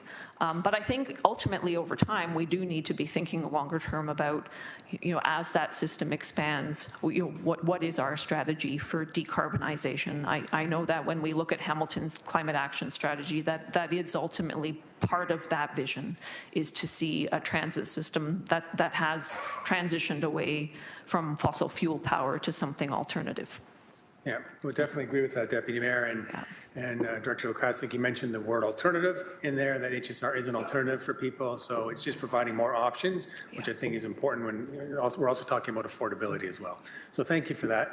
And then similar to a question that Councillor Alex Wilson asked about the energy report, it was about the change in the Ontario electricity grid becoming dirtier. And then in this case, relative to HSR emissions, do we have any sense, and it isn't in the report, which I didn't get to read all of, to differentiate the proportionality of the two of those? Through the chair, so I can't answer that question. I'm not sure on proportionality. I would hazard to guess that it's the emission factors of the grid that are the bigger problem for us. And I'm just going to say it feels like a frustrating problem, because I think what it feels like sometimes is we're moving the marker forward at the municipal level because we're really the municipalities are on the front lines of the climate crisis. But with a dirty grid, and I'm going to say those emission factors have been increasing with each year since about 2018. It's a concern, and I think it's something we need to be talking about. How do we get to a point where we ensure that wonderful green grid in Ontario is preserved? That we're feeding energy into that system that's going to help us to keep it there. Right. Since 2018, I'll have to go back and look at what happened then, but thanks. Yeah.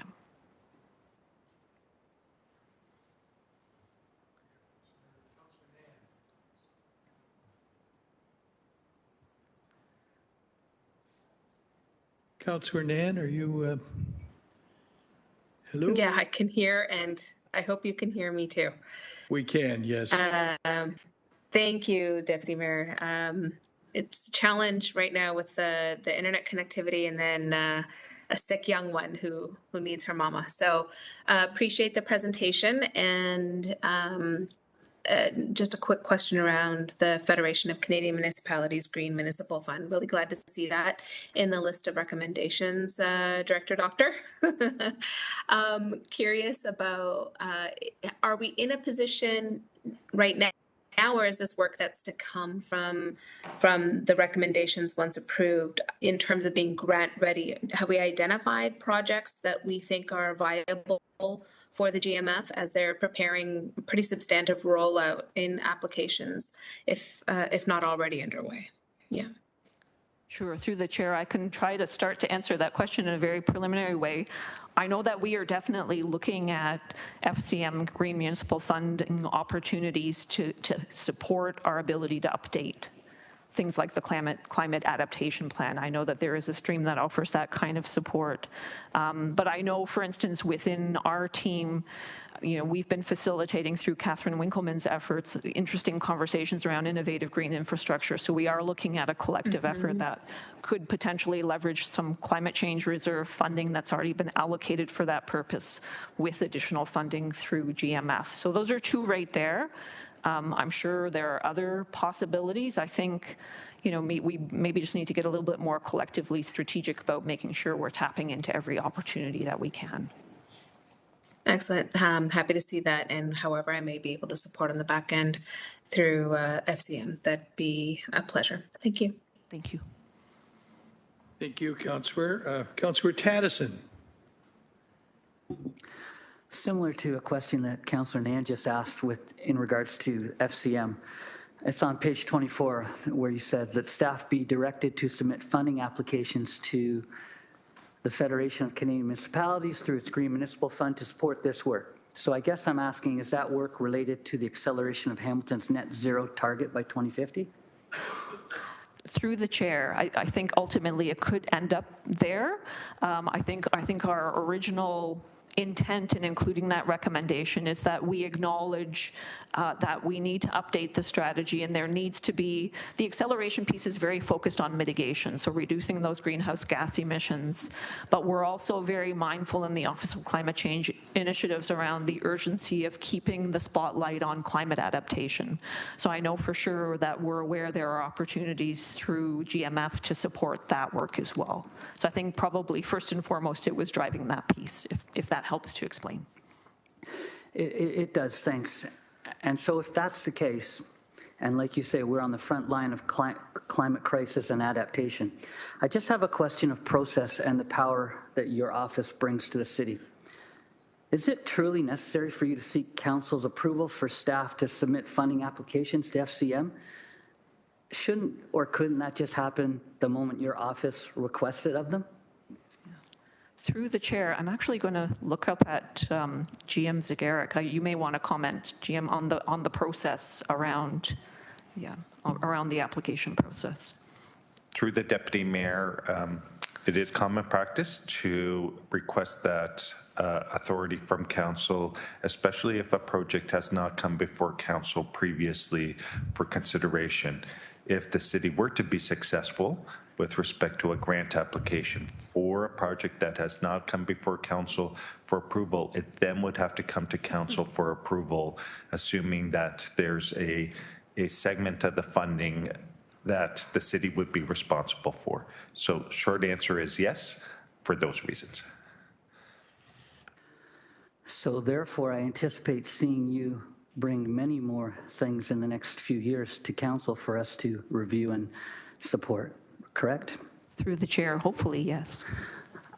I hope it's more than hopefully. Thank you.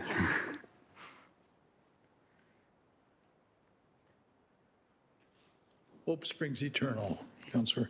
Thank you. Councillor Wilson, Alex Wilson. Thank you. And through you, Chair, I actually, exact same kind of line of questioning that Councillor Wang, Nan, Taddison have been on, a slightly different approach. hearing on the enabling actions and kind of the challenges with enabling actions, it's the internal efforts to coordinate applications to these funds. So say, for example, we have a Dundas wastewater treatment plant, huge climate potential. We have shoreline erosion impacts, algal blooms. There's no shortage of climate impacts in our city. We might go to granting agencies and say, hey, we are already doing X, Y, Z. It's existing work. It has a climate stream, but there's this funding opportunity to maybe support some of that work, take off the local tax burden of it. And then I heard in the presentation that there's kind of further communication and coordination amongst SLT about being strategic and tactical about not just the GMF, but all of those funding opportunities. Are you, through the chair, able to provide a bit of an update about what are some of the deliverables that are being sought in those conversations, or what's the report back to? So when that framework or when that work is done at the SLT level, and there is a better coordination for how to apply to these grants, what does it look like? How will we as council and committee know when that work is kind of moved further ahead, or what are some of the enabling steps to kind of solve that gap that's been identified? Yeah, through the chair, I'm not sure how to answer that question other than to say I think a key outcome will be maybe better process for prioritizing applications, if that makes sense. Are you able to just expand a little? So better process for prioritizing internally. So for example, the climate office may say, hey, here's a funding application, XYZ, Public Works Department, Environmental Services, submit your ideas. Whatever departmental group will evaluate, and there'll be some prioritization there, and then staff are supporting, the top 3 applications. Is that just, I'm trying to understand operationally what happens. Yeah, I think, sorry, through the chair, I think probably just a more collective tracking and prioritization of applications to move forward, for lack of a better way to describe it. Yeah. Okay, I appreciate that. I think this is certainly something, you just given the number of questions about the funding. I wasn't expecting that beforehand. I'd certainly appreciate maybe in future updates just this to be included as a where we're at, understanding, because I think not changing what we're doing, but it is changing how we're paying for what we're doing. And I think that can be a big impact there. Otherwise, very appreciate the report, appreciate all the information, supportive of the recommendations. Just given that you flagged this as a challenge, curious about how we're landing that plane. So thank you. Sir, Councillor Jackson. Thanks, Deputy Mayor McMeekin. Thank you, Dr. Lakazik, for your presentation. I'm supportive of what's here before us. I have a comment and then a question. I'll get right to my question. So either under item 5 or 8, when you're reporting back and you're doing your exploration of acceleration of targets, just want to know, could you respectfully, if there's any impact on the 2026 budget, given all the competing interests we're going to be dealing with over the next 8 months, could you at least bring that list forward so that that would be right in front of me, just so that I can make an intelligent, informed decision overall? But if there's no budget impact, then full steam ahead. Through you, Deputy Mayor McMeekin, please, to Dr. Lakazik. Through the chair, so councillor, as part of that update of low carbon scenario modeling, there is a financial analysis that happens. So in the previous round, that information was provided community-wide and demonstrated that ultimately it's cost saving, right, to take those climate mitigation adaptation actions.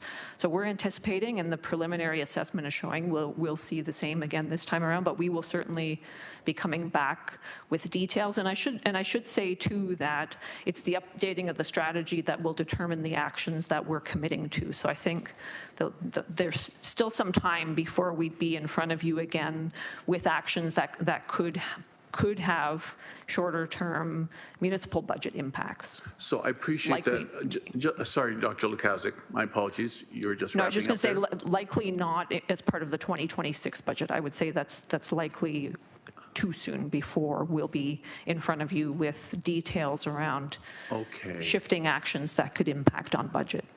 And I know thank you for the answer. And I know you've used the term cost savings with the net zero targets, but I just need to know for my constituents, is there any upfront costs that create a budget pressure to ultimately get to the environmental benefits and the cost savings? That's all. And was that part of the answer you kind of summed up for me just now? Through the chair, yes. Yeah. Okay. So nothing imminent, I guess is a good way to. Okay, thanks, Dr. Lukaszuk. And Dr. Lukaszuk, I'll leave this comment out. I've given you every term, and I'm sure you're all prepared for it, and you're rolling your eyes. It's, look, if you want for everyday families you want to decarbonize, you want to eliminate fossil fuel, and you want me to switch over to environmentally friendly products and more on the electric grid, you just got to help me with affordability. You can't take me from purchasing a $40,000 car that uses regular gasoline, fossil fuel, and say, Tom, look, for the sake of environment, gall darn it, Tom, you got to buy that electric vehicle. And I go to the sticker price and it's $80,000. And so I'm following this very carefully in the market, Deputy Mayor McMeekin, and I'm noticing, if my research is accurate, a decline in purchasing of electric vehicles, and it could just be the current times we live in, the tariffs from the south, the new federal government that decided to rip up the carbon tax as well and is going in a different direction. So I just leave that comment out there if you'd like to comment back, but no obligation, Dr. Lukaszuk. But I think I speak for many, many families who would love to switch over and do more to save Mother Earth, but they also have budgets and families to look after every day and every month as well. Thanks, Deputy Mayor McMeekin. You're welcome. Dr. Lukaszuk, if you wanted to, thank you. Through the chair, I would like to respond. Thank you, Councillor. And I think you're raising a legitimate concern. Not every one of us is in a position to run out and spend money in an electric vehicle, and we may be living in a context where we can make other choices. So I take us back to the wonderful stats I shared on what we're seeing with active transportation and public transportation in our city. I think more and more there are families who can make that choice to use public transit. And I'm going to add, and you probably noticed the photo that I included on that slide was the lovely facility I'm a Ward 6 resident, for those who don't know that. It's that new infrastructure along the mountain brow, and I can tell you it's a wonderful addition to my commuting route. I can cycle to City Hall more safely, and and you probably know this too, I'm seeing so many people riding on that new active transportation infrastructure, walking on it. So it's mobility justice too. So I think that's important to think about. It's not always just the car option, but it's doing what you've been collectively doing, supporting those important alternatives that are far more affordable and even more climate friendly. See, Dr. Lukaszuk, I made that last statement because you quickly glossed over the beautiful picture of Mountain Brow Boulevard you had up on the slide. But thank you for sharing and elaborating. Thank you. I love that facility. It's very nice. That was very clever of you, Councillor. What can I say? Councillor Clark. Thank you, Deputy Mayor. Good afternoon, Doctor. I've heard the discussion about the dirty electricity production in Ontario.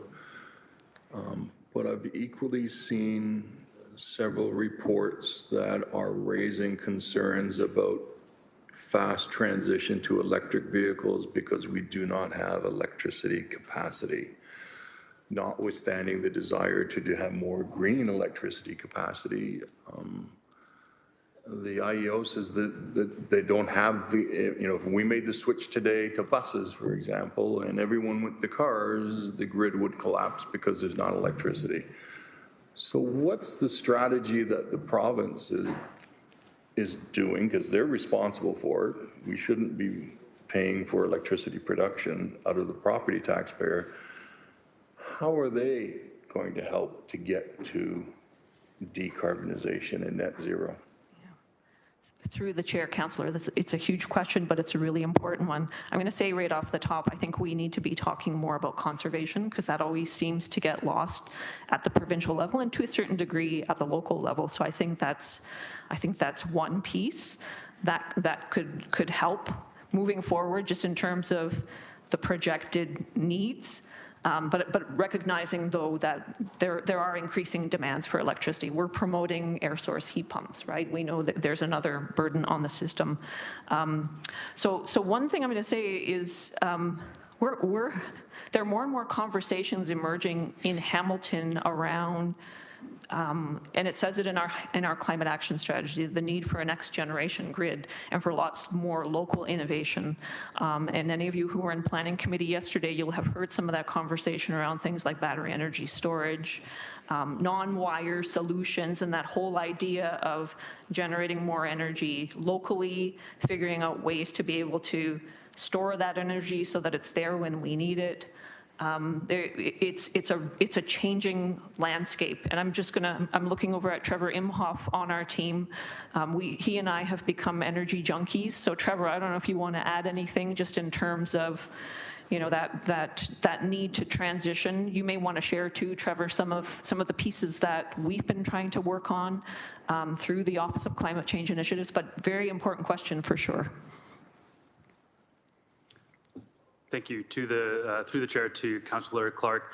And I'll start off by what happened yesterday, and a very good decision by council to allow opening the door to say yes for more innovative types of energy capacity, i.e. battery energy storage systems, to avoid a future build out. And so I'll backtrack by saying the IESO, or the Independent Electricity Service Operator, who's responsible for the electrical grid across Ontario, is going through one of the largest procurements in Ontario's history to expand the electrical grid.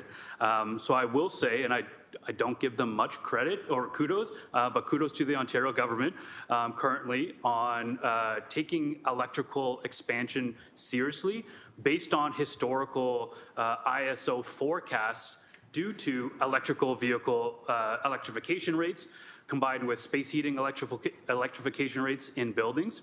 And so through the ISO RFPs, we want to take advantage of provincial funneling into Hamilton on clean forms of energy, like battery, like renewable. And I think through planning committee, you took a very good step in that direction.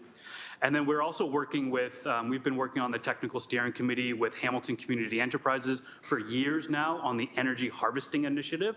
And I'll say that's an important, very important piece, not only for decarbonization, but through cost avoidance of the electrical infrastructure build out.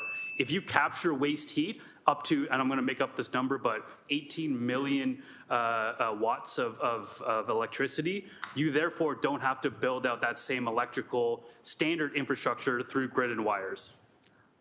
Hopefully that answered a little bit more, provided more context from the ISO perspective. Thanks. Yeah, I guess the question is the stability to ensure that electrical production is there, and with the large battery plants, the safety of those large battery plants, because when those plants catch fire, the runaway fire, the toxic fumes that come off are very dangerous. And so where those battery plants are going to be placed, I will be watching very carefully, because I've seen them in the States go up and they have to evacuate neighbors, or they have to shelter in place, and it's not good. So while the technology is improving, there are still some real challenges with that technology. Thank you. Pauls. Thank you. I just want to say through the chair, about 6 months ago, I sent you an email I received from one of not my resident, actually it was from Lancaster, and he talked about emission increase, why it's increased, and he said, we're slowing down traffic at a standstill. We're not turning right on red anymore. Speed bumps are everywhere, narrowing streets, and he went on and on. He's an engineer, I know, and also not only he does stats. He said not only is loss of wages with all this, not only time consuming, but also it increases emission. My question to you, have you read that report that I think I emailed it to you, and have you done a study about what we're doing? We're slowing down traffic at a standstill everywhere. We're trying to get people off cars, so we're making sure people don't go past 30, and it's so anyways, I was wondering if you did receive that and if you did answer that gentleman. Yeah, so through the chair, Councillor, I am aware that there have been challenges with traffic gridlock. And I'm going to also give, if Director Malloy is on the call, I'll give him a chance to respond as well. But I think as a society, we're shifting away from, we're trying to enhance quality of life in our communities and address these kinds of challenges. And I'm going to say too, I think we need to acknowledge that we've seen risks associated with, the reduction in the speed limits is for good reason, to keep people safe on our streets. So we've had transitions for that reason. And I know there's been lots of conversation about reconfiguring our streets to facilitate flow, but also to encourage people to make other choices. So one of the challenges that we have had is that, people have become very car dependent. So how do we reimagine our communities so that people aren't being either forced or too easily choosing to get into a vehicle to move everywhere that they need to move? Because that has implications too. But I'm going to, I don't know if Director Malloy is on the call, but he probably can tell you more about just different street structures and how those are set up to deal with flow or to, is he here? Oh, he's right there. Okay. Oh my goodness, Steve. Sorry. So through the chair, Linda, I did my best to hide, but unfortunately found me. Sorry. So through the chair, to answer the question regarding each individual has a different perspective of their experience of traveling through the city. So I think in this particular case, it's really the quantity of vehicles and not necessarily the way that we've established our streets and how we want to build our streets. Because effectively, you have to balance everything. Everything's a balance and trade-off. In this respect, slower streets and right turn on red restrictions are safety precautions to make it safer for citizens to travel. And as Linda had mentioned before, that transportation justice to provide those options and opportunities for many other modes to navigate through the city. In terms of emissions, again, there could be individual corridors where that could be occurring based on the vehicle types that are being used and the number of vehicles in any given corridor. But as a whole, I think as a city and the lens that the direction that we've been given is to be a more multimodal city is intended to offset those challenges with those types of corridors by offering other mobility choices and to have a more positive effect on the overall emissions and impact to climate change. So I agree safety is number one, but my question was, are all these things that we're doing causing more emission? And I asked, did you do a study? Is it true that the slower the car goes, the narrower the streets are, the more congested? I know we want everybody off the, not to drive car, but my question was, have we done a study that it is true? Because this gentleman emailed it to me, I emailed it to you, I even emailed it to a few others, but I didn't answer him. I said, oh, it makes sense, the slower the car. So have you done a study that it is true that we are dirtying our air, more emission because of what we're doing? So we want safety, but then, we have to do this, so we're not helping the environment. So through the chair, I'll take another crack at that to clarify my previous statement. So the speed of the vehicle is not the driving factor of emissions. It's the number and quantity of vehicles on a certain corridor that would drive the emissions. And that's not necessarily based on the slower speeds. Well, if you say I didn't do the study, I'm just saying that email was so revealing to me when I was reading it that I just wanted an answer.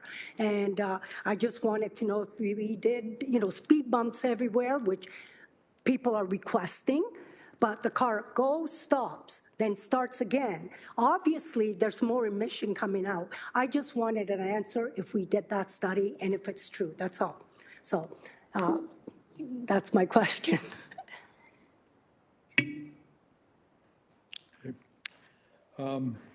Councillor Maureen Wilson.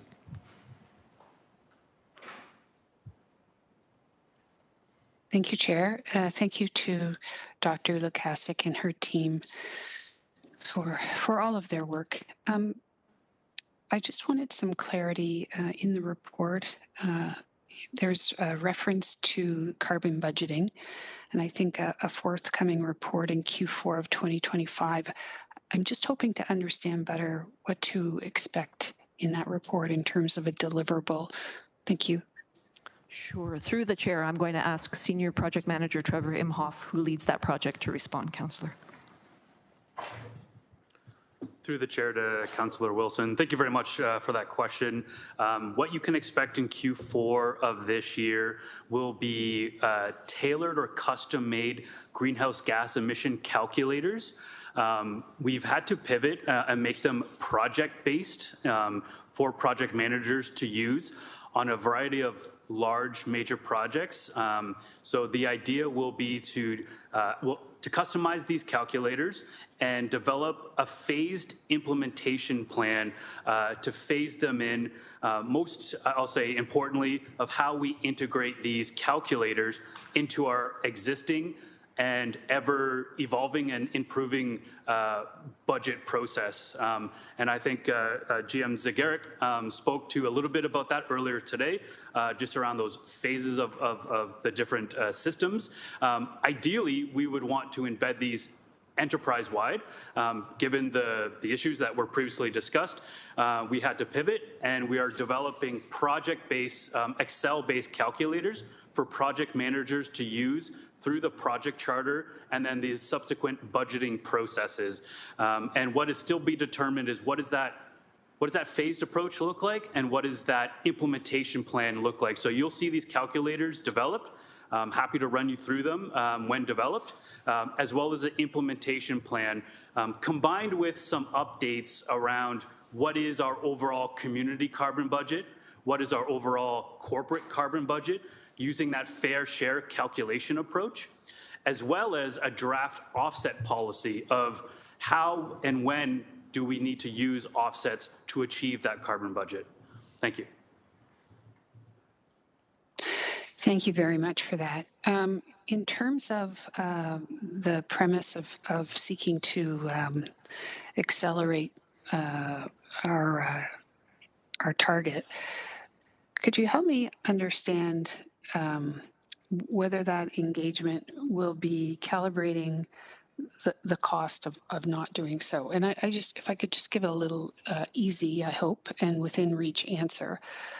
I notice we've all been in receipt of emails from recreational services talking about wading pools being shut down, Soupy's not being able to be on duty.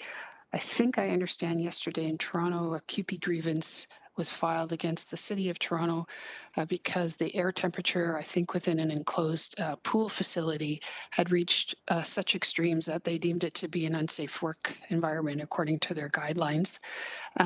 Those now become static assets that the public has already paid for or is continuing to pay for in terms of its capital. Would you be able to offer any insight into that, whether A, we're keeping track of static assets that are not in operation?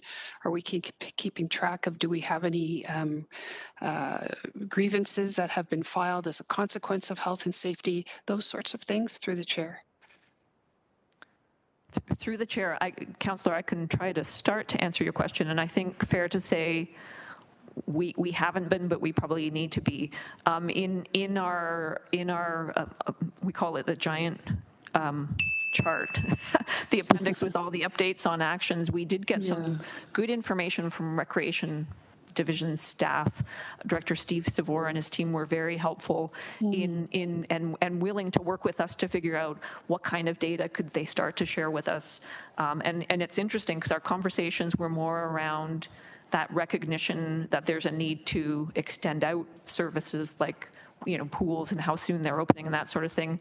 It feels like this year, it's climate, right? There are these emerging issues that maybe we didn't anticipate, and I think what you're raising is one of those emerging challenges that we probably do need to be talking about, because it creates huge issues. And I was listening in Toronto, I think it was something like, what was it, 45 degrees 45 degrees, Celsius yeah.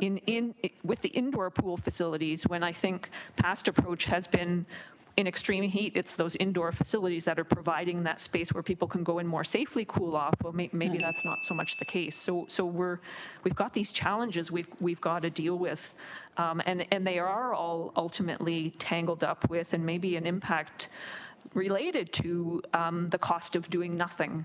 And I will say very briefly that we are in the Office of Climate Change Initiatives midway through updating a cost of doing nothing assessment for the municipality that may not get to the details that you're raising, but we're hoping will continue to shine a light on that reality that if we don't stay the course and remain committed and demonstrate leadership, it's just going to bring more challenges into the future. And I will share, since we're reporting on 2024, the Insurance Bureau of Canada, they track these impacts very closely. $8.5 billion in claims across Canada, the highest ever. So we know climate is costly, for sure. So I hope that answers your question, but definitely we'll keep that piece on our radar. I think it's an important one. Thank you. My final question is, and I may have missed it in your engagement with Councillor Nan, and of course her leadership on FCM and your desire to move forward on applications there through their fund. I thought I read in the report or saw in the presentation, Dr. Lukasik, reference to the possibility of starting a green infrastructure fund here within the city and using that equity perhaps to further enable, if you will, capturing other funding sources. I'm wondering, did I misread that, or did you answer it and I just didn't understand it? Thank you, through the chair. Through the chair, I love that idea. I think it was more, we were reporting on, we do have an internal working group. So Catherine Winkleman from our team has convened staff from across a number of different divisions, and they're all having great conversations about innovative green infrastructure and what we might do in Hamilton. So one concept, for instance, that they're actively exploring is the idea of Montreal-style sponge parks, but paying attention to different considerations, everything from climate justice, where do we need more green in the city, to Hamilton water staff sharing information around where could we place one of these sponge parks and really help with stormwater management challenges in the city. So considering layers of needs and figuring out where we might put these, but also having conversations around how do we make these happen in Hamilton? And then once they're in place, who's responsible for what ongoing? So that working group is definitely exploring all of those kinds of pieces. Thank you. Thank you, Chair. Thank you again to the team. If I could just offer a comment, I actually agree with Councillor Jackson that folks are necessarily concerned, and I think the mayor spoke to it when we were talking about the procurement decision on where we buy, about this very tenuous economic time that is leading us to be concerned and worried, and we're not purchasing. We may be propelling ourselves into a recession as a consequence of that nervousness. And I suppose I would argue, and I know Dr. Lukasik has done so very well, that that's one of the more reasons in which to invest strategically to offer people choices because of the concern with affordability. And of course, I would be remiss if I didn't say an e-bike is way cheaper than an e-vehicle. Thank you.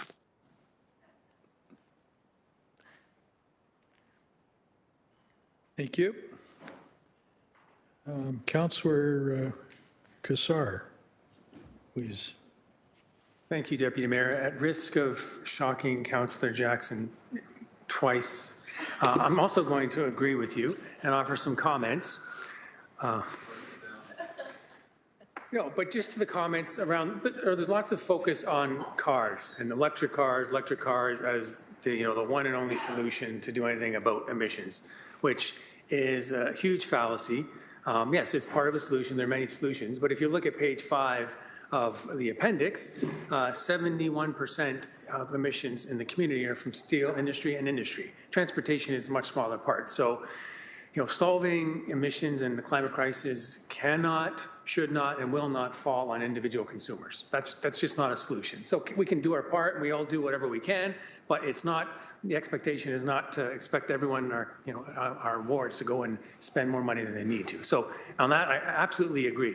I think that's just important. It's just not about cars. There's a lot of structural things that need to happen by governments, and as Councillor Wilson pointed out, our municipal government here as well as provincial and federal. So, and to the benefit of everyone. It'll be difficult for sure. But one great example I wanted to point out, and I'm happy to share any more on this with colleagues here, and I'm sure Dr. Lukaszik's team would be as well. There are many examples out there of really positive things happening. And one that is phenomenal is in Paris. Under the leadership of Marianne Hidalgo, over the last decade or so, the amount of emissions reductions that they've achieved there by giving people alternatives, which we're talking about here. People have alternatives, they can be cheaper, it's a much better quality of life. So it's not as simple as, just do things that are common sense, to the example Councillor Pauls was talking about. Because when things, the more complicated things get, the less sense about them is common. Right? So we're talking about transportation, climate, very complicated, right? So it's impossible to boil it down to something very simple and say common sense, because there are people who spend years and years and years in schooling and research papers and careers. It's very complicated. So I think one, we need to acknowledge that it is very complicated, and two, listen to the people who have invested that time and figure out how to make the best decisions for us as a community. So if you'd like to respond, Dr. Lukaszik, but I think that was just important to say, listening to the conversation here today. Through the chair, totally agree with you, Councillor. Absolutely. Yeah. Yeah, and I also appreciate your comment just around, that pressure on individuals to make change. I mean, I think we all do need to do what we can do, but it is certainly important, especially in Hamilton. We've got that unique situation with, our greenhouse gas emissions inventory community-wide being, largely made up of industrial contributors, some of whom have made some big commitments, and we're going to see big positive changes coming. But we need them to step up and do what they need to do to help us collectively as a community move in the right direction. So.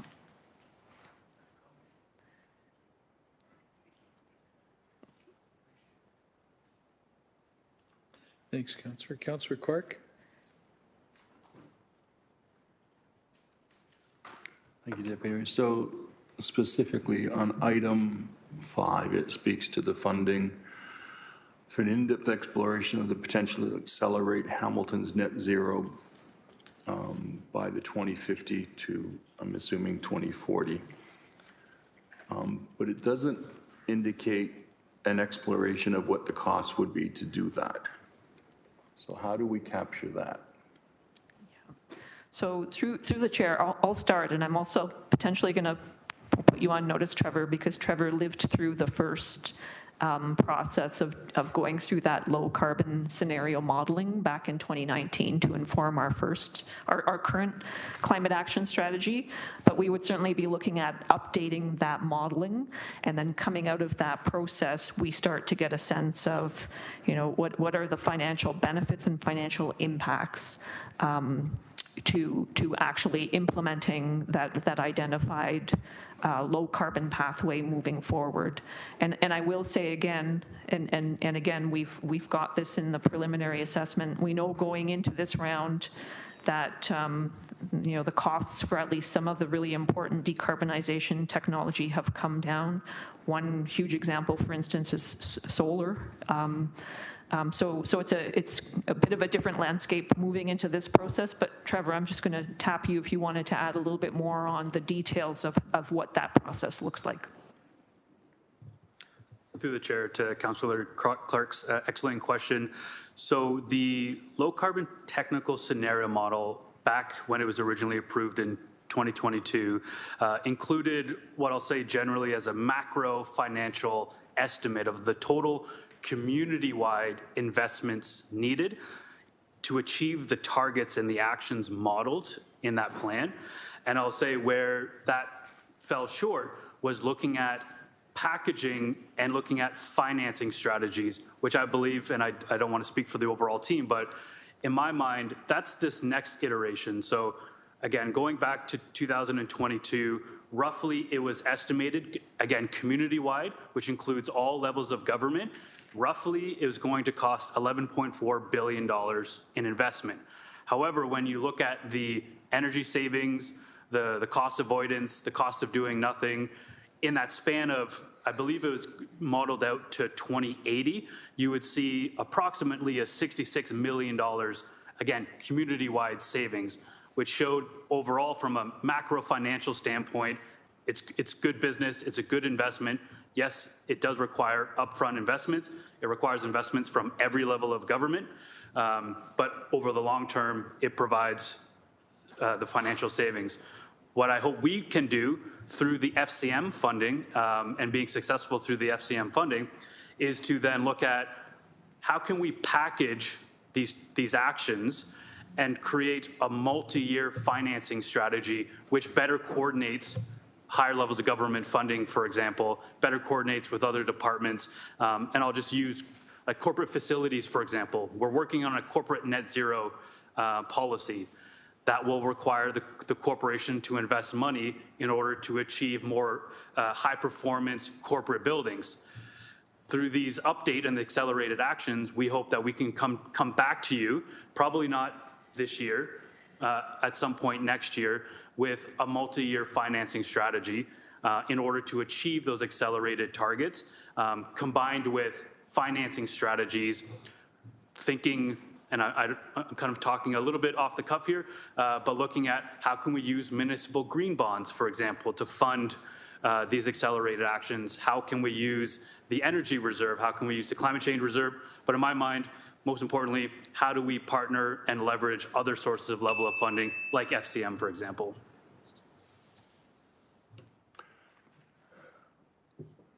So I'm still trying to understand how number 5 gets us there. So it's updating the low carbon scenario modeling for Hamilton, utilizing insights provided through this process to update both the community energy emissions plan and the climate change impact adaptation plan. You're talking $11 billion worth of costs to get where we are, if I understood correctly. And I can tell you from a financing standpoint, the city of Hamilton does not have the wherewithal to do that kind of work. And I don't know how the industry are going to do that kind of work. And I don't know how the municipality could force industry to do that kind of work. So help me understand how the municipality, who is now punching above its weight regularly, can really force industry to do what they need to do, given that their emissions are much higher than the transportation sector. Through the chair, if I may respond to Councillor Clerk's question there. To answer your specific question, how can the municipality force industry? I think we all agree municipalities have very little to no jurisdiction. Coming previously from this team, I worked in air quality and climate change and public health. Worked very closely with some colleagues in Ministry of the Environment, for example, on industrial emissions and monitoring. The regulating authority, as I know all of you know, is the provincial government as it relates to air quality and emissions from industry. I will point out, and Dr. Lukasik alluded to this in one of the slides, is one thing that was not modeled because it was not shared with us was the decarbonization strategy of specifically ArcelorMittal Dofasco. And I could be getting this number wrong, but roughly there was a combined investment from the province and the federal government of roughly $1 billion. I think others probably know better than me on what that exact number is, but that's already a $1 billion investment that wasn't included in that original community energy and emissions plan. So we see we are already seeing somewhat accelerated action on decarbonization. And in this future update, we hope to package these actions and come forward with a multi-year plan that not just for the municipality to invest in, but looking at all levels of government funding and private sector for that matter, looking at private equity investments. There are large companies or large organizations that are backed by pension funds, even from pension funds in the Netherlands, looking at accelerating utility-grade geothermal power, for example. So it's those type of innovative, multi-layered financing strategies that I would hope we would be able to, maybe not 100% commit to, but package those up in this update in that number 5 would get us there to talk to the experts, to package those actions and the corresponding investments in order to lay out what I'll kind of call like a 5-year climate change master plan that says here are investments that we want to make to help accelerate our greenhouse gas emission reductions that will achieve that accelerated target. So Deputy Mayor, I'll support the recommendations that are here today, but I have a lot of concerns about who's going to fund it. And I am becoming increasingly concerned about the city of Hamilton taking on more and more financial obligation for what ostensibly should be provincial or federal funding. And so without having that information, I'm going to be hard pressed to go to the next phase after this one. With regards to green bonds, yeah, I'm going to have to bring some information that shows where that has actually worked, because in the Canadian environment, I'm not sure where it's worked. I'm not sure of any municipality that has been successful with green bonds. And so we would need to have that information as well. So I understand doing nothing is not an option, but we're not doing nothing. We have already committed to do something. You're now asking us, before we even see the outcome of what we have committed to do, to accelerate it by an additional 10 years. And so I will need more evidence and proof for the financing on that before I will support that. Thank you. Okay. There are no further speakers. So, Clerk, do we have a motion on the floor? No, we didn't get one before, so we'll need a mover and seconder on the recommendations and on receiving the presentation. Okay, moved by Kassar, seconded by Alex Wilson. This will be an electronic vote.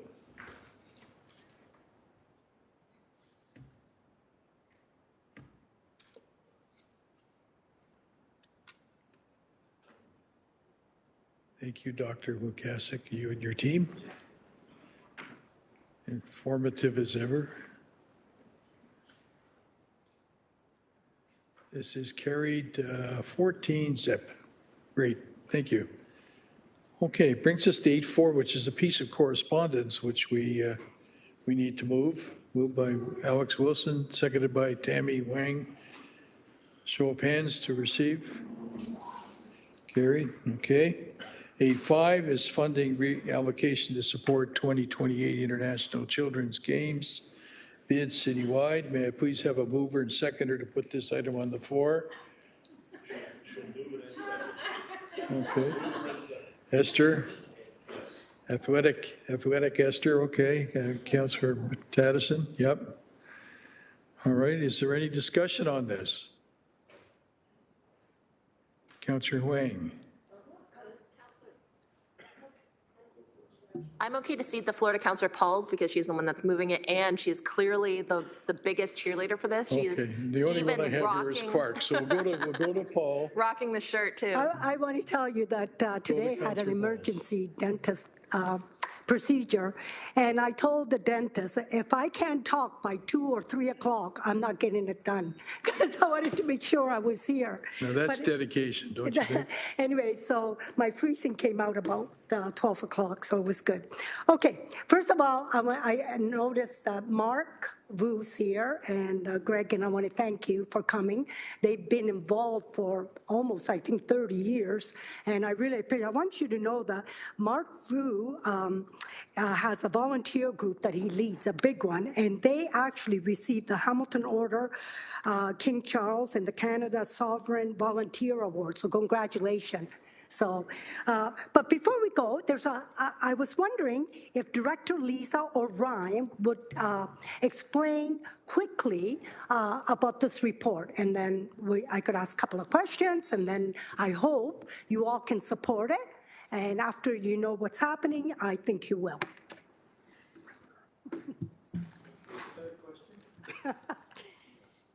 Okay, well, that's a good question. Let's get a good answer. Go ahead.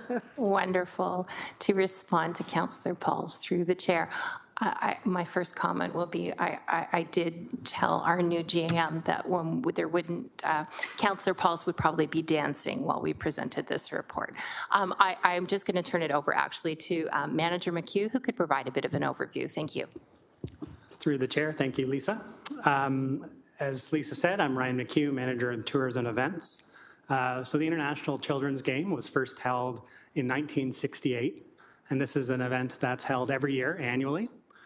It usually consists of 1,000 to 2,000 athletes from over a dozen countries around the world. Hamilton's actually hosted this event twice, so we hosted in 2000 and 1994, and I know both the gentlemen up there could probably speak to that better than I could. Speaking with the International Children's Games Federation, they have a lot of interest in 2028 coming back to a North American city. So the games are in Estonia this year. Next year, they'll be in Taiwan. They'll be in a European city the year following, which hasn't been announced yet. But they've not been in North America for a number of years. And given Hamilton's strong track record of not just hosting successful international children's games, but other sporting events such as Grey Cups, Canadian Opens, they are very interested in us submitting a bid. So this report seeks authority to do a few things. So first is allocate $500,000 of municipal funding to the purposes of executing this game should we be successful. And this is a reallocation of funds. Council had already allocated these funds from a tourism reserve for the purpose of bidding on a Briar, so that's a men's national curling tournament. Speaking with Oakview Group, that event is 10 days in March and 9 days of setup. They couldn't allocate the building for 19 days. In March, they're, as they've publicly talked about, looking to secure an AHL hockey team, have a number of concerts.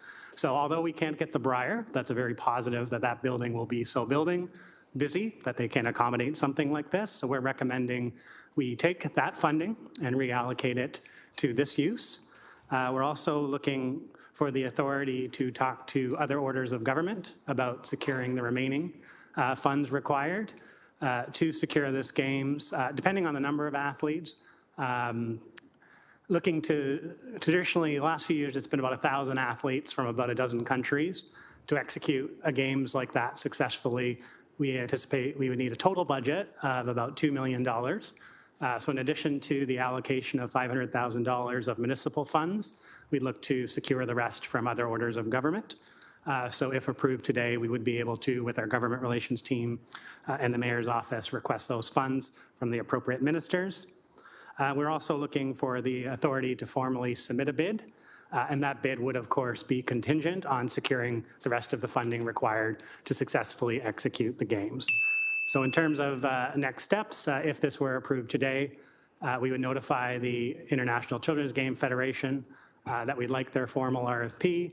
We would reach out to the appropriate ministers to secure, or at least request, the funding of other orders of government, and formally submit a bid contingent on securing the rest of that funding.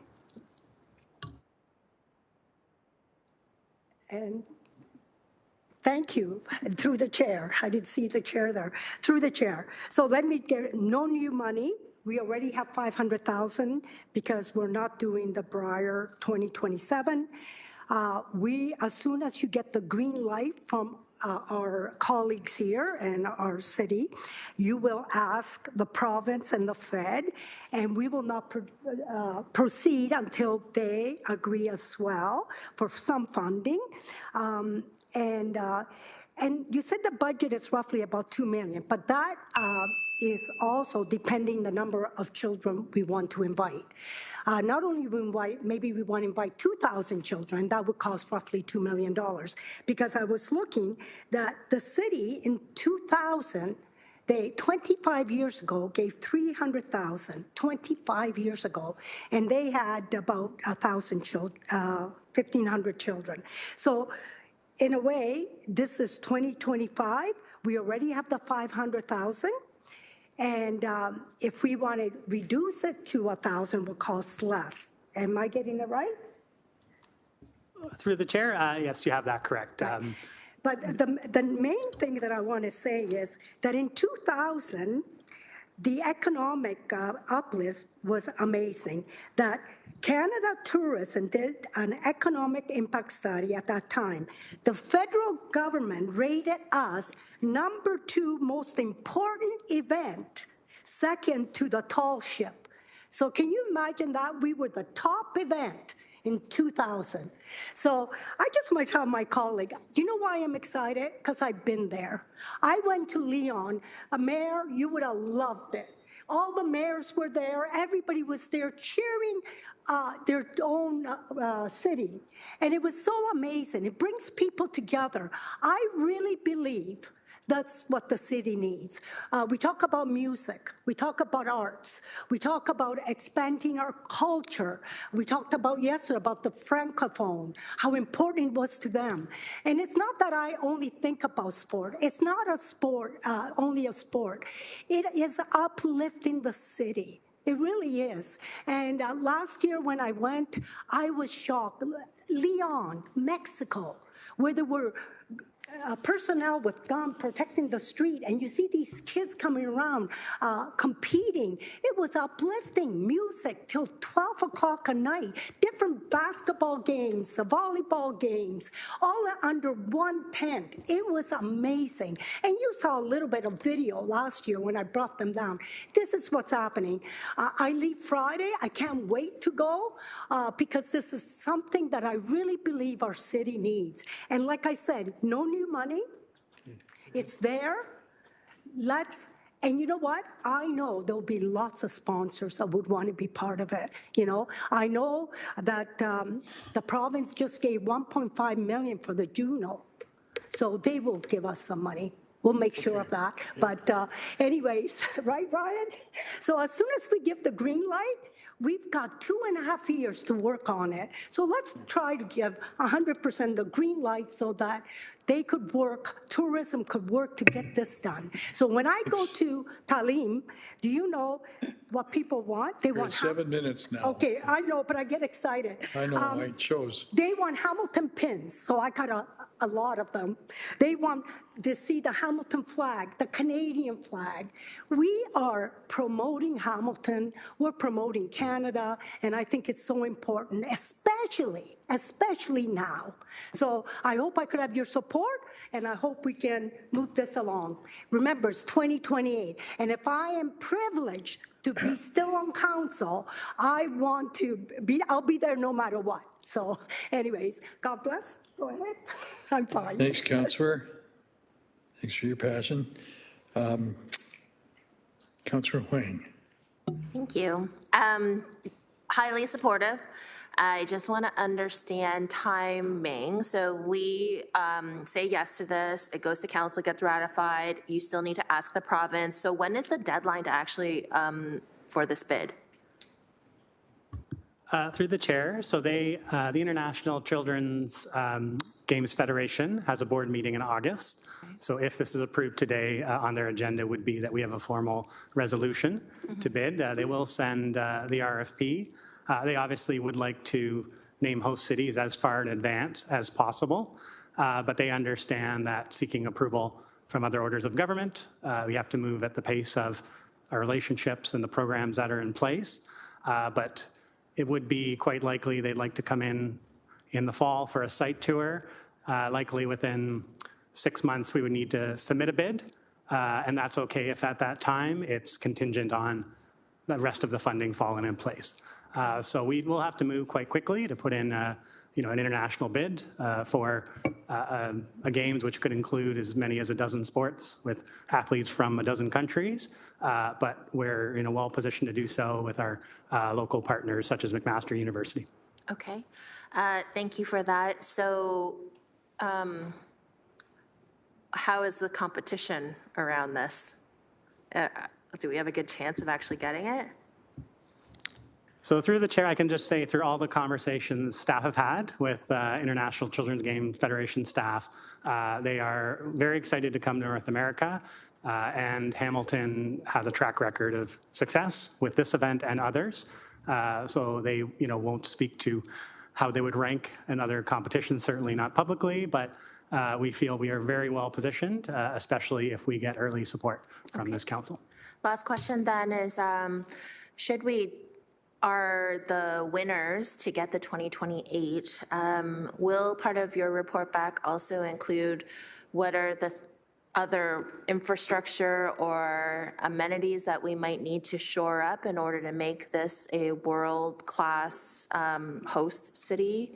I just think that we've also had a lot of conversations around asset management and state of good repair, and we also want to make sure that we're showing off the best of what we have here. So is there another report back that might talk about the things that we might need in order to make us look good? So through the chair, so at the moment we are looking to utilize existing facilities as much as possible. A lot of the expense of hosting this games is transporting people from the airport to where they're staying, which we're recommended is McMaster University. As much of many of the events as we can host on McMaster's campus would really keep costs in check, but we do appreciate we have some great investments in our stadium and TD Coliseum, so that we certainly explore opportunities to host there. But at the moment, we would not tie any funding requests to any other capital ask, but if council were to direct us otherwise, we would certainly take that direction. Thank you. Those are my questions. Thank you, Deputy Mayor. Thank you, Councillor Wang. Councillor Maureen Wilson, please.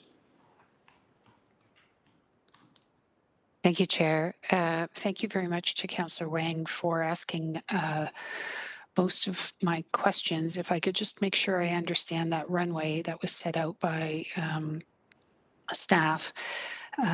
So a formal resolution goes to the board this August. I thought I heard that these people will be touring the sites of all of those municipalities or city who have submitted a bid.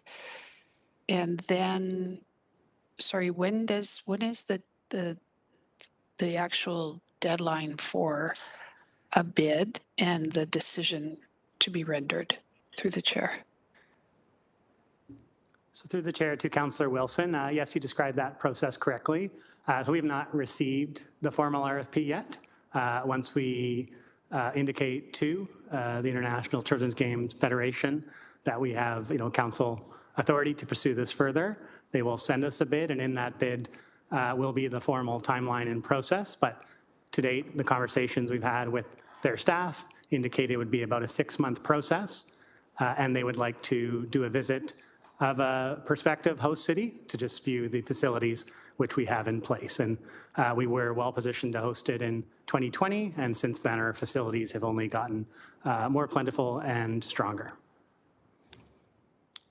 And I'll just, as well, just to make sure I'm answering this fulsomely, in terms of an award, they would, from what I understand, they'd like to be in a position by next year's games to award a host city for 2028. So that would be presumably August 2026, where they'd want to be in a position to announce the next host city.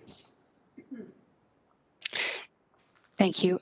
I'm just trying to understand, and I did appreciate that detail again further to Councillor Wang's question about if awarded, if the City of Hamilton is successful in securing the award, what infrastructure or amenities need to be shored up. And I thought I heard staff say not much. It's the bulk of the cost is associated with transporting the athletes in and around the city.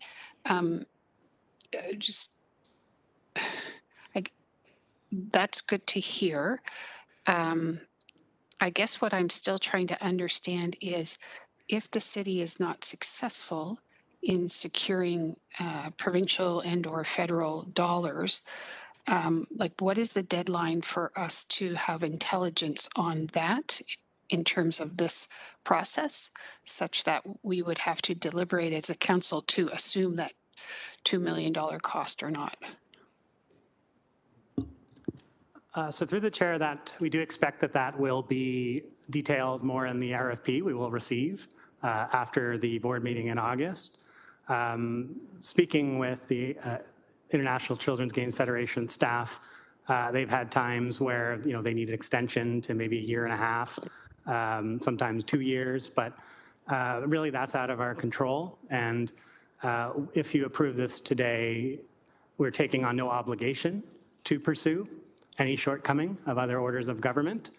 If, as staff, we're feeling that other levels of government aren't signaling positively that they would come to the table to support the remainder of the proposed budget, we'd certainly report back, but nothing in front of you today would lead the city picking up the rest of the tab. We will not be committing to that. In our bid, we'll indicate here's the funding structure, and our bid is conditional on securing those funds, and if we were not to receive that, we would certainly come back to GIC to report on any shortcomings with options.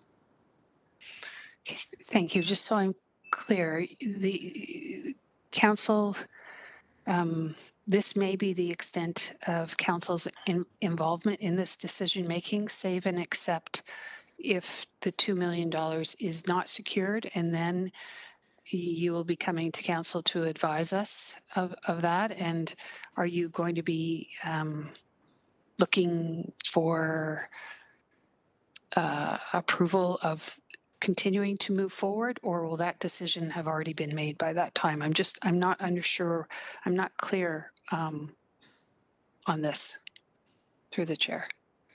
Through the chair, so we're proposing a similar process in which we recommended when pursuing the Junos. So we're looking for council authorization to formally respond to an RFP, council authorization to seek funding from other orders of government, and if we're successful in both winning the RFP process and securing the funding, we're looking for authorization to execute all of the agreements required to host the game.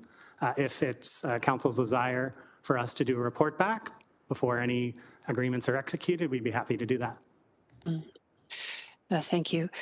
I appreciate that. I think that might be appropriate, but is there any one who might be able to comment on asking the federal or provincial government for $2 million, what that may or may not do to our priorities already set out, I think, in our recreational master plan or our intergovernmental work? Does it crowd those asks out? Who is going to decide what falls off the list, if you will? So if I could respond through the chair to the councillor, we would be requesting this through an appropriate fund that is designated specifically for sport tourism. In that way, it doesn't compete with other asks of the province. Thank you. Okay, sorry, I think I'm off time, but to that point, thank you, Director Abbott. That fund is specific to hosting sporting events. It's not specific to the updating, if you will, of existing municipal assets, for example. To respond through the chair, that is correct. It is done through a different ministry and has its own separate minister. Thank you. Thank you. I only say that as going back to my very brief stint, which I enjoyed very much at Roma when we were pursuing money from a particular minister, and he was not open to it, and he told us emphatically that we missed the boat and the money was all gone. So I was just concerned that something was going to have to fall off our list. Thank you. Thank you, Councillor. Councillor Clerk. Thank you. So the recommendation, while it says, I believe, up to, I think was the terminology for the up to $500,000, it doesn't speak to who backstops the games if there's losses. It doesn't speak to whether or not the city is going to be expected to pay more. Happy to respond through the councillor. So it is up to $500,000 to proceed to the next step. There still is a lot of work to do in terms of developing a fulsome budget should we have the indication that we're going to proceed to the next stage. It will also require robust conversations with our partners at McMaster University and Recreation to ensure that we have all of the necessary pieces to put in place to be successful in pulling off this event. We do have an excellent track record. The games themselves also have an excellent track record. It's estimated that the economic impact of these games in particular is in the realm of $5 million. So there is a lot of homework that needs to be done. However, before we get there, we are very much in the initial stages, and as Manager McHugh mentioned, this does not mean we are spending the money up front. All we are doing is allocating and indicating to the games that we have a sufficient start to continue our conversations. Thank you. So the $5,000 is for the bid document, or is the $500,000 the payment to the International Children's Game to participate in the bidding? To respond through the councillor, it does not leave the city's fund. It is merely the ability to be able to say to the International Children's Games, we have the support of council and we have allocated this funding should we be successful in moving forward to the next stage, should we be successful in obtaining additional funds from other levels of government. Thank you. Thank you very much, Lisa. Thanks, Councillor Clark. And now to the mayor. Very briefly, just because we're going to AMO in about 2 weeks, I think, 2 weeks or so, which minister should I be talking to and stopping in the hallway for a quick chat? To answer through the chair, that would be Minister Cho, and we have already identified that on the AMO agenda. Awesome. Thank you. Thank you. Oh, my apologies, Minister Lumsden. Thanks. Even better. Thank you. Thanks. I don't see anybody else on our speakers list at this time. And so we will now go to the electronic vote. And since my electronics are a distance from me at this time, I'm in favor.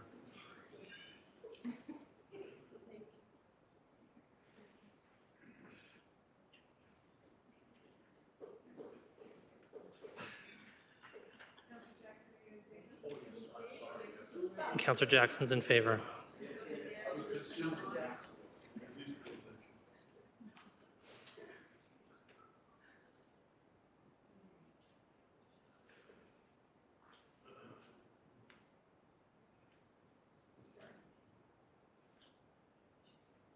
And that carries 11-0. We're on to item 8.6, the Business Improvement Area Subcommittee Minutes, BIAC 25007 from July 15th, 2025. Can I have a mover and a seconder to put the report on the floor? Moved by Councillor Cassar, seconded by Councillor Alex Wilson. Any discussion on this item? Seeing none, we'll go to the vote.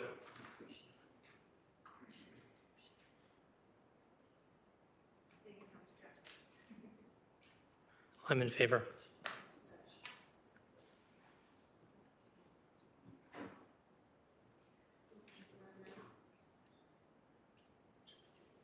That's carried 10-0. On to 8.7, which are amendments to the outstanding business list. You can see them there on the agenda. At this point, I need a mover and seconder to put the amendments on the floor. Moved by Mayor Horvath, seconded by Councillor Alex Wilson. Is there any discussion on the amendments to the outstanding business list? Councillor Spatafora. Thank you, Chair. Just two questions for, I would think, GM Zagarek. I see that one of the motions I brought forward about open capital projects has been moved to October 22nd. Two questions. One, are you hoping we're going to have this information prior to the budget? And two, you're not seeing any reason why this is going to go from August 30 to October 22nd to January, February. If you can just give me a little bit of comfort, as Councillor Jackson asked for, from time to time, please. Sure, and just for those following along, this is 8.7B, sub C. And at this moment in time, General Manager Zagarek has stepped out of the chamber. And so what we'll do right now is we'll come back to that question if it's okay with you. We'll wait a second. If he's not coming back in, then we'll come back to the question. Whatever you want, Chair. I'm in your hands. Okay, just a moment.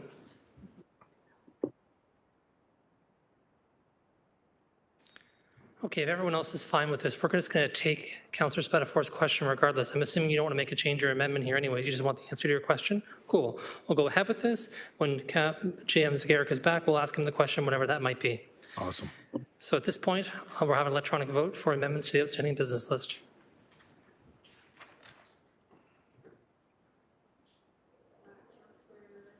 I'm in favor and Councillor McMeekin is in favor. Mayor Horvath's in favor.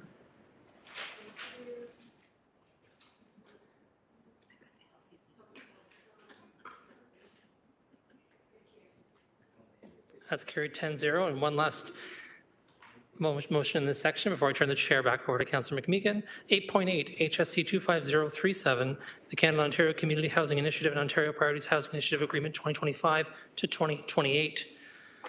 Can I have a mover and seconder to put this item on the floor? Moved by Councillor Huang, seconded by Councillor Alex Wilson.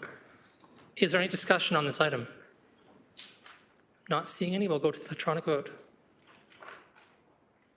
I'm in favor. Councillor McMeekin is in favor.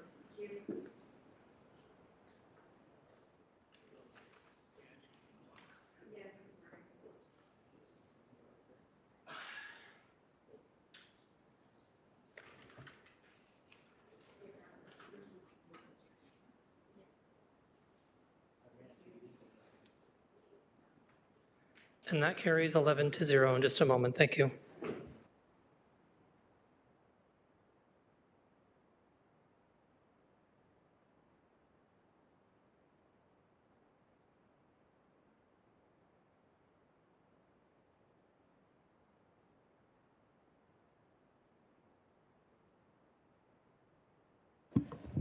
Councillor Spatafor had a question for you. Hey, GM Zagarek. Quick question about the new date on the open capital projects report. I see it's been moved to October. Do you have any concerns that you won't be able to meet that date, similar to the concerns you had, which obviously made you move the date, just in terms of coming before the budget and any other issues that you may see? Through you, Chair. Yeah. Through the chair, no concerns at this time with respect to the October date. The need is competing priorities, the outlook report, the 2025 variance report, and apologize, there's a third report that staff are working towards in September as well. Hence the request to bring that report forward in October. Thanks, Jim Zagarek. Good. Thanks, Chair. Okay. Clerk, we're on what item now? 9.1. Okay. Motion to effect grant payment under the approved environmental remediation and site enhancement erase redevelopment grant application for 3311 Homestead Drive, Mount Hope. Councillor Taddison, would you like to introduce your motion? Thank you, Chair. I would. This is moved by myself, seconded by Councillor Kretsch. Whereas the environmental remediation and site enhancement redevelopment grant application is intended to provide tax increment-based grants towards costs required to remediate historical environment contamination on brownfield sites in support of their redevelopment, reuse, and generating new municipal property tax revenue through increased property assessments. I'll skip a few down to some more important ones. Whereas the owner has fully remediated the site and successfully filed a record of site condition with the province as required under the program, but has not fully built out the site as originally intended due to current market conditions. Whereas the 45 condominium units completed to date in Phase 1 have been reassessed by Municipal Property Assessment Corporation, which has resulted in a municipal tax increment, new tax revenue for 2024 of $190,484.02. And whereas the new municipal taxes generated from the site are sufficient to fund the entirety of the council-approved erased redevelopment grant, despite the site not having been fully developed as planned. Therefore, be it resolved that notwithstanding the program term requiring that 75% of all condominium units in a planned development be reassessed by Municipal Property Assessment Corporation, the general manager of the Planning and Economic Development Department be authorized to advance the erased redevelopment grant not to exceed $91,681 to the applicant 1804482 Ontario Limited, provided all other terms and conditions of the erased redevelopment grant program and the applicable erased grant agreement executed with the applicant are maintained. So, I'll say this, in our city, the purpose of the ERASE program is to support the cleanup and redevelopment of the brownfield sites. It revitalizes underused abandoned land. It promotes sustainable urban growth and infill development. It supports environmental economic renewal. It helps reduce urban sprawl, and it boosts property values and tax revenues. This motion is about the ERASE redevelopment grant program that offers the tax increment-based grants to developers. This motion recognizes the builder has reasonably fulfilled the spirit and the purposes of the ERASE program that I just listed before and has met most of the conditions required. The builder is seeking relief from one condition, that being 75% of the units be completed and assessed before the grant is given. I'm sponsoring the motion because the entire property has been cleaned up and remediated. The taxes have already been collected from the homes currently completed in the development and have more than covered the grant amount. I worked this motion through ECDEV staff and I ran it through legal before bringing it forward today. ECDEV staff stated the intent of the ERASE grant program terms will be maintained. And in terms of precedent, ECDEV said it was not overly concerned since the program description and terms are not being amended, and they noted that they do not have a lot of phase developments to which this type of relief would even apply. Legal had no concerns after they spoke with ECDEV. The city has received the benefits of a renewed, revitalized brownfield. There's no risk in terms of precedent. Costs have been covered by the homes already built, so it seems reasonable to me to bring this motion forward concerning this development in Mount Hope. This is a family-run local builder that takes on smaller projects, constructing about 20 homes a year. I hope that makes sense to my colleagues and they can support. Thank you for your consideration. Thank you, Councillor. Councillor Cretch. Just briefly want to just echo partly what Councillor Chattison was saying and the fact there's going to be a review later on. I just want to highlight that point, that if there's some concern about this very small amount of $98,000, it'll be taken into the context of the review on the policy. And just for some comparison, usually downtown we're talking about erased development grants that are in the hundreds of thousands or millions of dollars. And so the person's already done the remediation. They're going to be putting the rest of the properties online on that property eventually. I don't think it's a big deal to do this. And again, staff don't see it as a risk, or they see it as kind of a one-off situation that they're going to evaluate when they look at the policy later this year.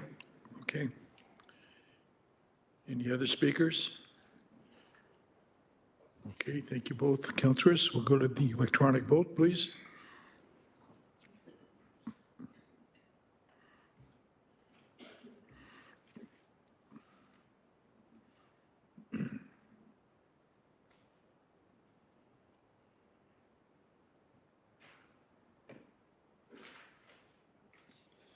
Carried 12-0. Thank you. Well done, Mark. Okay.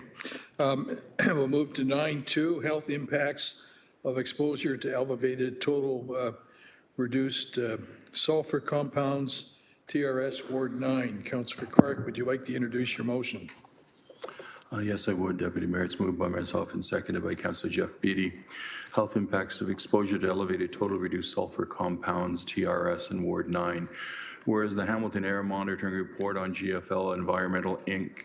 Langoon reported that over 10 hours on July 3rd, 2025, there were total reduced sulfide compounds, TRS numbers, exceeding the 1 hour criteria of 10 parts per billion.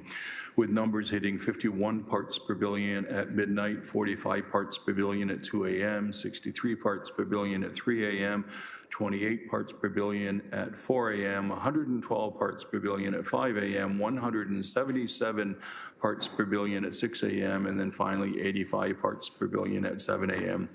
Whereas the 911 paramedic dispatch analysis for Ward 9 ambulance calls for respiratory distress, 2019 had 265 calls, 2020 had 247 calls, 2021 had 304 calls, 2022 had 438 calls, 2023 had 408 calls, and 2024 had 384 calls.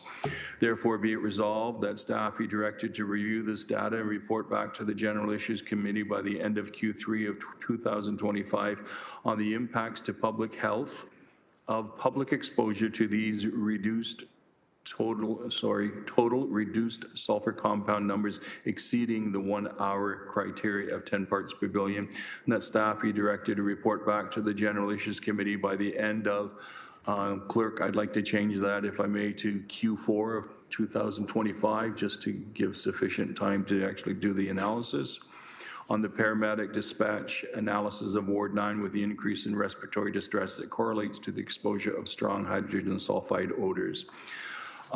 Deputy Mayor, I'll speak to it very briefly. I'm not a scientist. I've never proclaimed to be a scientist. These numbers came from the Hamilton Air Monitoring. Our resident group, STAND, through their ongoing research, found the numbers, brought them to my attention, and they were quite alarmed by the numbers because we are hearing about significant asthma and respiratory distress in the area, especially the closer you get to that landfill. The chief of our ambulance services brought to my attention that that you could do a dispatch analysis. And so I said, is it possible to do one for Ward 9 just so that we can start to see if there's any correlation of data? Doesn't mean that I can understand this data. We're asking staff to do the work and report back. I am not raising any alarm bells. I'm not being outrageous in my commentary. These are stats that we found, and we'd like to have them analyzed and reported back for the community, please. I hope my colleagues will support it. Thank you. Okay, thank you, Councillor. Any discussion on this? Councillor Kassar? Yeah, thanks, Deputy Mayor. And in the spirit of just making sure that what comes back is going to be helpful for the councillor, I just want to ask a couple of questions, not challenging at all the seriousness of the issue. I was there a couple of weeks ago and experienced the order myself and can't imagine what it's like to live with that. But for Part A here, the resolution, what will the report back contain? So it's about the public health impacts. Is it some clinical data? Is it theoretical? Somewhere in between? Just what will that look like and how will that information be actionable, I guess?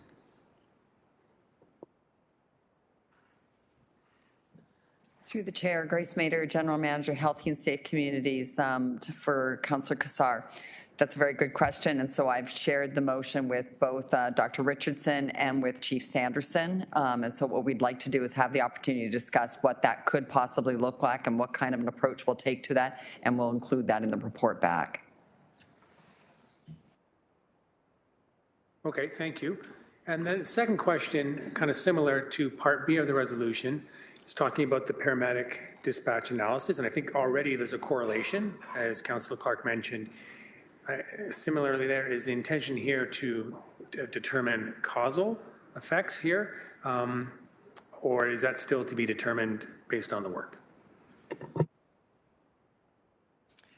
Through the chair to the councillor, I think that will be included in. I think we would also look at, are there other items that could also be included in some of that research that would help inform it as well. We'll look to some other avenues with some partner agencies and things like that to see if there are some other evidence that we can provide either to reinforce this or to offer some other causes. Okay, so it sounds like this is to get the ball going or rolling, and then there's some more work to be done based on bringing some experts into it. So I just thought it was important to kind of test what's there, because it sounds like it's a little, there's more direction that's required, and confident that it'll be figured out, but just wanted to make sure that it was going to be useful. Thank you. Very good. I'll support it. Any other speakers on this? No, so we'll go to the, yes, okay, Councillor Wang. For some reason, this isn't working. No, I didn't indicate online. Okay. I'm sorry about that, Deputy Mayor. Is there any value in bringing this report to the Board of Health Autonomous Board? Just asking the mover? I don't know. Okay. I'm asking that the professionals that work for the city review this information and tell us whether or not there is any risk or concern for public health. Fair enough. I'm in the hands of staff. I made it deliberately vague enough that I'm not trying to predetermine the outcome. I'm not trying to give a political spin as to what the outcome may or may not be. I just want our staff to review the data. And does it raise concerns for staff? And if it does, what are those concerns? And if you've reached out to other agencies and they've given you some advice, what are the things that we should be asking for to help the residents in that area if there is any public health risk? Okay. That sound? Yeah, I think it sounds like it makes sense just to see what the report back looks like, and we can make a decision at that time, and right? the city manager has the authority to say, okay, this has got to get, we got to get public health involved, whoever Hamilton want. I don't know. I honestly don't know. When they raised these numbers with me, I thought it was very curious. I thought, wow, those numbers are very high. When I talked to a few people that I know that work in that field, they said, it may not be a public health risk, but you're going to feel it. Those numbers are very high for a human to be breathing in. And so that's why I did it this way. And once again, I'm not trying to point to any specific direction. I simply want this information assessed by professionals and then report back to us. Is there a concern? And if there is a concern, what should we do about it? Thanks, Councillor. No further discussion. Let's go to the electronic vote. It's up.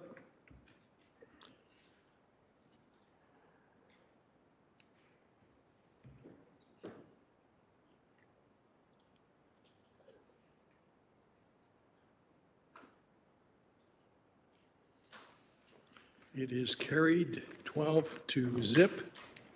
Thank you. There's correspondence related to 9.2.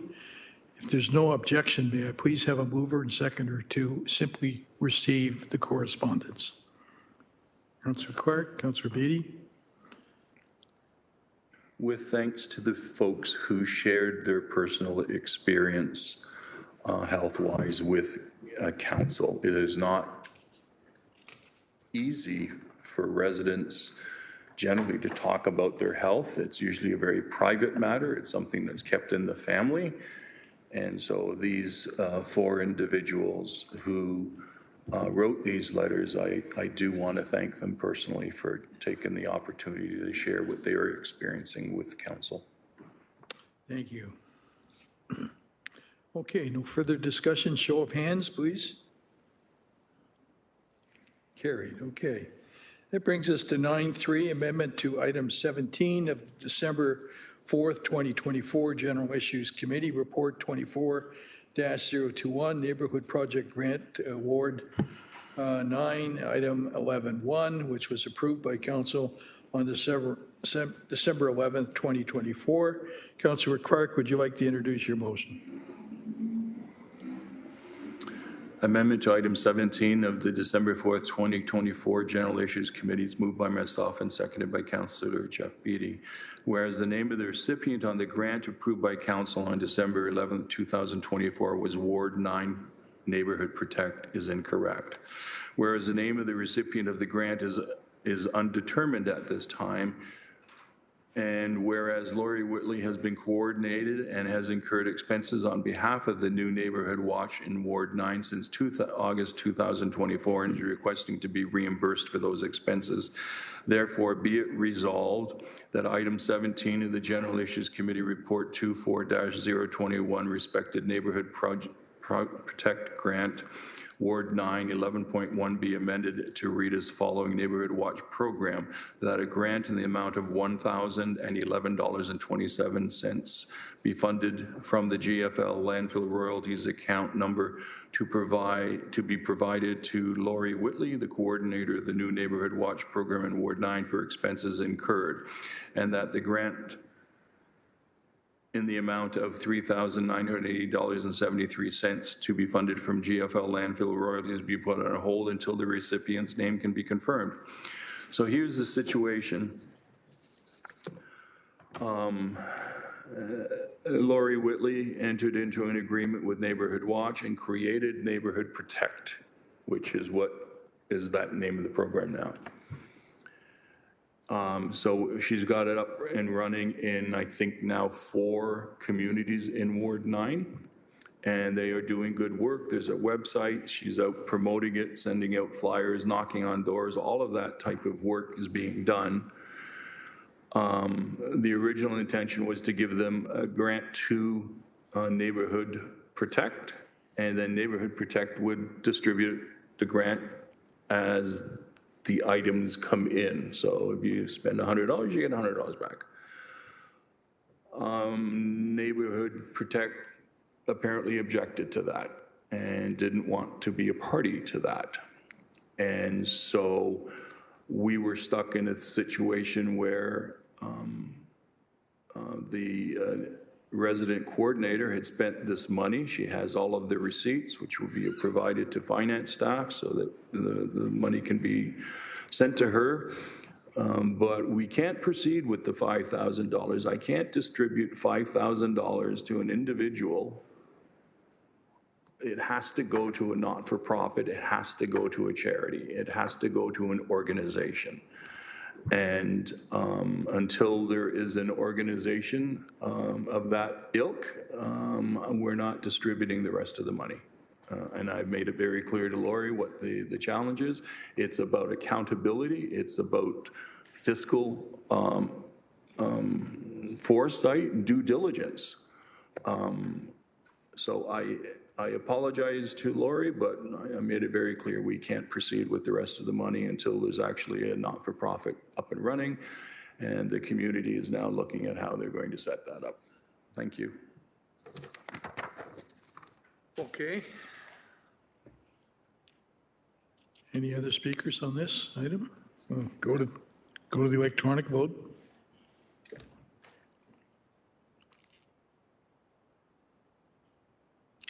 It's up.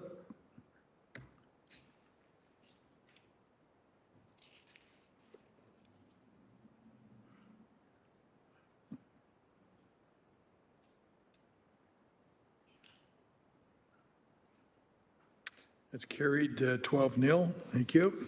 Thank you, Councillor. We're on to 9.5, funding support for autism sensory friendly light up the creek, December 2025. Are you up the creek, Councillor? Thank you, Deputy Mayor. I believe that says light up the creek, just Light so up that the we're clear. Just a weak attempted humor, I'm sorry. There we go, that's okay. I just want to make sure that it's on the record properly. I'm bringing this motion forward on behalf of my Stony Creek colleague, Matt Francis, is unable to be here. He asked myself and Councillor Spatafor to bring this and 10.1, which we'll get to in due time. and I'll read it into the record as follows. Whereas the Stony Creek Business Improvement Area, in partnership with Canadian National Autism Foundation, is presenting the second annual Autism Sensory Friendly Light Up the Creek event in December 2025. Whereas this unique and inclusive event transforms downtown Stony Creek into an autism-friendly Christmas Kringle village, providing a safe and welcoming, accessible space for individuals and families living with autism, dementia, and Alzheimer's.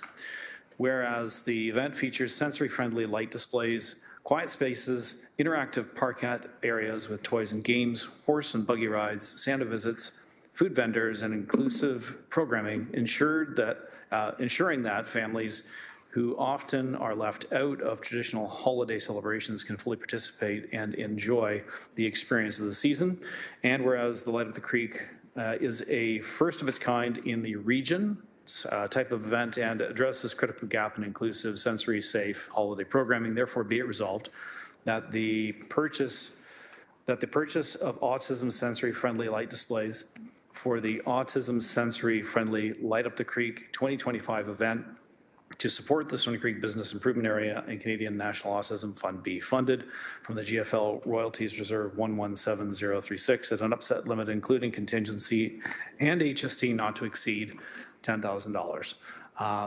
I am not able to offer any other context because the mover has the background information, but suffice to say, Chair, if I may, through you, this is one of several events that takes place in the Stony Creek downtown BIA area. And I've attended several. We share the jurisdiction theoretically between myself, Councillor Brad Clark, Councillor Matt Francis as the three Stony Creek councillors. We're all very supportive of the events that are taking place in our terrific downtown BIA area. And this is just one of many of the terrific events. We'll be speaking with another one shortly at 10.1, but hoping for unanimous support for the investment in this really, really important event that takes place supporting families with autism in our community. Okay. Councillor Clerk. Nope. Okay. Any discussion on this? I don't see any. Okay, we'll go to the electronic vote, please.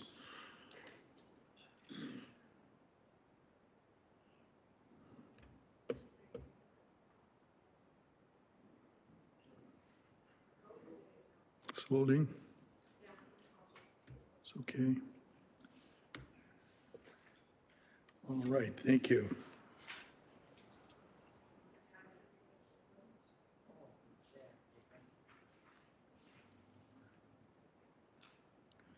That's carried 12-0. Thank you very much. Moves us to 9.6.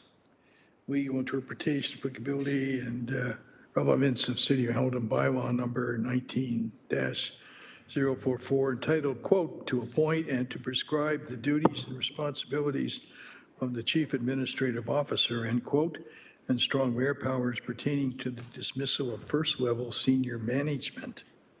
Councillor Spatafora, would you like to introduce your motion? Thank you, Chair. It's moved by myself. My seconder, Councillor Francis, as you know, is not here today. So in his absence, Councillor Jackson has agreed to second it, so we can at least get it on the floor. I won't read through all of it. I think the important part for people is that this is a report back from our solicitor asking for legal interpretation, applicability and relevance of a City of Hamilton bylaw, as you mentioned, and also how it pertains to the MDE 2023-14 and the recent notification from the city manager in regards to the general managers. Not looking to get into too much detail, but it is there. If anybody has any questions, Solicitor Shields, I guess, can answer them. That's it for me. Okay. Thank you. Your Worship? Sure, I do have a question through you, Deputy Mayor McMeekin. We have Solicitor Shields here in the room. I think she's had a chance to look at this motion, just get a sense of whether there's a concern here from the legal perspective in terms of what's laid out in the motion. Solicitor? Through the chair. So I think in terms of the motion itself, any advice regarding the employment relationship will have to be given in closed, obviously. But I think the question is whether or not the bylaw is currently applicable. I can say for sure that having looked at it, it appoints a previous city manager. So we will look at the full scope of the question being asked, but specifically the question, as I understand it, or the motion is around the bylaw, its applicability, the MD, and the exercise of certain powers by the city manager and the mayor. And so I will be able to report back on that if that's something that warrants a full understanding and interpretation in camera. In camera? Thank you. Councillor, your worship, you still have the floor. No, I was just interested as to whether or not this did have any applicability, considering that the person that's named in the actual bylaw no longer works for the city and was hired under a different process that is than the one that is now in the Act. That is correct, through the chair. It relates to a previous appointment, which is superseded by the new legislative framework for the appointment of city managers under the Municipal Act. So I guess my question is, if we already know that, I don't understand the relevancy of the motion. If we already know that that's the case, I don't understand the relevancy of the motion, and maybe you could provide some clarity, or the mover could provide some clarity? Sure, I'll answer that. So I think there's a few parts in the motion. Obviously, the part about a previously hired CAO, strong mayor powers, which is in there, the MED, which is something else that's mentioned in here. What I'm looking for from our solicitor is to come back and tell us that the bylaw doesn't exist, so it should be removed because that person's no longer here. And does the strong mayor legislation automatically give a job description saying that whoever the city manager is or CAO is has full authority to remove any single employee without coming to council? So I understand the bylaw was from a previous term of council.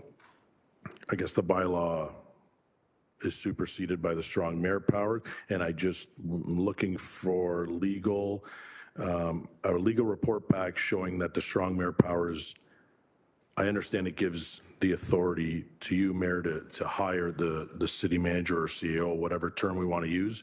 And does that appointment automatically give the city manager, CEO, whoever they are, at whatever time they're hired by a mayor that has strong mayor powers, full authority on every single individual in the corporation? That's what I'm looking for. I don't know that. So that's why I asked the solicitor. Okay, and I think the solicitor has said that she's going to review that, right? Which is what the motion is calling for, I think. A review. Okay. Any other discussion? Here, Maureen Wilson.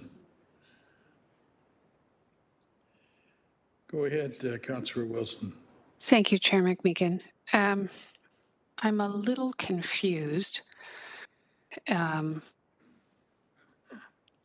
hoping if I could hear through the chair to our solicitor, the counsel that can be offered in open, parsing that from the counsel which has to be offered in closed, because I do think it's important for us as a corporation and as stewards to ensure we're upholding trust and confidence. If I may, then, I understand the solicitor in offering advice on employment relationship that may or may not stray into past actions could be problematic. But is the suggestion that the solicitor, if I had some questions about each of the items referenced in the motion, she is not able to publicly offer me some counsel or at least comment on whether my interpretation is appropriate? As an example, if I was to ask my first question to the solicitor, there's a reference made to City Bylaw 19044. Could you tell me what that bylaw states in terms of the responsibilities enjoyed by the CAO? Just trying to get some sense of what all of this has to be done in closed if we have questions, or part of it, or any of it. Yes, perfectly understand the question. Absolutely can answer the first part of that question, which is, what does the bylaw say specifically with respect to the CAO? So I could answer that in public, yes. Okay, so if I could just premise the question in the following manner, because I do think it's important for us to have part of this discussion, I guess, in public, because we know what we know, and it's available publicly. The City of Hamilton Bylaw 19-004, part of which states the CAO shall be responsible for the efficient administration of all departments in the city to the extent that they are given control. I'll stop talking. May I ask the city solicitor to enumerate what the authority is granted to the CAO under that bylaw? I'll have to pull up the bylaw. I don't have it on my screen, but generally it would be under the existing, at the time, legislation under the Municipal Act, which gave the CAO the same powers that they have currently, which is Section 229A and 229B of the Municipal Act, which is the effective control and supervision of the organization. So that would probably be what the bylaw says. If you just give me a minute, I could pull it up quickly. And there are certain stipulations that this municipality also included in terms of the role of council, because in the old, before strong mayor's power, and when that appointment took place, council had the role of the appointment of the CAO through a bylaw. Mm-hmm. Thank you. Under the Municipal Act. Okay, thank you.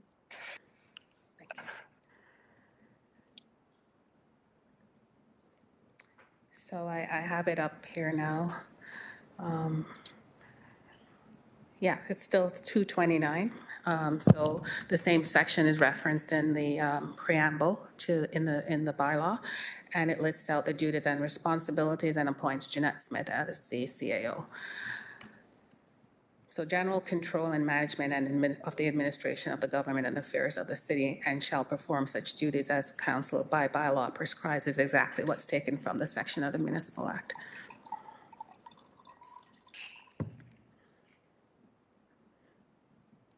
Okay.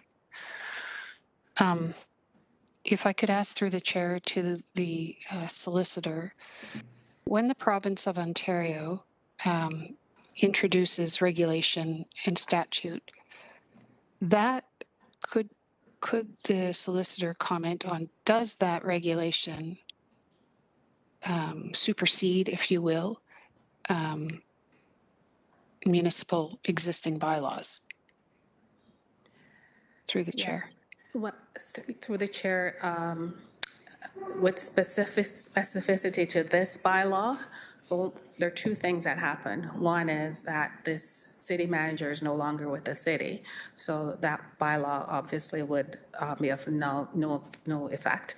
But also, if it were, if the bylaw, if the city manager was still in the city manager for the city, the question I think you're asking is, would this bylaw still be of effect? I would hazard to say yes, but with limitations if the mayor chose to make a change in terms of the role of the city manager. So that's going into legal advice. I don't want to go into hypothetical. What I can say is that the bylaw has been superseded by events, which is one, the appointment of a new city manager under strong mayor's power through the MDE. So it's no longer in effect. Thank you. My next question is on that which has the cause of that, what superseded. So if I'm looking at the provinces of Ontario, powers and duties for the head of council and strong mayor municipalities. The head of council can choose to appoint their municipality's chief administrative officer, and that authority was exercised by our mayor, correct? Through the chair, that is correct. Okay. And the next part of that provincial legislation that informs our municipal act is that the head of council may delegate certain powers, strong mayor powers. These include appointing a chief administrative officer. That has not been done, to my understanding. And the head of council may also delegate certain strong mayor powers to the city manager, including hiring certain municipal division heads. Is that correct? Through the chair, yes, that is correct. Okay. So if that strong mayor powers informs the municipal act, and if I go to the municipal act through the chair, under the municipal act, the chief administrative officer, section 229, it says a municipality may appoint a chief administrative officer who is responsible for the purpose of ensuring efficient and effective operation of the municipality. Is the solicitor suggesting that that interpretation has to be offered in closed, or it can be offered in public? Sorry, the interpretation of the section itself? Yes, and yes, I do, because there is a companion section to that. So section 229 has a companion section, which is section 284.6, I think, which speaks to the strong mayor's power. So how the two relate is important to this discussion. And that is going to be part of the analysis, because that's not clear in the motion, through the chair.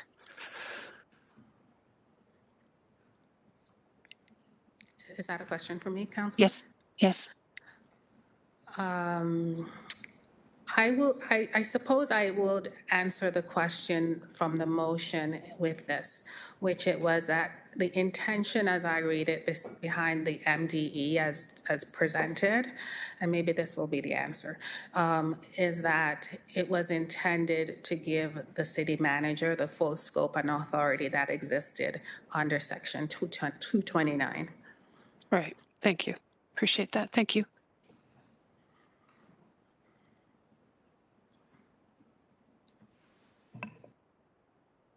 Thank you, Chair. Clark and Jackson. Councillor Clark. We're dancing on the head of the pin. Yep. And some of us are falling off. The way I see it is that when Mayor Horvath, we had to make a decision to replace the previous CAO, she struck a committee of, it was the chairs, wasn't it? The 4 chairs, wasn't it? The 4 chairs plus 2 citizens, thank you. And it was a very respectful process. We went through that interview process. Everyone that was involved in that interview process provided comments very candidly around the table. And then the mayor exercised her authority based on the advice that we gave her. And I like that process, by the way. Thank you. the previous council was used to having some input on the general managers, hiring or terminations. That's how the previous CAO got that authority in the bylaw that was enunciated. And I guess the real issue is, did the CAO make the determination to terminate, or did the mayor make the determination using her authority, or did she delegate that authority to the CAO? I don't know the answers to those questions. But what I would suggest is that other municipalities have come to a respectful processes in terms of hiring of senior level managers. And I have no doubt that we can do the same thing here. And I think that's what this is getting to. I could be wrong. Maybe it's getting to something else, but that's what I'm, in my diplomatic manner and in my hopeful manner, I think that's what it's trying to get to. But only the mayor can speak to that. But I know the council likes to be involved. And so how and where that consultation can occur, it still rests with the mayor. We cannot, even if we passed a motion to take that authority away from the mayor, we can't do it. And blame the province, not us. So those are my comments, and I'm hoping everybody is listening carefully, because we want a council that is working in a united fashion together with the mayor, as opposed to be battling the mayor. Thank you.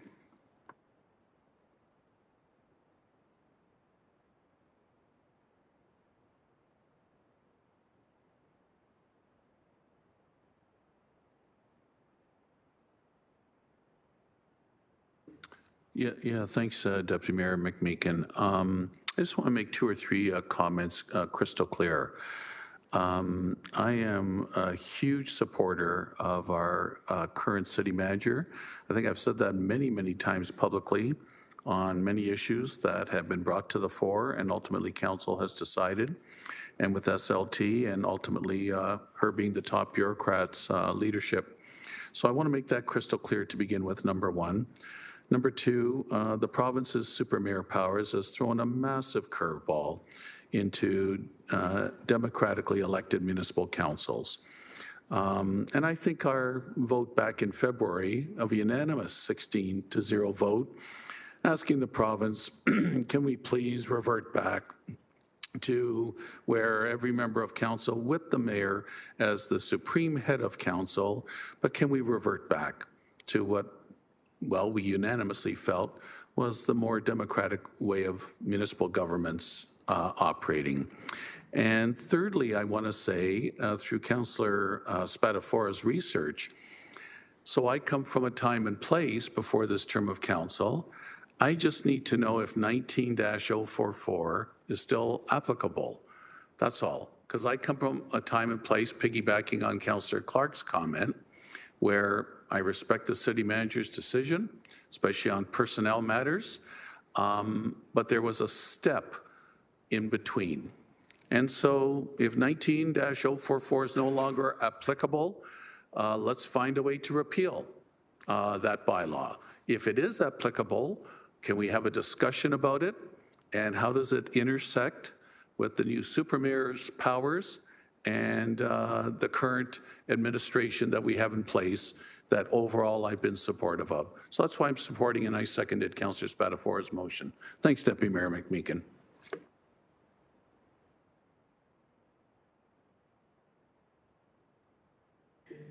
Yeah, thanks, Deputy Mayor. I don't get the point of this motion for a couple reasons. I mean, technically, we heard that the previous bylaw is no longer applicable because that city manager is not here. So that's one thing. Secondly, we heard about the provincial legislation, which gives the mayor the power to hire the city manager and everything that was already said. Additionally, I recall very distinctly from our orientation at the beginning of this term is that the mayor had one employee, which is a city manager, and the city manager managed everything else, including the roles referenced in this motion. Personally, I think we should be letting the city manager do what she needs to do. If council wants to do something different, then I think there should be a motion or discussion about maybe to look at what was done previously, but I don't think that's what this is getting to for the reasons I've stated. So if there needs to be a motion to look at a different way to do things, then let's talk about that, but I don't get this one.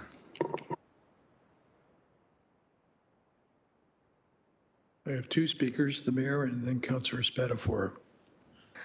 Thanks very much, Deputy Mayor McMeekin. I guess I'm not going to support this motion because I don't think it's really straightforward at all. I think it's clear that the bylaw is no longer in effect, and that's part of the motion, which so it doesn't make sense for us to vote on something that we already know the answer to. On the other piece, it was really clear, and I appreciate Councillor Clark's description of the work that the hiring panel, our interview panel did to bring the city manager on site, or rather into her position, and the conversations and discussions that we had, and it's come up around this table in the past on a number of occasions. The city manager has a responsibility to build a team. Even today, we had conversations about some of the challenges that the city has faced and the need to move forward by building a strong team.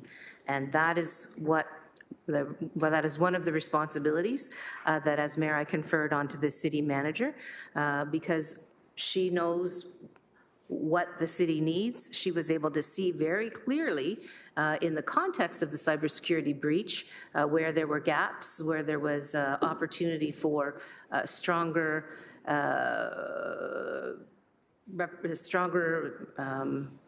personnel, I guess I should say, as well as different processes and procedures that this city needed to move forward. So that's kind of where we are. I would say that we've seen in other municipalities where mayors just basically say, okay, out with a lot of you, and I'm appointing all the different people. That's certainly not what I've done, but I have, and very proudly, put in place a city manager and asked her to do a job, and that is to move this city forward. And I would hope that we don't get kind of sidelined into, the kinds of activities that just bring us backwards and do not focus us on the job ahead. And I think that that's our biggest responsibility, is to serve the people of this city, not to serve other agendas, but to serve the people of this city. And in so doing, that's the responsibility that has been conferred upon the city manager by the mayor under the auspices of the current legislation. And I have to say I'm proud of the work that the city manager has done. I would concur with Councillor Jackson and others who have identified that. I guess if there isn't a problem, then it shouldn't necessarily have to be broken, or it shouldn't have to be fixed, rather. But apparently there is a problem, and I really don't see it, to be frank. I get it that there are different ways that used to be undertaken in terms of how we do things around here. You know, we've ended up in some pretty serious challenges in the last little while, and I think we need to take seriously our responsibility to have a professional senior staff that are hired for professional reasons. And I just want to say this.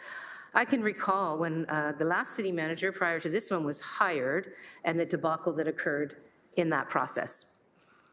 And I don't know why that happened because I wasn't here at the time, but we have to professionalize this city and its activities and provide the respect and I think acknowledge the importance of the professional staff that we hire and the job that we ask them to do. And so I'm not going to support this motion because I think what it does is it tears at the confidence maybe that we might have in the city manager, in the decisions that she's making, in the decisions that I'm making. And frankly, I don't think that helps us move the city forward. I don't know what agenda it helps, but it certainly doesn't, in my opinion, help that agenda. So thank you.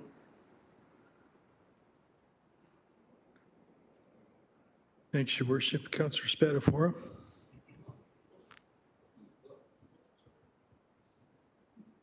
That's what I got, Spatafora and then Kretsch. Okay, well, that's fair enough. Kretsch, go ahead. I'm just going from the chart here.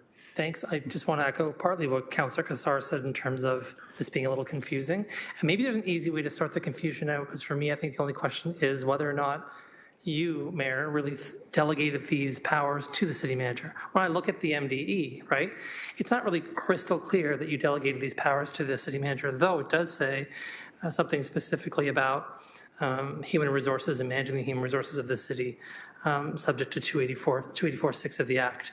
And in the strong mayor power legislation primary by the province, it says the mayor can hire and fire everybody except a group of people, right?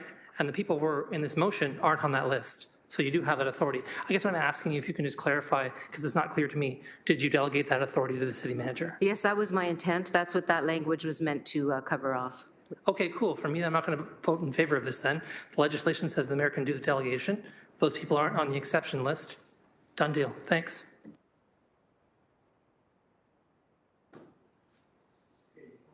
Councillor Spatafora. Thanks, Chair.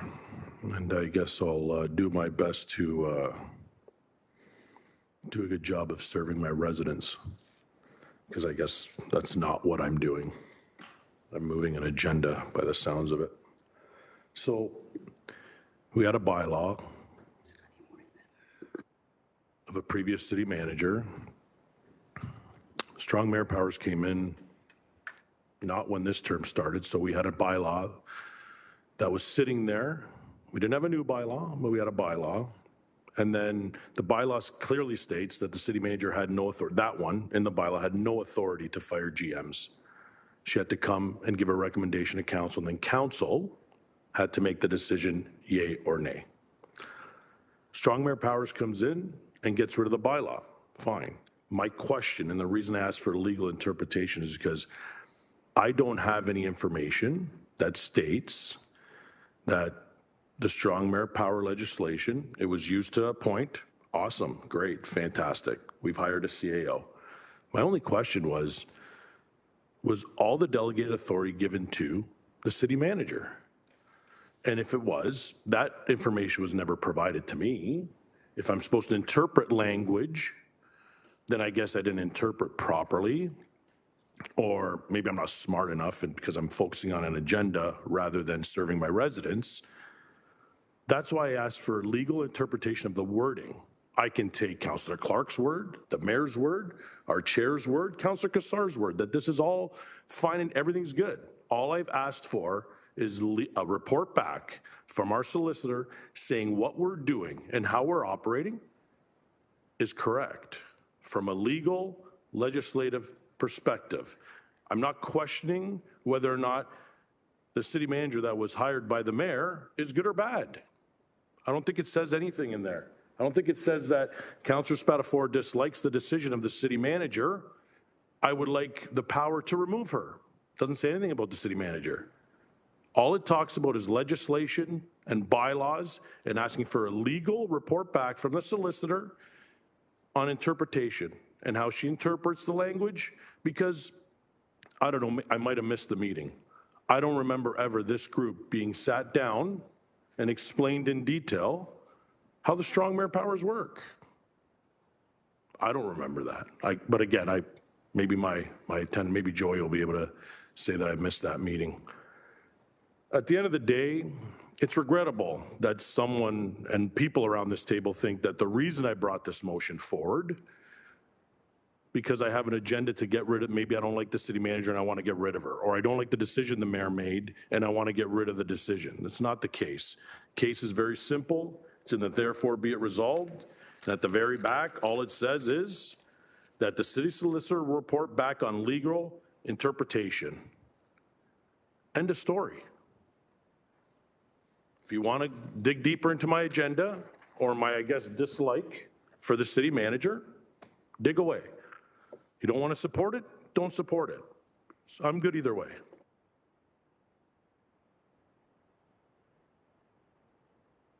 No further speakers? Or hold on, Councillor Clark, you want to speak again?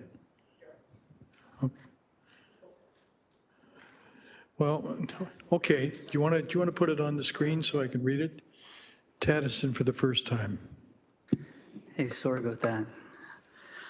I don't normally get involved in things like this, but I'm going to support this motion because I see nothing wrong with ensuring that practice and policy are aligned, and I think that's what the good Councillor Spatafor is trying to do here. He's just trying to clarify things, and that's why I'll support that.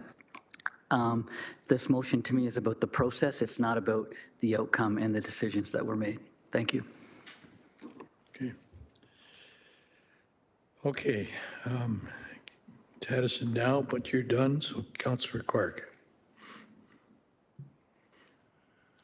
So while everyone was debating, I went to a website because the website, the act does require that the city of Hamilton have a website that indicates when the mayor is using her mayoral decisions. So the mayor has to issue a memorandum, if I believe the language is correct, I'm going by memory, indicating that she's exercising her authority under the strong mayor powers to do certain things. And we, not we, as in the council, the city puts all of those decisions on the webpage. And so there was a mayoral decision, MDE 2023-14. So 14th decision of 2023. And in that decision, it says that the following duties are assigned to the city manager. And it indicates managing the fiscal and physical resources of the city, managing the human resources of the city, subject to section 284.6 of the Act. So whether or not the mayor outlined it as senior management, it deals with everything. So she has exercised her authority appropriately based on the act, and it was notification on the webpage. Thank you.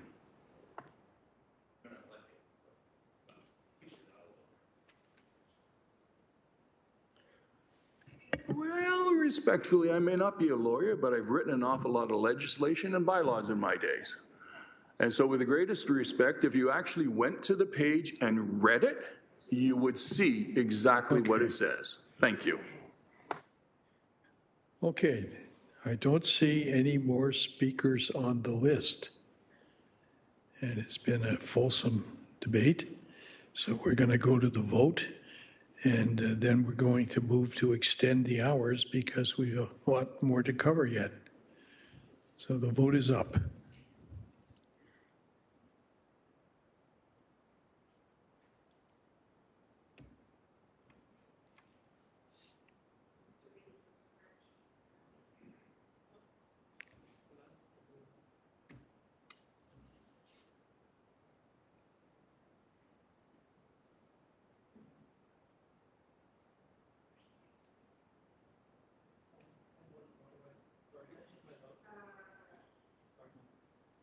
I changed my vote. My vote was supposed to be no. I just accidentally voted the wrong way. So just for the record, just it's in the no. in the minutes of the meeting, it'll be defeated by a vote of 4-8. Yeah, thank you. Thank you. Okay. We've got a lot more work to do yet, folks. Can I get a motion to extend the meeting? It would give me great pleasure to move that extension. Would you move it to, what, 7 o'clock? Sure, 7 sounds good. Okay, is there a seconder? Councillor Wang? Is this a hand vote? No. It's an electronic vote? It's been a long day, folks.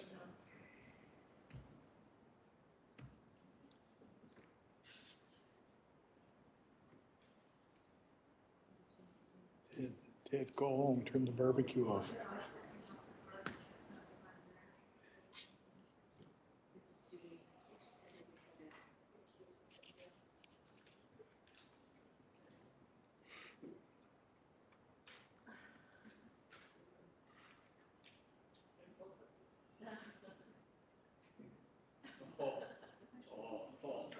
My apologies, Deputy Mayor. It was carried 8-4.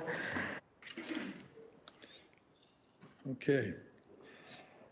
So that brings us to 9-7, the 2026 budget book and budgetary process revised. Councillor Spatafora, would you like to introduce your motion, sir? Yes, Councillor Chair McMeekin, another motion from myself most likely will be taken as another hidden agenda. Moved by myself, seconded by Councillor Beattie. 2026 budget book, budgetary process. Whereas the 2025 budget process raised concerns among some councillors, staff, and the public due to delayed release of the budget book in January 2025, departing from the usual November-December timeline, in a less comprehensive format with some materials only available online, limiting the ability to fully review and prepare for deliberations. Whereas the late direction from the mayor to staff on October 28th further compressed the timelines under the interpretation of the strong mayor powers, councillors were restricted to submitting amending motions only with no opportunity for broader debate or direction on the overall budget or tax increase.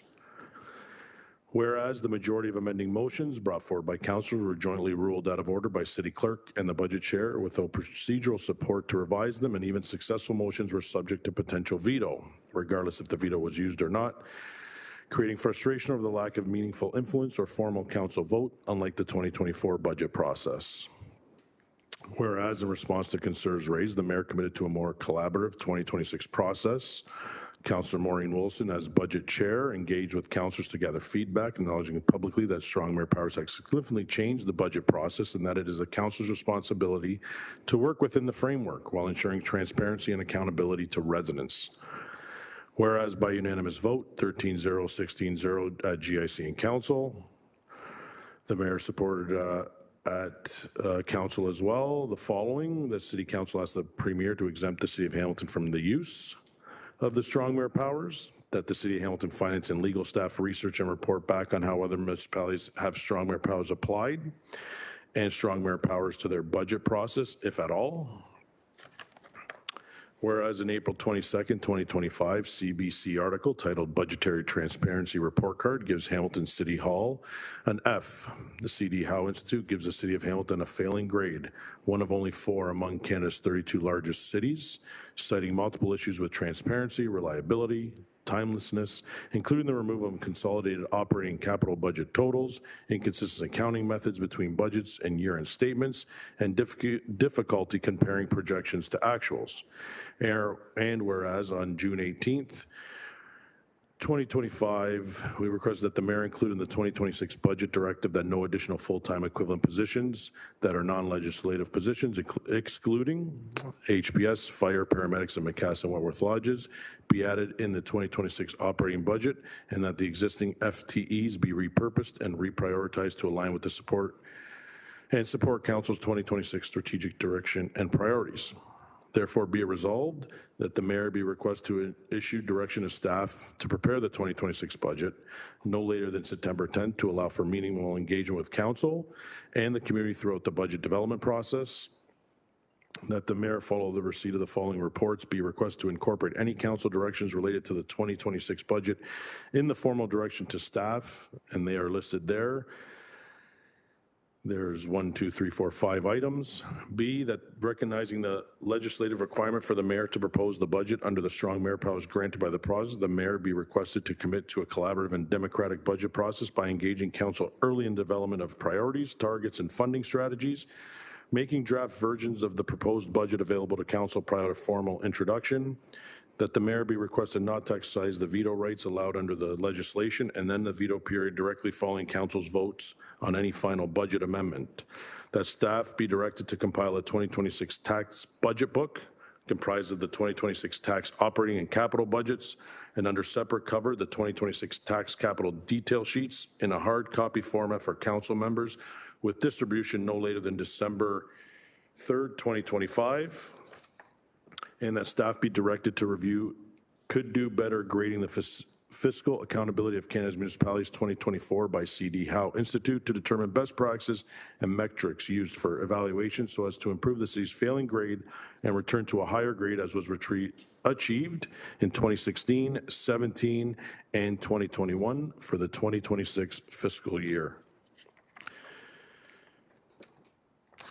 And I will keep it brief. Can I just, I think I need to declare a non-disqualifying interest on this one because it's about me. So I'm going to declare that interest. I'm sorry I didn't do that earlier today at the beginning of the meeting, but this is me voting on something that's directly asking me to do something, and I think that's a non-disqualifying interest, so I'm making that declaration. Okay, thank you. Do I still have the floor, Chair? Or? Yes, you do. Oh, okay, just making sure. You do, Councillor. Go ahead.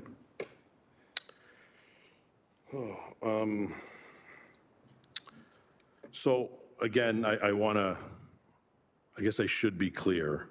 I don't want people to think that I'm doing something just out of spite or because I have an agenda. I believe this is exactly what my residents expect of me, based on communication I've had with my residents, based on email correspondence I get from my residents, based on in-person conversations I have with my residents. So again, this is me serving the residents of Ward 14 and some non-Ward 14 residents that I've had the pleasure of speaking with. I think is something that can be done. I don't think we're asking for something that can't be done. There may be things that we don't want to do, but I don't believe, and I'm sure staff or our solicitor can tell me that something in my motion is out of order. Let's keep in mind this motion's been on the agenda. It was revised slightly, but the revisions were housekeeping. So if there was issues with some of my questions or some of the stuff in the motion from a legal perspective under strong mayor powers, those sorts of things, I would have hoped that would have came prior to right now. But that's the motion. I think when we talk about doing what's best for our city and our citizens, ensuring the best possible outcome for their, not only the property taxes, but the investments we're making in our city, I think this is a collaborative way to get there, and hoping for your support. Again, I don't have a hidden agenda, but maybe some people think I do.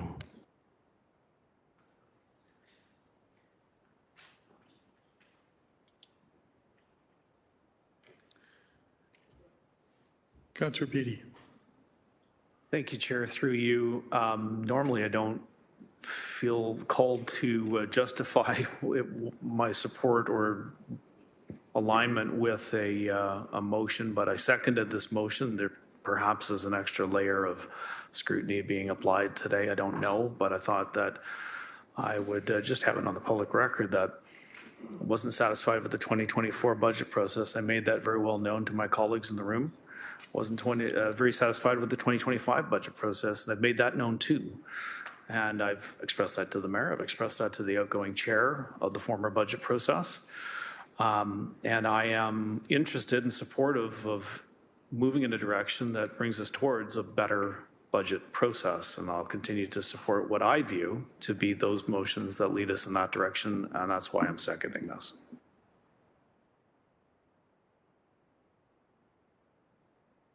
Sorry, go ahead.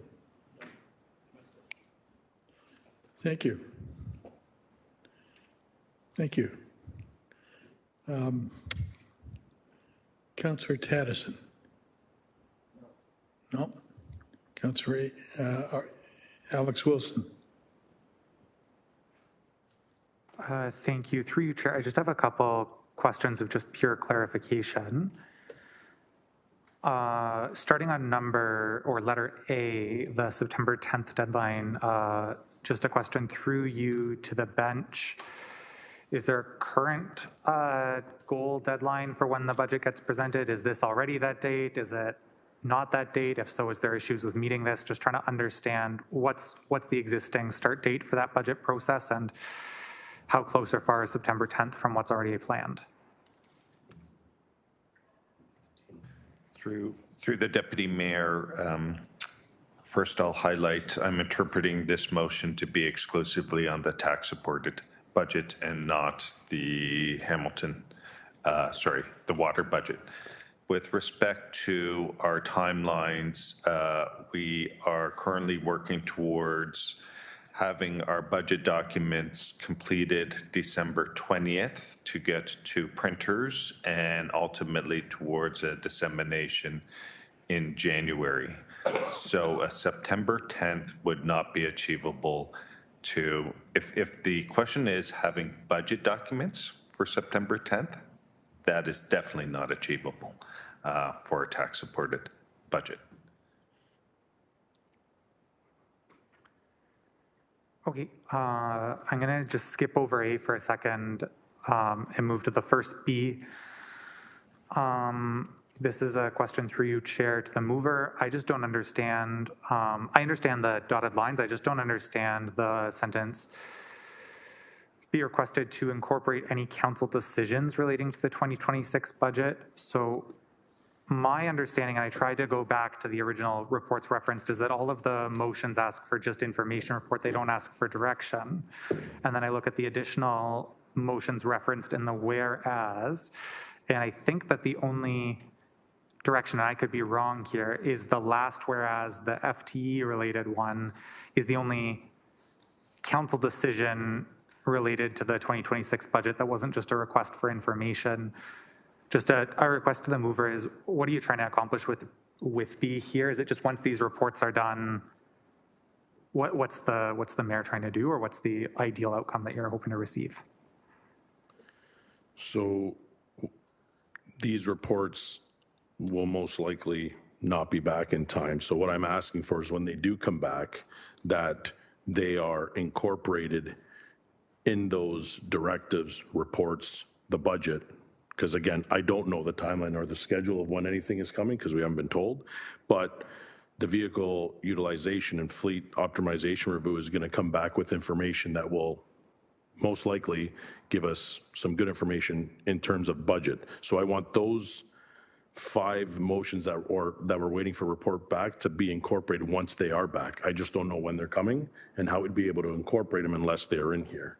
And if we remove them, then we'll just, when they come, I guess we can ask for them to come back in again. So that was the reason for them to be added. So, thank you. Through you, Chair, back to the mover. So just if I restate this in my words, I don't want to argue with what's there. I just trying to, purely from an understanding perspective, this essentially from your perspective says that these information reports be prepared in advance of budget deliberations. That's what you're trying to get? I'm trying to get to that point, but if they can't be because of the workload and they come after a directive or that budget, I want them still to be able to be incorporated somehow. The mayor incorporating them somehow once that information comes back. If we have efficiencies in one of these motions that come, or staff propose a recommendation or an information in those reports that could help our budget, I want them to be able to be used in the budget if they come after the timeline. Not the approval of the budget, but if we're in the budget process, I want to be able to use this information during the budget. That's what the outcome I'm hoping to get. Okay, I appreciate that. I'll share. I don't have any concerns with that outcome. I'm a little confused at the language, but if we're on a shared understanding of the outcome, I don't actually have no concerns with that outcome. Just through you, Chair, moving to the next B, but I think that should be C probably. No questions or concerns there. Sorry, and there's just one more. Oh, the D one.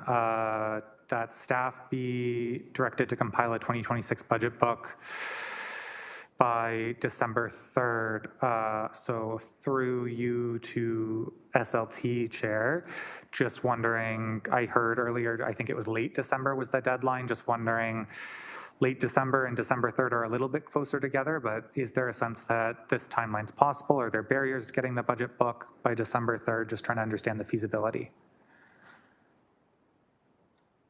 Through the Deputy Mayor. First off, we normally bring a budget schedule to committee through the budget outlook or budget outlook and schedule process. And so we are working towards September 10th as a budget outlook, potential budget outlook report. And as we previously committed to, we are approaching our 2026 outlook in a more robust way to provide information earlier to council members and to the public as it relates to what we are forecasting or foreseeing as it relates to 2026. In the past, we would have presented an outlook based on the previous year's forecast. The approach that we're taking currently across departments is information as of June, so more recent, more relevant information. So with respect to the timelines, a December 3rd would require and may limit the engagement with senior leadership team based on our assumptions with respect to our 2026 budget schedule. So that is one factor. It may create challenges for boards and agencies in that all external boards and agencies would have to have their budgets submitted in to the city late September, early October, in order for us to incorporate it into our budget documents and ultimately onto the printer and meet all of our AODA. So boards and agencies would have to have their budgets into the city no later, I would say, than early October. With respect to AODA, again, the December 3rd may require us to provide AODA versions after the December 3rd date if that is an option that committee would support. Budget meetings are currently scheduled or anticipated in January. We may have to find some December dates for budget meetings. Again, I'm making some interpretations around the process. Public delegations would either have to change or we would potentially have to revise our planned approach around public delegations and engagement around the budget process. As I mentioned earlier, one of the competing priorities we're working towards is completion of our audited statements. That work may not be able to be completed within the fall timeline if budget is a priority. So again, we're trying to balance priorities, and it's our finance admin team especially who are trying to work towards both of those competing priorities. If we have to accelerate the budget timelines, we may have to defer the timing for our 2023 financial statements. And again, as I mentioned previously, that will impact F in the resolution or in the motion in that CD Howe, the principal factor that CD Howe measures the municipality on is audited financial statements. And I don't want to suggest we're going to receive a passing grade for 2025 and that we're going to be lagged in our 2024 and 2025 financial statements. We know that. We know we're still catching up. And so I don't want to set a false expectation. Having said that, we are working towards incorporating some of the considerations that CD Howe has highlighted into our budget process. So that's already underway for 2026. And again, further to resources, if we were to expedite it, we would just have to work with staff with respect to some of their personal commitments in order, for some staff, in order to meet some of these accelerated timelines. Thank you. Thank you, through the chair, for that information. If I still have some time, I just have one last question for the mover and then one very quick comment. Again, just from a clarification perspective, Section A says have the budget ready by September 10th. Section D says have the budget book by December 3rd. Through you, Chair, to the mover, could you just help me understand what your intention is and what you're hoping for at the various times? So the couple main goals about, obviously collaboration is one of the main goals in this motion, but the other thing is having ample time to do probably the most important job we have as councillors, which is to set a budget, a responsible budget, an affordable budget, a budget that covers priorities, investments, all the things that we've talked about over the past, 3 years that we've been here. So that's the case. If we don't get things sooner, we can't change the timeline as to what we're looking for. So my goal is to get the budget out so that councillors have time to work with the mayor, to get input from staff and then present the budget so that the public can deliberate on it and we can actually spend time listening to what they're saying instead of being in that condensed timeline that we were in previous years. That's my intention. Really appreciate that clarity. I'm, through you, Chair, just a very specific question. Clause A says I want the budget on September 10th. Clause D says I want the budget on December 3rd. Can you help me understand what is different about, like, what is the budget that you're asking for on the 3rd versus the 10th? Just trying to understand the difference between the actual deliverable staff are providing. So the budget book, obviously we all know the budget book, that big thick book that we asked for. In the motion, it asks for the ability to work before a completely finalized budget book is complete. It's earlier on in the motion. I can't remember exactly. My eyes are going blurry. So in September 10th, if staff were to bring a budget forward, a preliminary budget, we could work collaboratively to get to a point where we feel comfortable with issuing, but have some input in what that budget's going to come. When the budget book comes, we're still going to have the ability to amend it, change it, add to it. But if the budget book comes in December and that's the day we start, we have our meetings, then we have our adoption, and then you have 10-day veto. It's the same budget. It's exactly the same as last year. I'm trying to get away from last year. I'm trying to provide more time for us to work towards something that's different from last year, gives us time to incorporate what we may want to see in it, give us time to work with staff on stuff. It's more collaborative. So September 10th, maybe change the word from a budget to a proposed budget, something we can work towards, and then the budget book would get sent out in December so that we can follow the process, whatever that process may be, because I don't know the process, if it's going to be the same or different than last year. I appreciate that clarification. Through you, Chair, just some quick comments from me. Understanding that A is now asking for the budget outlook essentially to be delivered on September 10th, and it's staff's intention to deliver the budget outlook on September 10th. Don't have a thought on whether or not to support or not support that, but it's going to happen regardless, it sounds like. B, personally, I'd request a rewording. I just don't understand incorporate any council decisions. And so I'm just not sure there, but I don't actually have an issue with the issue of B. So with a little bit of a clarification based on the verbal conversation that was had about what the goal actually is, support that goal. Second B, don't have issues with per se, same with C. I think it comes down to the budget book itself, and if that works with staff timing, I think we heard there is a bit of a pressure there. I'm sure other folks will ask questions and don't have concerns with E. So at this point, I see myself as partially supportive of some of these items and looking forward to the rest of the conversation. Thank you. Just to clarify, Chair, the part B that you're asking for, Councillor, was revised. So if you want to ask staff changed that wording from the original motion. It was revised again last night. Staff would be able to provide maybe another revision to that B, because that was, as you see, it's in bold. It was revised after discussions with staff. So maybe staff can help with that. And just to clarify, the September 10th date, when I mean by bring it the budget, preliminary budget forward, it's the mayor's directive that brings the budget forward. So the outlook that's coming on the 10th is different from the mayor's directive that would come. Sorry, just to clarify that. Finally, we finally understood each other. Thank you. Okay, Councillor Kassar. I have on the list right now, let me just check this with the clerk. I have Kassar, Clark, Mayor, M. Wilson, and Kretsch. Okay.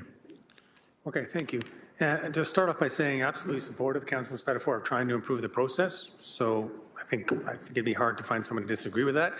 It just gets into the what can we do and what are the impacts. So I have some questions on that. So just picking up where Councillor Alex Wilson left off around the impacts. I'm not sure if GM Zagarek mentioned it in the overview now, but I certainly heard before when we were talking about the cybersecurity work that finance staff are very much involved with that. And I suspect there might be an impact there as well if we deviated from the work plan already. So maybe if I missed that, I apologize, but if maybe you could elaborate through you, Chair. Through the Deputy Mayor, I believe I touched upon it in the context of our working towards our 2023 financial statements. The other work that would have to be paused is the migration to our medium-term solution. And so we would stay in some cases. So we've migrated accounts payable, accounts receivable, But with respect to the work around our general ledger and rebuilding our data, that work would have to pause. So we would stay in our interim state until such time as we completed the budget work and then refocus back to transitioning to our medium term. So it would impact. There would be some continued reliance with respect to our external experts, including Deloitte, and that would be that would have to be a factor in terms of reprioritizing our work plan. Okay, thank you. And then I recall the Deloitte support for that, I think, was through November next year. Is that correct? And then is there time and cost impacts from this motion because of that or not? Through the chair, we'll continue to be working with Deloitte in terms of the medium term. The continued reliance on Deloitte is we would not be able to transition over to our planned accounts payable solution.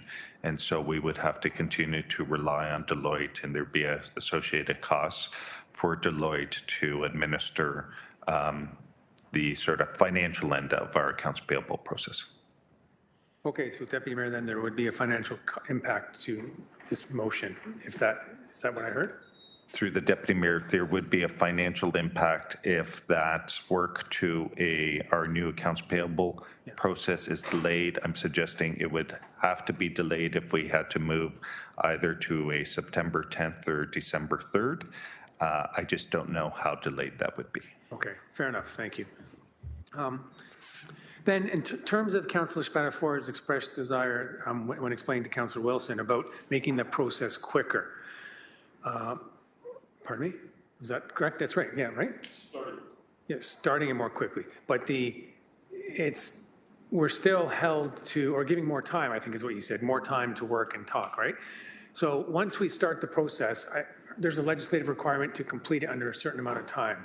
So I just want to ask, are we actually going to have more time, or where would we have more time with this motion, given the legislative boundaries? The GM Zagarek, if the question's clear? Sorry, I apologize. I didn't realize the question was directed to me. Sorry, Councillor, if you could repeat it. So if the goal is to have more time for councillor staff to work and the mayor to work on the budget, I understand that once the budget is introduced, legislation says we have to complete it within a certain amount of time. So regardless of the start date, the end date has to be X days after. Is that correct? And so does this motion actually help give us more time? Through the Deputy Mayor, my answer would be I don't know in this sense. Staff will prepare the budget as per the mayoral directive. And once we receive the mayoral directive, we would expect, as in previous years, there'll be some guiding principles in terms of how to prepare the budget, priorities, and timelines. And so that effectively sets the process, starts the budget process. We deliver the budget as per that directive, and then with respect to the legislative timelines, they come into effect once the mayor's budget is delivered. And so once that budget is presented to committee and council, that effectively, I believe, sets the 30-day clock. Right, okay. So the amount of time is fixed, given, okay. And then finally, just on the part about the CD Howe and the ranking and the failing grade, so what budget standards are we striving to achieve, and how have we performed this term of council against those standards? And so subsequent to that, why or why not is the CD Howe report card one we're trying to perform well on? Because I think from previous conversations, there are other standards internally, externally, that we are striving for, and the CD Howe Institute is kind of a very, I guess, narrowly focused one, and there are other elements. So maybe if you could help enlighten us on that, Jim Zagarek, through you. Thank you. So through the chair, the budget is prepared in the context of council's priorities, the strategic plan, long-range planning. Our long-range plans help inform our financing strategy, as well as staff-identified priorities that help inform the budget process. So again, it's very much a visionary document with respect to the vision and priorities of the organization and how they are reflected financially through our budget documents. The CD Howe assessment really reflects on 6 principal factors and moves away from a visioning exercise and the budget being a visioning exercise to being more of a financial reporting exercise. And with respect to the 6 factors, again, staff are working towards incorporating some of those factors into our 2026 budget process, including the consolidated gross and net expenditures, having that information more at the forefront of our documents. The CD Howe, again, assessment does not touch upon all of the content that's typically delivered in a budget document. We provide far more information and transparency in a budget document than one would deliver in a financial statement. We provide financial statements, with the exception of because of the cyber incidents are the impact we've had since 2023. So again, I would suggest that the CD Howe focuses more on financial reporting that financial institutions, investors would be looking at versus the contents in the budget that taxpayers, councillors, and community stakeholders would be looking for in the budget document. Final comment is one of the principal factors that the CD Howe focuses on is the timing of the financial statements. And we know, based on our current work plan, that is going to continue to be a factor for us in 2026, and hopefully we're back on track for 2027. Thanks, that's really helpful. Yeah, similar to Councillor Wilson, there's parts in here I think make sense if we can do them. I just struggle to change things mid-flight. The city manager, I think, used the analogy that we're in the plane trying to repair it and fly it at the same time, and then trying to add a little bit of redesign sounds really difficult, and I'm concerned about staff and just retention and workload. So I didn't get the sense that the dates in here are achievable or were collaborative. So that part of it I struggle to support. Thanks.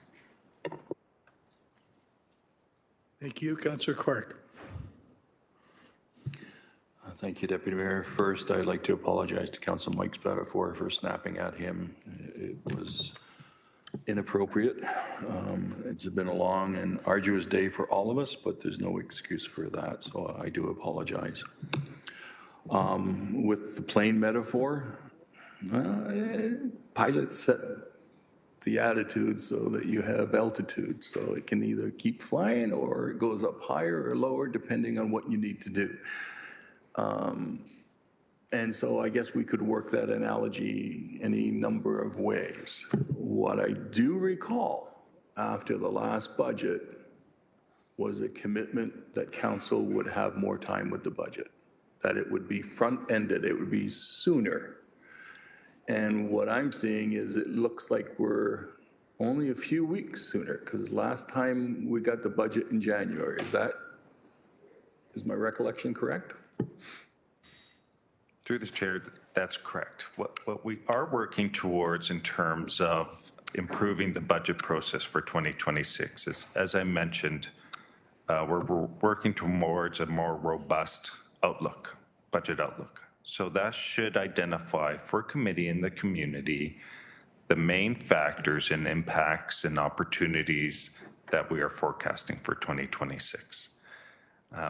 In addition, and relative to 2025, I believe that report came in November, and we are looking towards early September for having that information.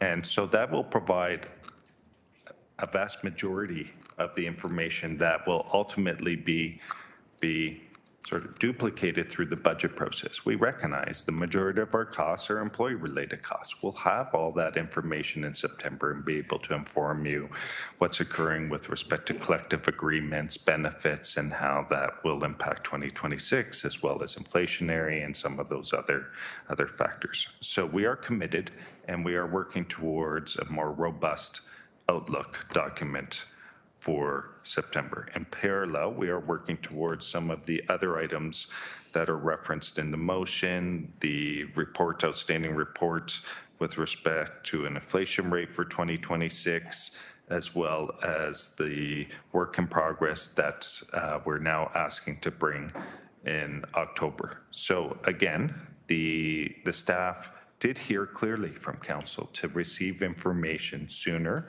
to help inform decision-making through the budget process. And with respect to the timing of the budget, again, we're just trying to balance between some of those competing demands, and that is a factor for us in terms of how to balance between the timing of the budget documents relative to some of those competing demands. Thank you, Deputy Mayor. I think I heard GM Zagarek say it twice. The audited financial statements that we're expecting is for 2023? Through the chair, that's correct. We were almost complete our 2023 audited when the event occurred in February. So we are working towards having those in the fall of this year.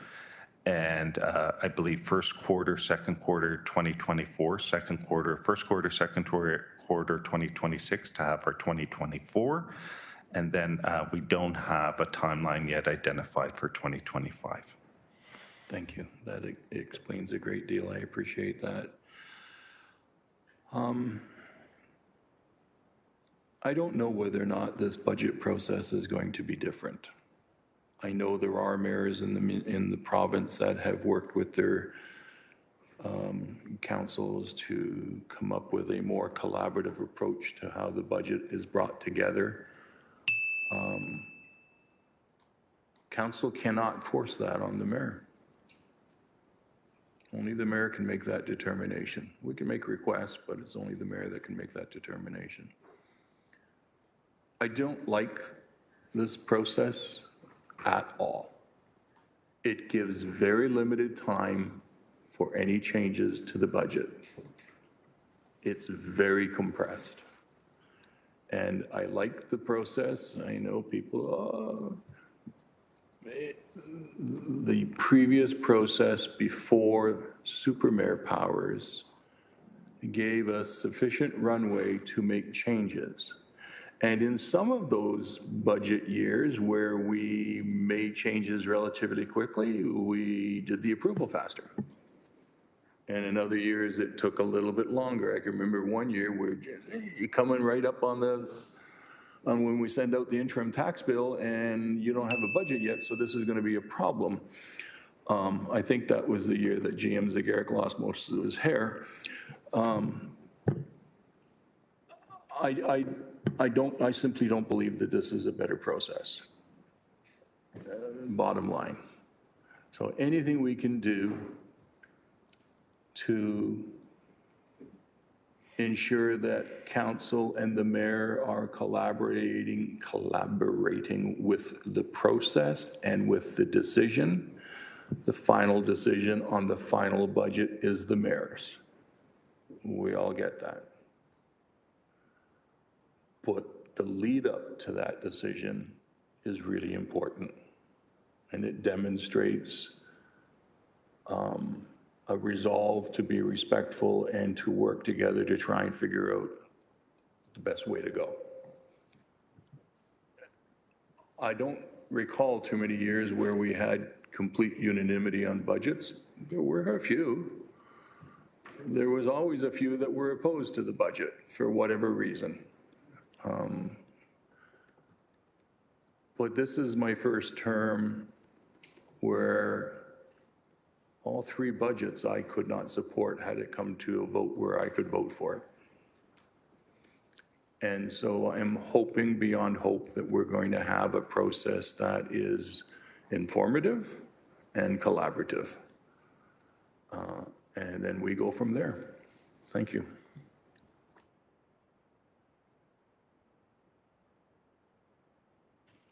Your Worship. Thanks. I want to say that I very much appreciate the conversation that we're having.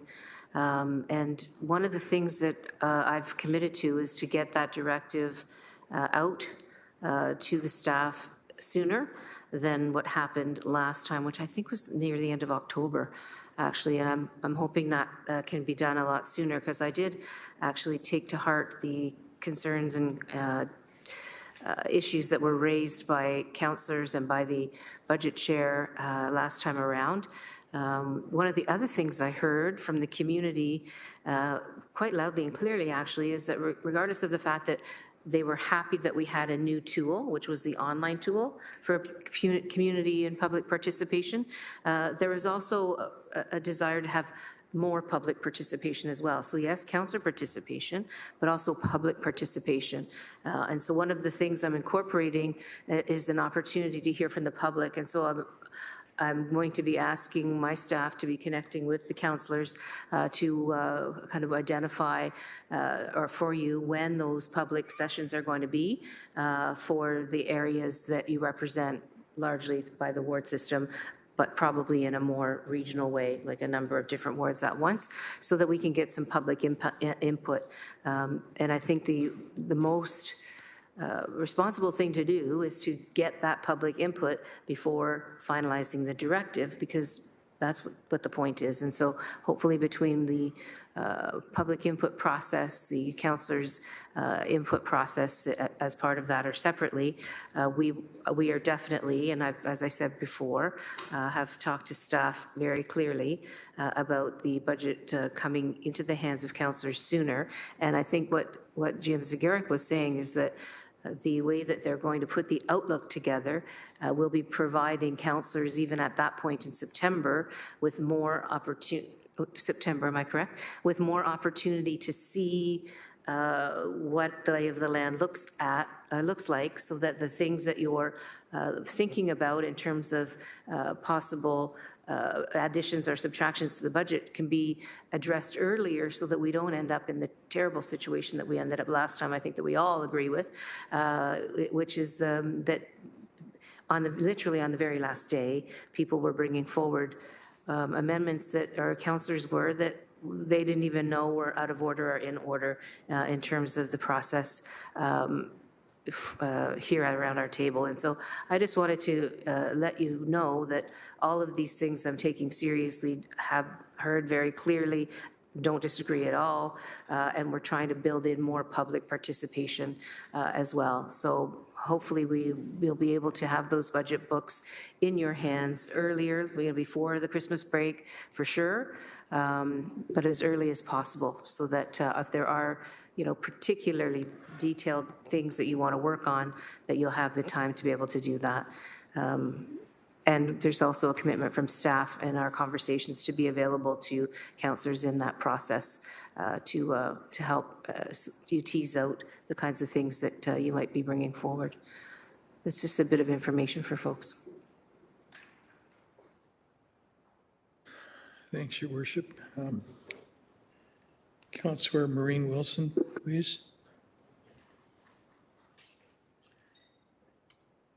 Thank you, Chair. Actually, thank you to the Mayor. That insight is helpful.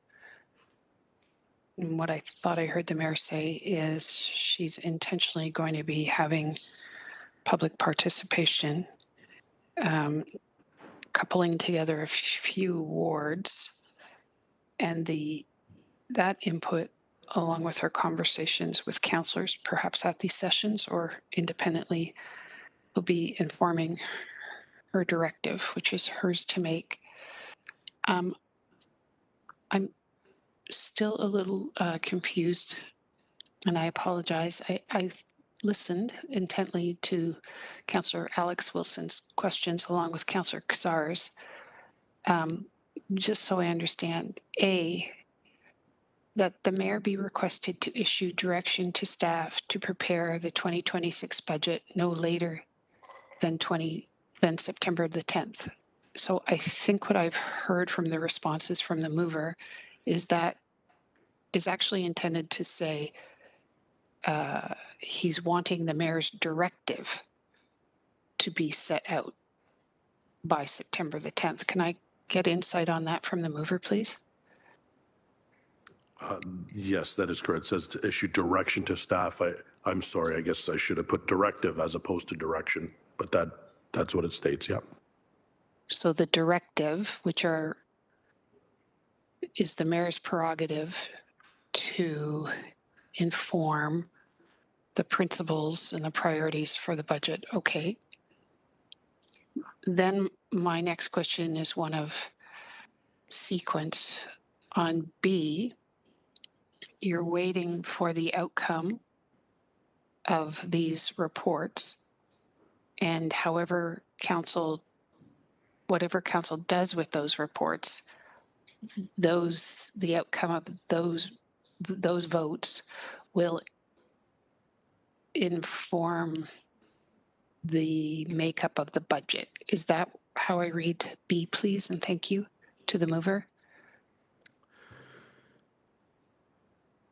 The outcome of those reports, whenever they are to come, can be added even after the directive's there. So if the mayor's directive came September 10th and we start working on a budget, no different than an amendment. So let's say this section B was not in here. Let's remove it because it seems to be giving people some issues. Let's remove section B. The directive comes out. These reports come back. The report states some information that pique my interest, like, oh, we're not optimizing our vehicles very well. We have some issues in our vehicle optimization. We have cars sitting empty, but the budget is asking for more vehicles. Then I would move an amendment to say, based on the information in this report, I'd like to amend the budget. So if you'd like to take them out, because that would make it more easy, we could take them out and then just use amendments to bring the information that these reports would bring back and add those in. It doesn't matter to me. That does the same thing. Thank you. Through the chair, well, respectfully, it may or may not do the same thing, depending on what the majority of council does with those staff reports. So I really appreciate where the mover just went. Whenever those reports come back and whatever they say, they may or may not be in line with the directive. So that would be the opportunity for a member to move an amendment during the budget process to affect if there's something in that report, and to use the vehicle utilization one as an example, that they wish to amend the budget. And again, that's probably, in my opinion, a more appropriate time to do that, because the mayor's directive in A may or may not be akin to those subsequent report outcomes. Thank you. If I could just ask, it's been commented a number of times. Thank you for those who have spoken prior to myself. Back to this morning's discussion of the cybersecurity incident and that which is set out particularly in D and E.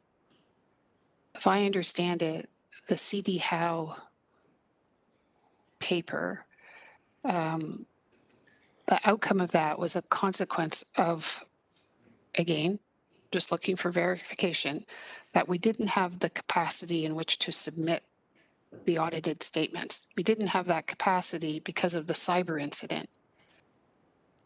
Is that what I heard stated this morning and just a few minutes ago through the chair?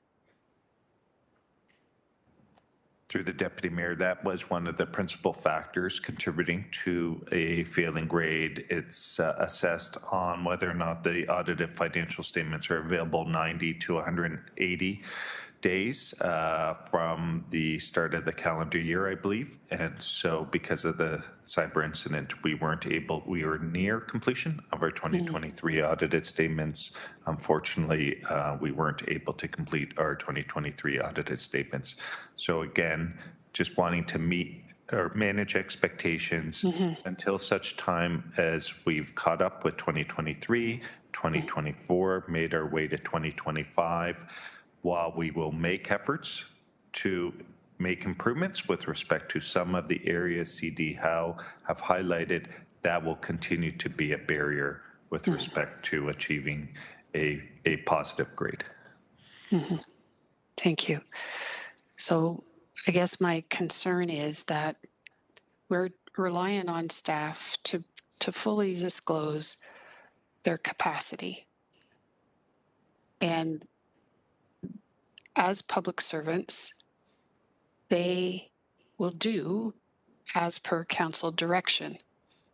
But in this case, it sounds like we either do A, which is we pivot and attach ourselves to the budget, or we do B, which is continuing to try and build better our financial system that was wrecked by the cyber attack and continue to work on completing those audited statements, because in the inability to do that, we're just going to get another failing grade from the CD Howe Institute. So I guess I'm just concerned about our reputation with lenders and the public in general. And I think we have to be respectful of what's our priority here, and what is the capacity of staff to achieve that, without setting staff up so that we're not able to complete what we need to complete, particularly if I heard GM Zagaric this morning, which was we need those audited statements done hold on, I'm looking for my notes. I think I heard something in terms of our borrowing capacity for us to issue debt. So for me, that's a really important thing to know. Again, we can't do A and B and C. We have to figure out the sequence of that. And if it's going to affect our capacity to issue debt, that's what we do as an organization.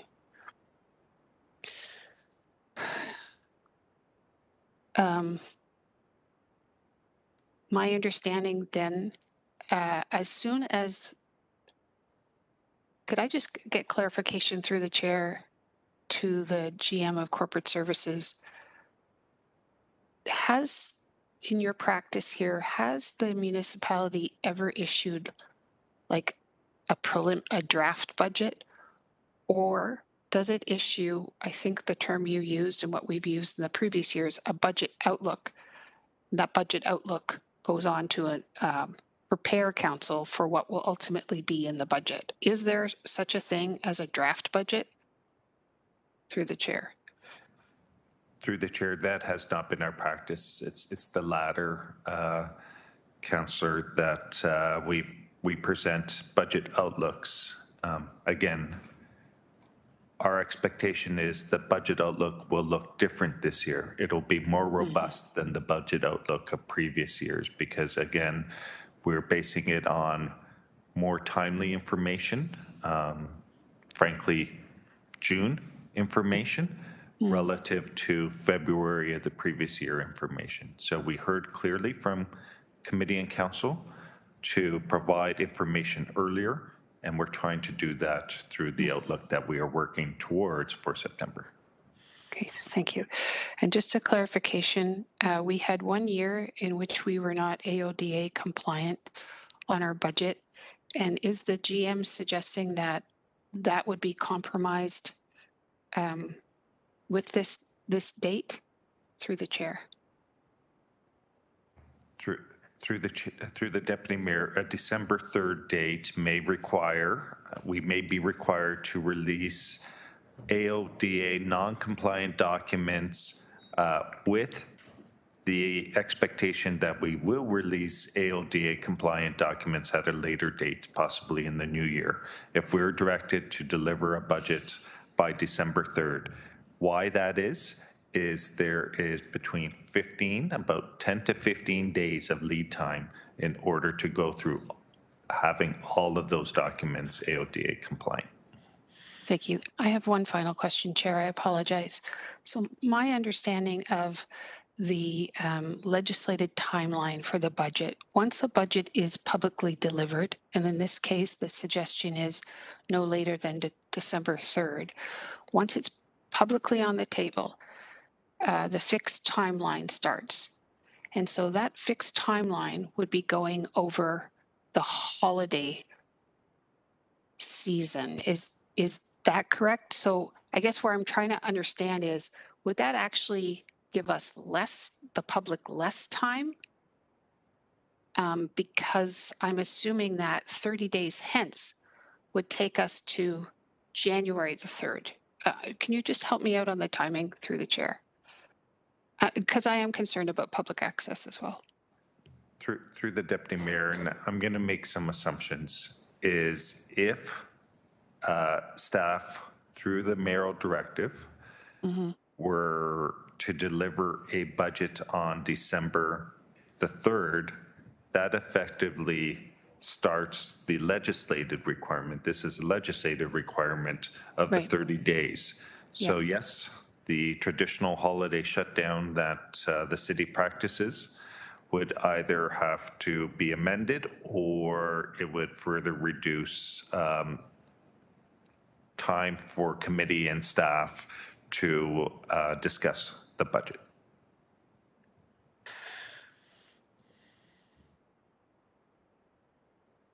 And I would comment that it could impact the public's ability, given the holiday season, to review the budget as well. Thank you. Those are my questions. Thank you. Councillor Cretch. Two things quickly. One, I just want to make sure I know what's going on here. So I've heard a lot of dates and I feel like I'm in a swirling gyre of information, to be honest with you. If I have it right, A just says we're going to have a budget outlook for September 10th. Is that right? I'm looking at staff for this. Like, we're going to have a budget outlook for September 10th. Is that what it essentially says? Through the deputy mayor, I think it's just coincidental that staff are working towards this December 10th committee cycle. So that is not how I'm interpreting A. So could you say how you're interpreting A then? Because what I heard you say earlier was, or I heard Councillor Spatafora say earlier, we're kind of on the same track here for September 10th for a budget outlook, and I'd like you to understand that. No. Through the deputy mayor, what I believe I heard Councillor Spatafora clarify was that the September 10th would be a directive date, a targeted directive, mayoral directive date. Thank you. So B, the first B is out. Second B remains. C, D. Okay, so I'd like to suggest a friendly amendment to D, just that it's not just in hard copy format, but also in digital format. So for councillors to have it in both formats. I don't get a budget book ever. I get a digital copy and I use that. So I don't want a hard copy only. So if you don't mind just including a hard copy and digital, that'd be helpful for accessibility reasons. I'd appreciate it. My other question is with respect to E, I think is personally strange because staff have already reviewed the CD Howe report. I think, frankly, GM Zagarik's an expert on the CD Howe Institute's report and doesn't need to read it again. We don't need to tell him to read it. So I don't understand that. Lastly, I think maybe this can help everybody. Under strong mayor powers, it's really clear about the language. And I think that's the problem we have here is we have a lot of similar language that we're using in the motion. And then we have the act, which has very specific language. And that's, I think, what's tripping a lot of us up, or tripping me up. It says the head of council shall, on or before February 1st of each year, and I'll skip A because it's kind of silly, provide the proposed budget to each member of council and to the clerk before February 1st, and make the proposed budget available to the public. So that'll be the proposed budget. We can have 17 other kinds of budgets if we want before then. As long as they're not called the proposed budget, legislation doesn't care. So we can have a draft proposed budget that the mayor could submit to all of council so we have a chance to look at it and do what we want. But the moment that she prepares and sends out a proposed budget and it gets to the public, that's when the clock starts ticking. Correct. So there's lots of other time here to do things like, I understand the process to be, we're all supposed to bring amendments. We can't prepare amendments if we don't have time to prepare amendments. I will say, hands up, deeply hated the timelines last year. I got the budget, I think we all did, the middle of January. Yep. So I guess my other question outstanding, I'd love to hear clearly answered is, when are you at this point, exactly date-wise, thinking of giving us the same information you gave us last January this year? That's huge, GM Zagarek. When was that planned? December 3rd is what's being asked for? When were you actually planning to give it to us, knowing that we're trying to do it faster? What's the difference between those dates? Through the deputy mayor, the differences may be a matter of a few weeks. We are still working towards a December 20th cutoff for the budget documents, but then they go out to printer, go complete AODA, so then they would be available after the holiday shutdown, possibly January 2nd. Right, so in the end, we're getting kind of an extra, maybe a week and a half, 2 weeks, right? And so I can understand why people here would be frustrated about that, to be completely honest with you. Like, I think we do need to have it much sooner than then. I think it is very difficult when we're racing toward the end of the year, trying to complete a bunch of things. If anyone remembers last year, I certainly do. There's all these last minute items that need to get on the end of the agenda before the next year, or in crammed meetings like we are this month and next month, right? With the meetings where we're loading everything up because we only have a few. And the expectation is that what councillors are going to review thousands of pages of budget documents at the same time? Like, not possible. So I do have sympathy for that perspective in terms of wanting to have it sooner. What I guess I don't know is, I heard what Councillor Maureen Wilson said, and I respect that very much in terms of this idea that we have other things we're also doing, right? And we don't want to sacrifice those things that we're doing to put ourselves in other kinds of jeopardy, and we have to get those things done as well. So I'm in a bit of a quandary here because I feel like I'm very supportive of an earlier timeline. I see staff being like saying, you know, we want to get this out there. I do hear you about the AODA compliant, but again, for council, for us, we could just have a document that works okay. We don't need to have it sent off to the, everyone can get a digital copy. Some who want a printed copy can get one printed down here, downstairs in the printing room, if we need to get something quicker. So like, is that kind of a thing possible for us to do something a little more quickly that's not necessarily public ready? So the councillors will have something that we can rely on over the holiday at least? Like a draft proposed budget? Through the chair, I'm going to suggest a draft proposed budget is effectively, our hope is that we prepare a preliminary budget versus multiple drafts of the budget. And so if it was direction and the will of committee to target a early December date, I would have to consult with staff in terms of our work plan around those other work items that in part cyber related and other work items, because I don't want to commit to an earlier date and then compromise on another work effort that has a more material or reputational impact to the city.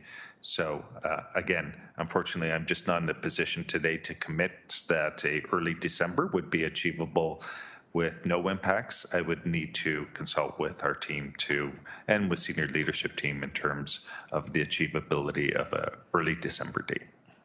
Would you be able to do so by council next week?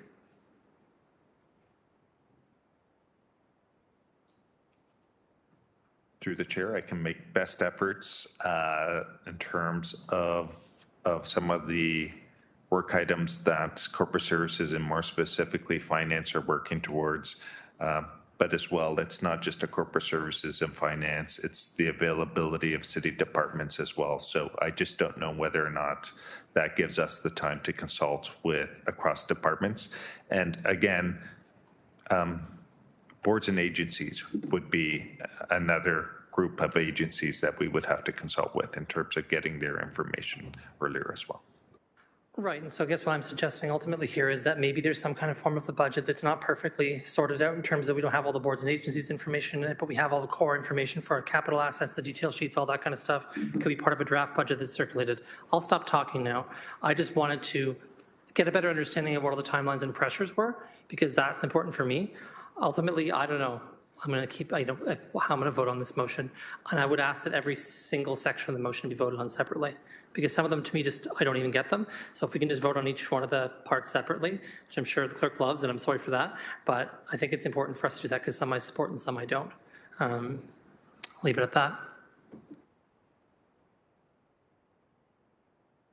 Thank you. I have the mayor on for a third time.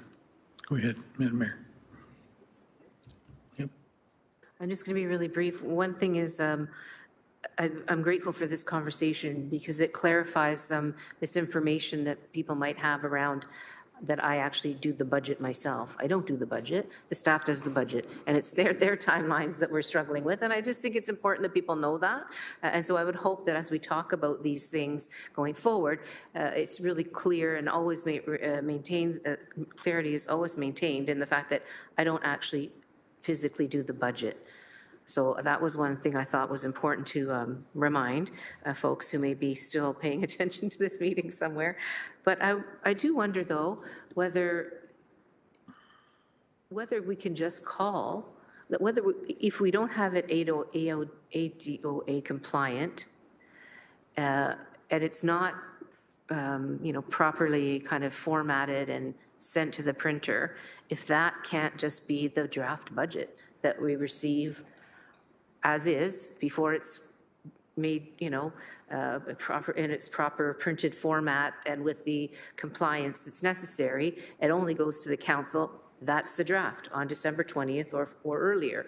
And then at the very least, it's not the final budget, so it doesn't start the clock running, I think, if I recall. It won't start the clock running until it's actually a budget that gets tabled. And that, I mean, I know what the risk is, and what the worry is, and that is that staff are that is going to happen over the holiday season. So from the 20th to whatever the clock goes, from the 20th to the 31st, so early in January. But during some of that time, the initial time, we're heading into the holiday season, and, staff are going to be off doing the things that they need to do to get ready for the holidays, et cetera. And so if there's some understanding of that, and in the meantime, we have opportunity to begin to confer with staff, halfway through that right after the holiday season, for example, it still gives us time to do all of that work, because if I'm not mistaken, it's February 1st that a budget must be tabled by, if I'm not mistaken. And so that's actually a lot more time, if you think about it that way. That we could put out that information on the December 20th, have that extra time in a draft form, and then drop a budget thereafter. I'm just putting that out there as a possible solution to some of the timeline issues. Okay. Thank you, Your Worship. Councillor Spadafora, please. This is the final speaker on my list. Thanks, Chair. Thank God I didn't drop this on today. Gave a couple weeks for people to look at it.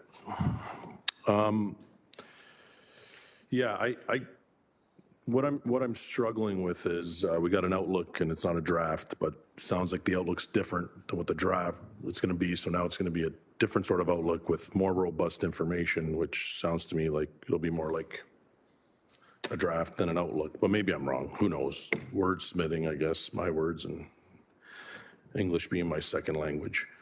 I don't understand what the issue is here. I think it's asking the mayor to politely bring her directive quicker, which speeds up the timeline for staff to start working. If the outlook, the more robust outlook, comes September 10th, we do our consultation. As the mayor said, we're doing some consultation in the community. Like last year, coincidentally enough, on my birthday was when the mayor's directive came out, October 28th. So I don't know if she did that on purpose or not, but probably not. Yeah, now you know. So I get the mayor just said we want to do things quicker. I hear some other people, not quicker, do things quicker so we have more time. The sooner we do it, the more time we have. That's what I'm trying to accomplish here.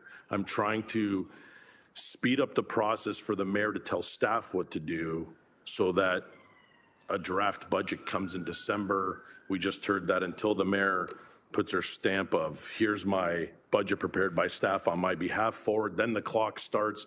I've heard all these dates jumping out. That was the intention of this motion. Get the directive out quicker, staff starts working quicker.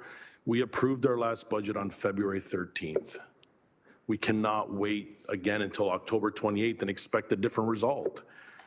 I'm pretty sure I heard, unless Jim Zagaric wants to correct me, on the path we're on currently, There's not going to be much different to the schedule that we went through last year that everybody around this table, including the mayor, was not happy about. So that's all this is. This isn't me trying to say that whatever we did and whoever said, you guys are all terrible. The sooner we get this directive out, the sooner staff goes to work, the sooner the public's going to know, the more time we have to engage with our residents, the more time we have to argue over what we think is important in the budget. And I get there's competing interests. I don't know that we have anything more important than a budget. And at the end of the day, with all due respect, 17 months, $18 million. That's what we've spent so far, trying to get this thing back. It's 17 months, $18 million. And we're gonna need, like, come and say you need more. Come and say you're gonna spend more, but we gotta speed up the process for us to get back. We got an interim solution. In 17 months and $18 million, we have an interim solution on financing, so we can't get out a report. Like, it's just, we're gonna have to move past it, invest quicker, outsource more work, but we're gonna have to eventually move off that. Because now that everybody knows we've spent $18 million and it's been 17 months since we've been attacked, and we're still struggling to provide information, it's eventually gonna not be acceptable. So I don't know. I've heard a lot of different things. People are asking me to leave this, take it off, move it to council, change the dates. I don't know. I don't know how to change it because everybody's told me 17 different things to change it. So don't support it, defeat the motion and bring back another one. I don't know what to do. I think the motion's trying to achieve more time for us, the mayor, councillors, and the public. And I think this does that. If CD Howe bothers you, we'll take it out. But at the end of the day, vote it down and then someone else bring back a better process, a better motion, something that is more English than what I have here. Thanks. I think our chief of staff wants to add some comment. Through you, Mr. Chair. So I want to summarize a few things to make sure there's a common understanding of it, and so there's a clear impact. And GM Zagarek can correct me if I'm wrong on anything. What I'm understanding from this and the discussion is that if the books come forward early just for council, and that doesn't start, it isn't deemed the mayor's budget, thereby not starting the clock ticking, then that is likely achievable. We would want the opportunity to assess that and just make sure, because it affects a number of program areas. But we think that will work. What we wouldn't want to have happen is for that to start the clock ticking, because that won't give people more time. And in addition, as city manager, I have to be responsible to the staff that work here. And it would be important that they also get some much needed rest over the holiday break, and not be working through the whole thing. But we think based on that, it would be achievable. Again, we would just ask for the opportunity to assess that with the program areas. But we believe that would be all right. Do I have that correct, GM Zagarek? Through the deputy mayor, the budget books do not represent the mayor's budget. If you recall, there was a companion report that went with the budget books, which was the mayor's budget. When that report is tabled, that effectively starts the legislative timelines with respect to the budget process. So again, if the interest is to expedite the dissemination of the books, I'm not suggesting, and I appreciate 14 days for the general public may not sound like a lot of time. It's 2 weeks, but for staff who are working across competing demands, 14 days is a lot of time, and we would have to sort of reset some of our work streams and priorities. So that is something that I would ask to take away and consult with before committing to an early December dissemination date for the budget books. Councillor Spatafora, Chair, if you would allow me, and I don't know, staff can decide whether they like the idea or not, I'll defer my motion to council. I'll work with GM Zagarek on some dates. I'll make sure he cleans up my language so it actually makes sense for people, and I'll bring it back to council and allow the discussion to happen again at council and see where it goes. If that's okay with you, and Councillor Jackson, hopefully, maybe not, would be okay with me deferring this to council. Would you second that? I'll second that deferral. So it's. Sorry, which, okay, what, yes. So, no. So through the deputy mayor, you're withdrawing your motion, and then you'll bring it forward at council once you've revisited it with Mike. So there's your no intention? deferral or referral, it's just a withdrawal and then a If the commitment to mover is bring doing something it, else it would just be a forward withdrawal, yes. with an understanding that that would be the agreement that, They come back. yeah. Yeah. Yeah. Are you okay with that, Councillor Spatafor? I'm okay. Just unfortunately won't have the same amount of time to review it as you did for this one, because we won't have that timeline, but I will withdraw my motion. Okay. Thank you.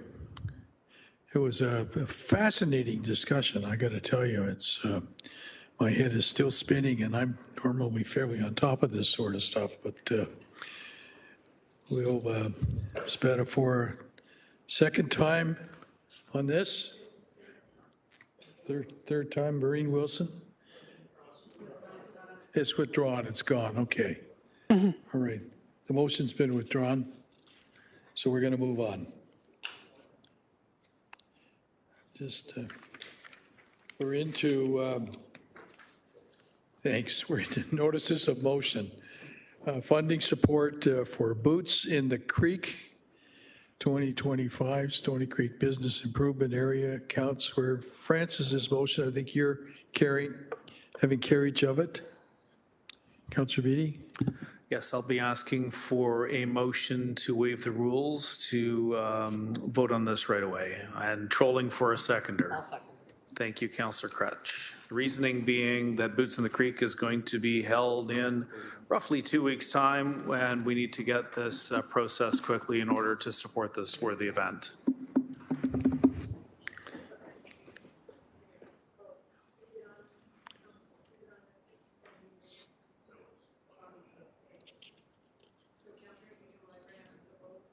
Yep. We have the vote. Hands up. I saw two hands up, so I guess it's carried because I didn't see. Yeah, vote.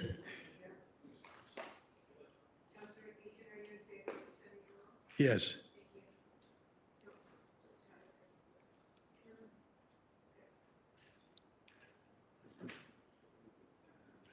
He is done suspended, okay. Okay, Councillor Beattie.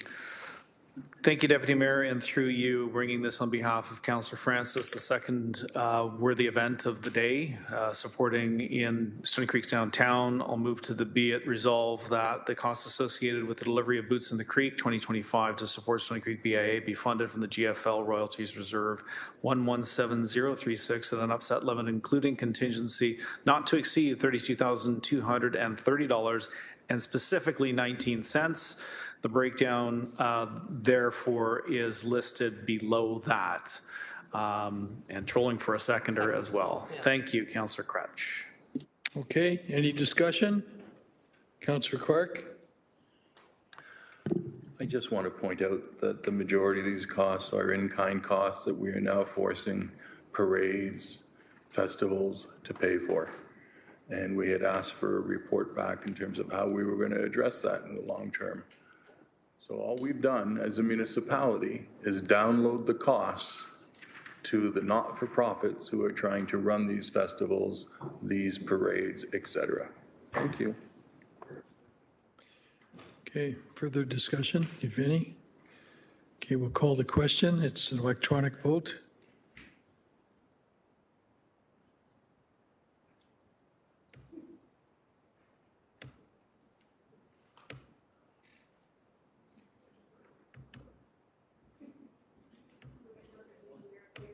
Yes.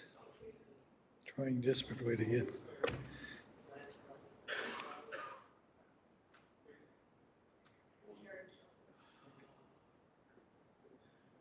It's carried, okay. So we'll move to 10-2. I understand this is a notice of motion. Yeah, It's moved by myself. It's staying as a notice. Hopefully, the notice provision gives everybody time to review it. Thanks. Thank you. Are there any other notices of motion? None. Okay, private and confidential? May I please have a motion and seconder to adopt the confidential minutes and that they remain confidential for the meeting of July 9th? Gretch and Beatty? Show of hands, all in favor? Okay, thank you. And sorry to interrupt, to the Deputy Mayor. Before we go into closed, it's 6:45 and we've done an extension till 7. If committee believes we may be longer than 15 minutes in closed session, my advice would be to take another vote now on that.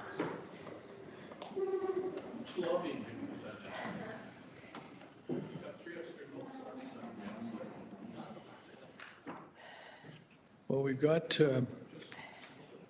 at least three items that we're dealing with. 1, 2, 3, 4, 5, 6. Yeah. And just, we are very tight on quorum as well. And the motion needs to pass 2/3 majority. Just a couple things to keep in mind. The motion has to pass what? 2/3 majority, and we had just at 2/3 last time. Okay. So will someone move a motion to at some designated time, less than midnight, I hope?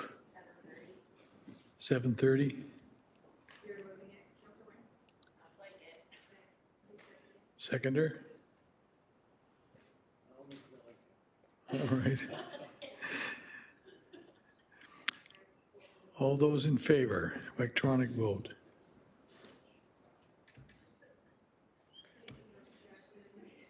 It's 2/3.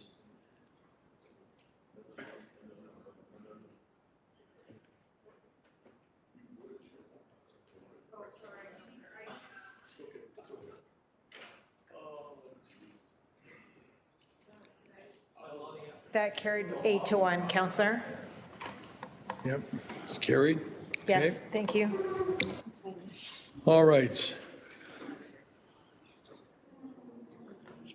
So we now need a motion to go into closed session for items 11.2, 11.3, and 11.4. May I please have a mover and seconder for the following? Pursuant to Section 9.3, subsection C, E, F, G, K in the city's procedural bylaw 21-021 is amended in Section 239.2, subsection C, E, F, G, and K of the Ontario Municipal Act 2001 as amended, as the subject matter pertains to a proposed pending acquisition or disposition of land for city and local purposes, litigation or potential litigation, including matters before administrative tribunals affecting the city or a local board. Advice that is subject to solicitor-client privilege, including communications necessary for that purpose. A matter in respect of which council or a committee may hold a closed meeting under the Act other than the Municipal Act 2001, and a position, plan, procedure, criteria, or instruction to be adopted in any negotiations carried on or to be carried on behalf of the municipality and local board. We will require an electronic vote. Thank you. All right. Vote is up.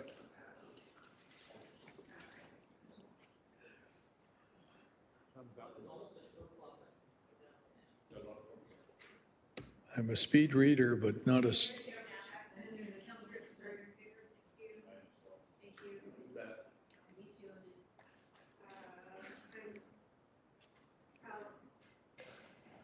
Looks like it's carried, okay. It is, and it'll be changed to be 11-0 because I didn't get the mayor's vote in. Thank you. Okay, members of public are advised that during closed session portion of the meeting, the live stream will broadcast a closed session in progress screen. Broadcast will resume when the closed session portion of the meeting is complete. As we are now moving to closed session, I would ask all members of the public, delegates, and external participants to please now exit the WebEx meeting. As well, any staff that are not directly related to the in-camera items are also now asked to please exit the WebEx meeting. I also remind members of council that as per section 6.7 of the procedural bylaw, the use of personal electronic devices during closed meetings is strictly prohibited. However, the use of city electronic devices during closed meetings are limited to text communication only, with the city electronic devices not being used as a telephone, recording device, or camera. Staff from the office of the city clerk are exempted from this subsection 8.7 when using electronic devices for record-keeping purposes. Okay. Do we still have quorum?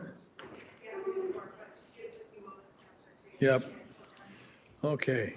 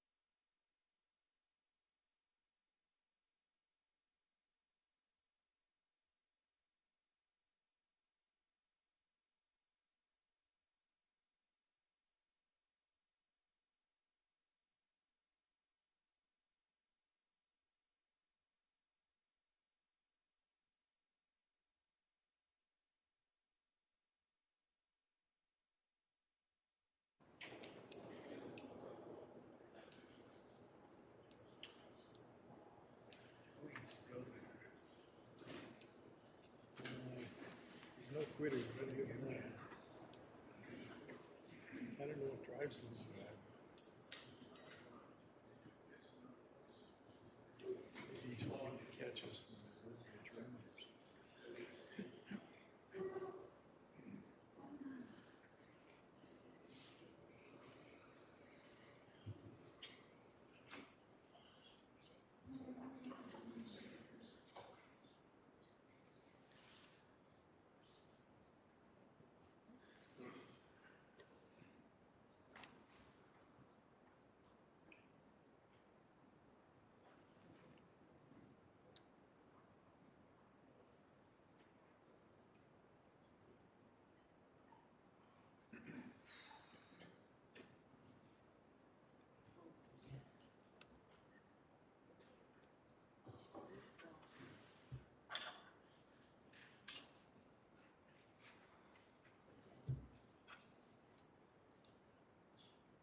Thank you.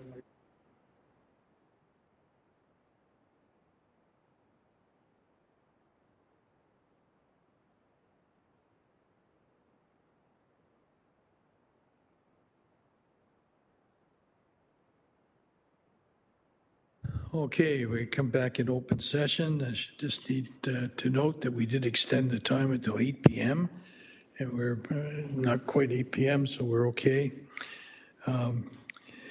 License of lands in the city of Hamilton citywide. May I please have a mover and seconder on the following: the direction provided to staff in closed session respecting report PED 25195 respecting license of lands in the city of Hamilton be approved, and the closed session recommendation 1, 2, 3, 4, 5, and 6 be released publicly following completion of the real estate transaction, and 3, that report PED 21195 respecting the license of lands in the city of Hamilton and its appendices A and B remain confidential.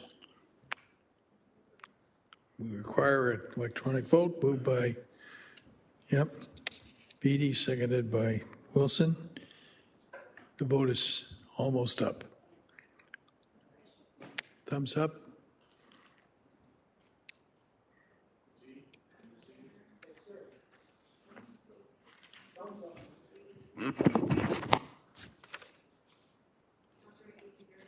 Yes.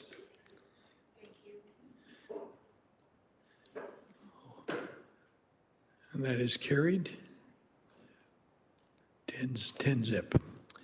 Moves to 11.3, appeal of the Ontario Land Tribunal ALT 22004759 for official plan amendment UHOPA-21-014 and zoning bylaw amendment applications ZAC ZAC-21-031 for lands located at 405 James Street North, LS 23012F Ward 2. May I please have a mover and seconder for the following? The report respecting appeal of the Ontario Land Tribunal for official plan and zoning bylaw amendment applications for lands located at 405 James Street North be received and remain confidential. Moved by Her Worship and Mayor Beatty, Councillor Beatty.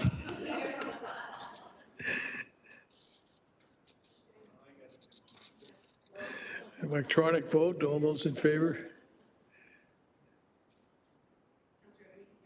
Yes.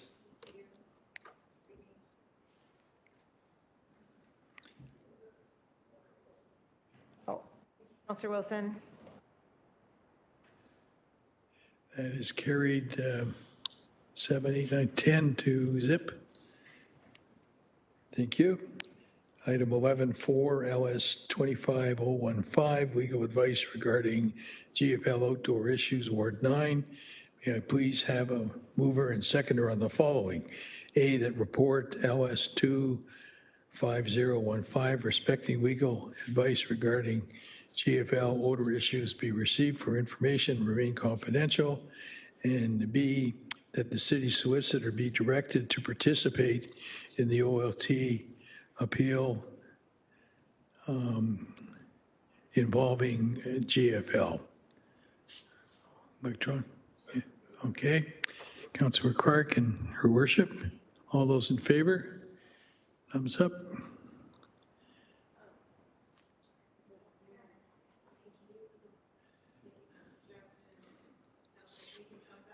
Yep. So like wait, Kadai, but we come to our close. Councillor M. Wilson in favor? Yes, I'm sorry, Elsie McCray. It's saying voting in progress. It's not receiving my. So Yeah, yes. that's okay. I'm there too.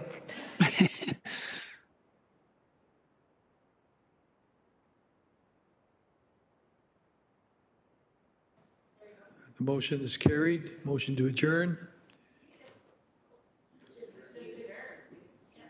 So through the Deputy Mayor, you're just going to... Adjourn twice. Perfect. At 7:42. Thank you.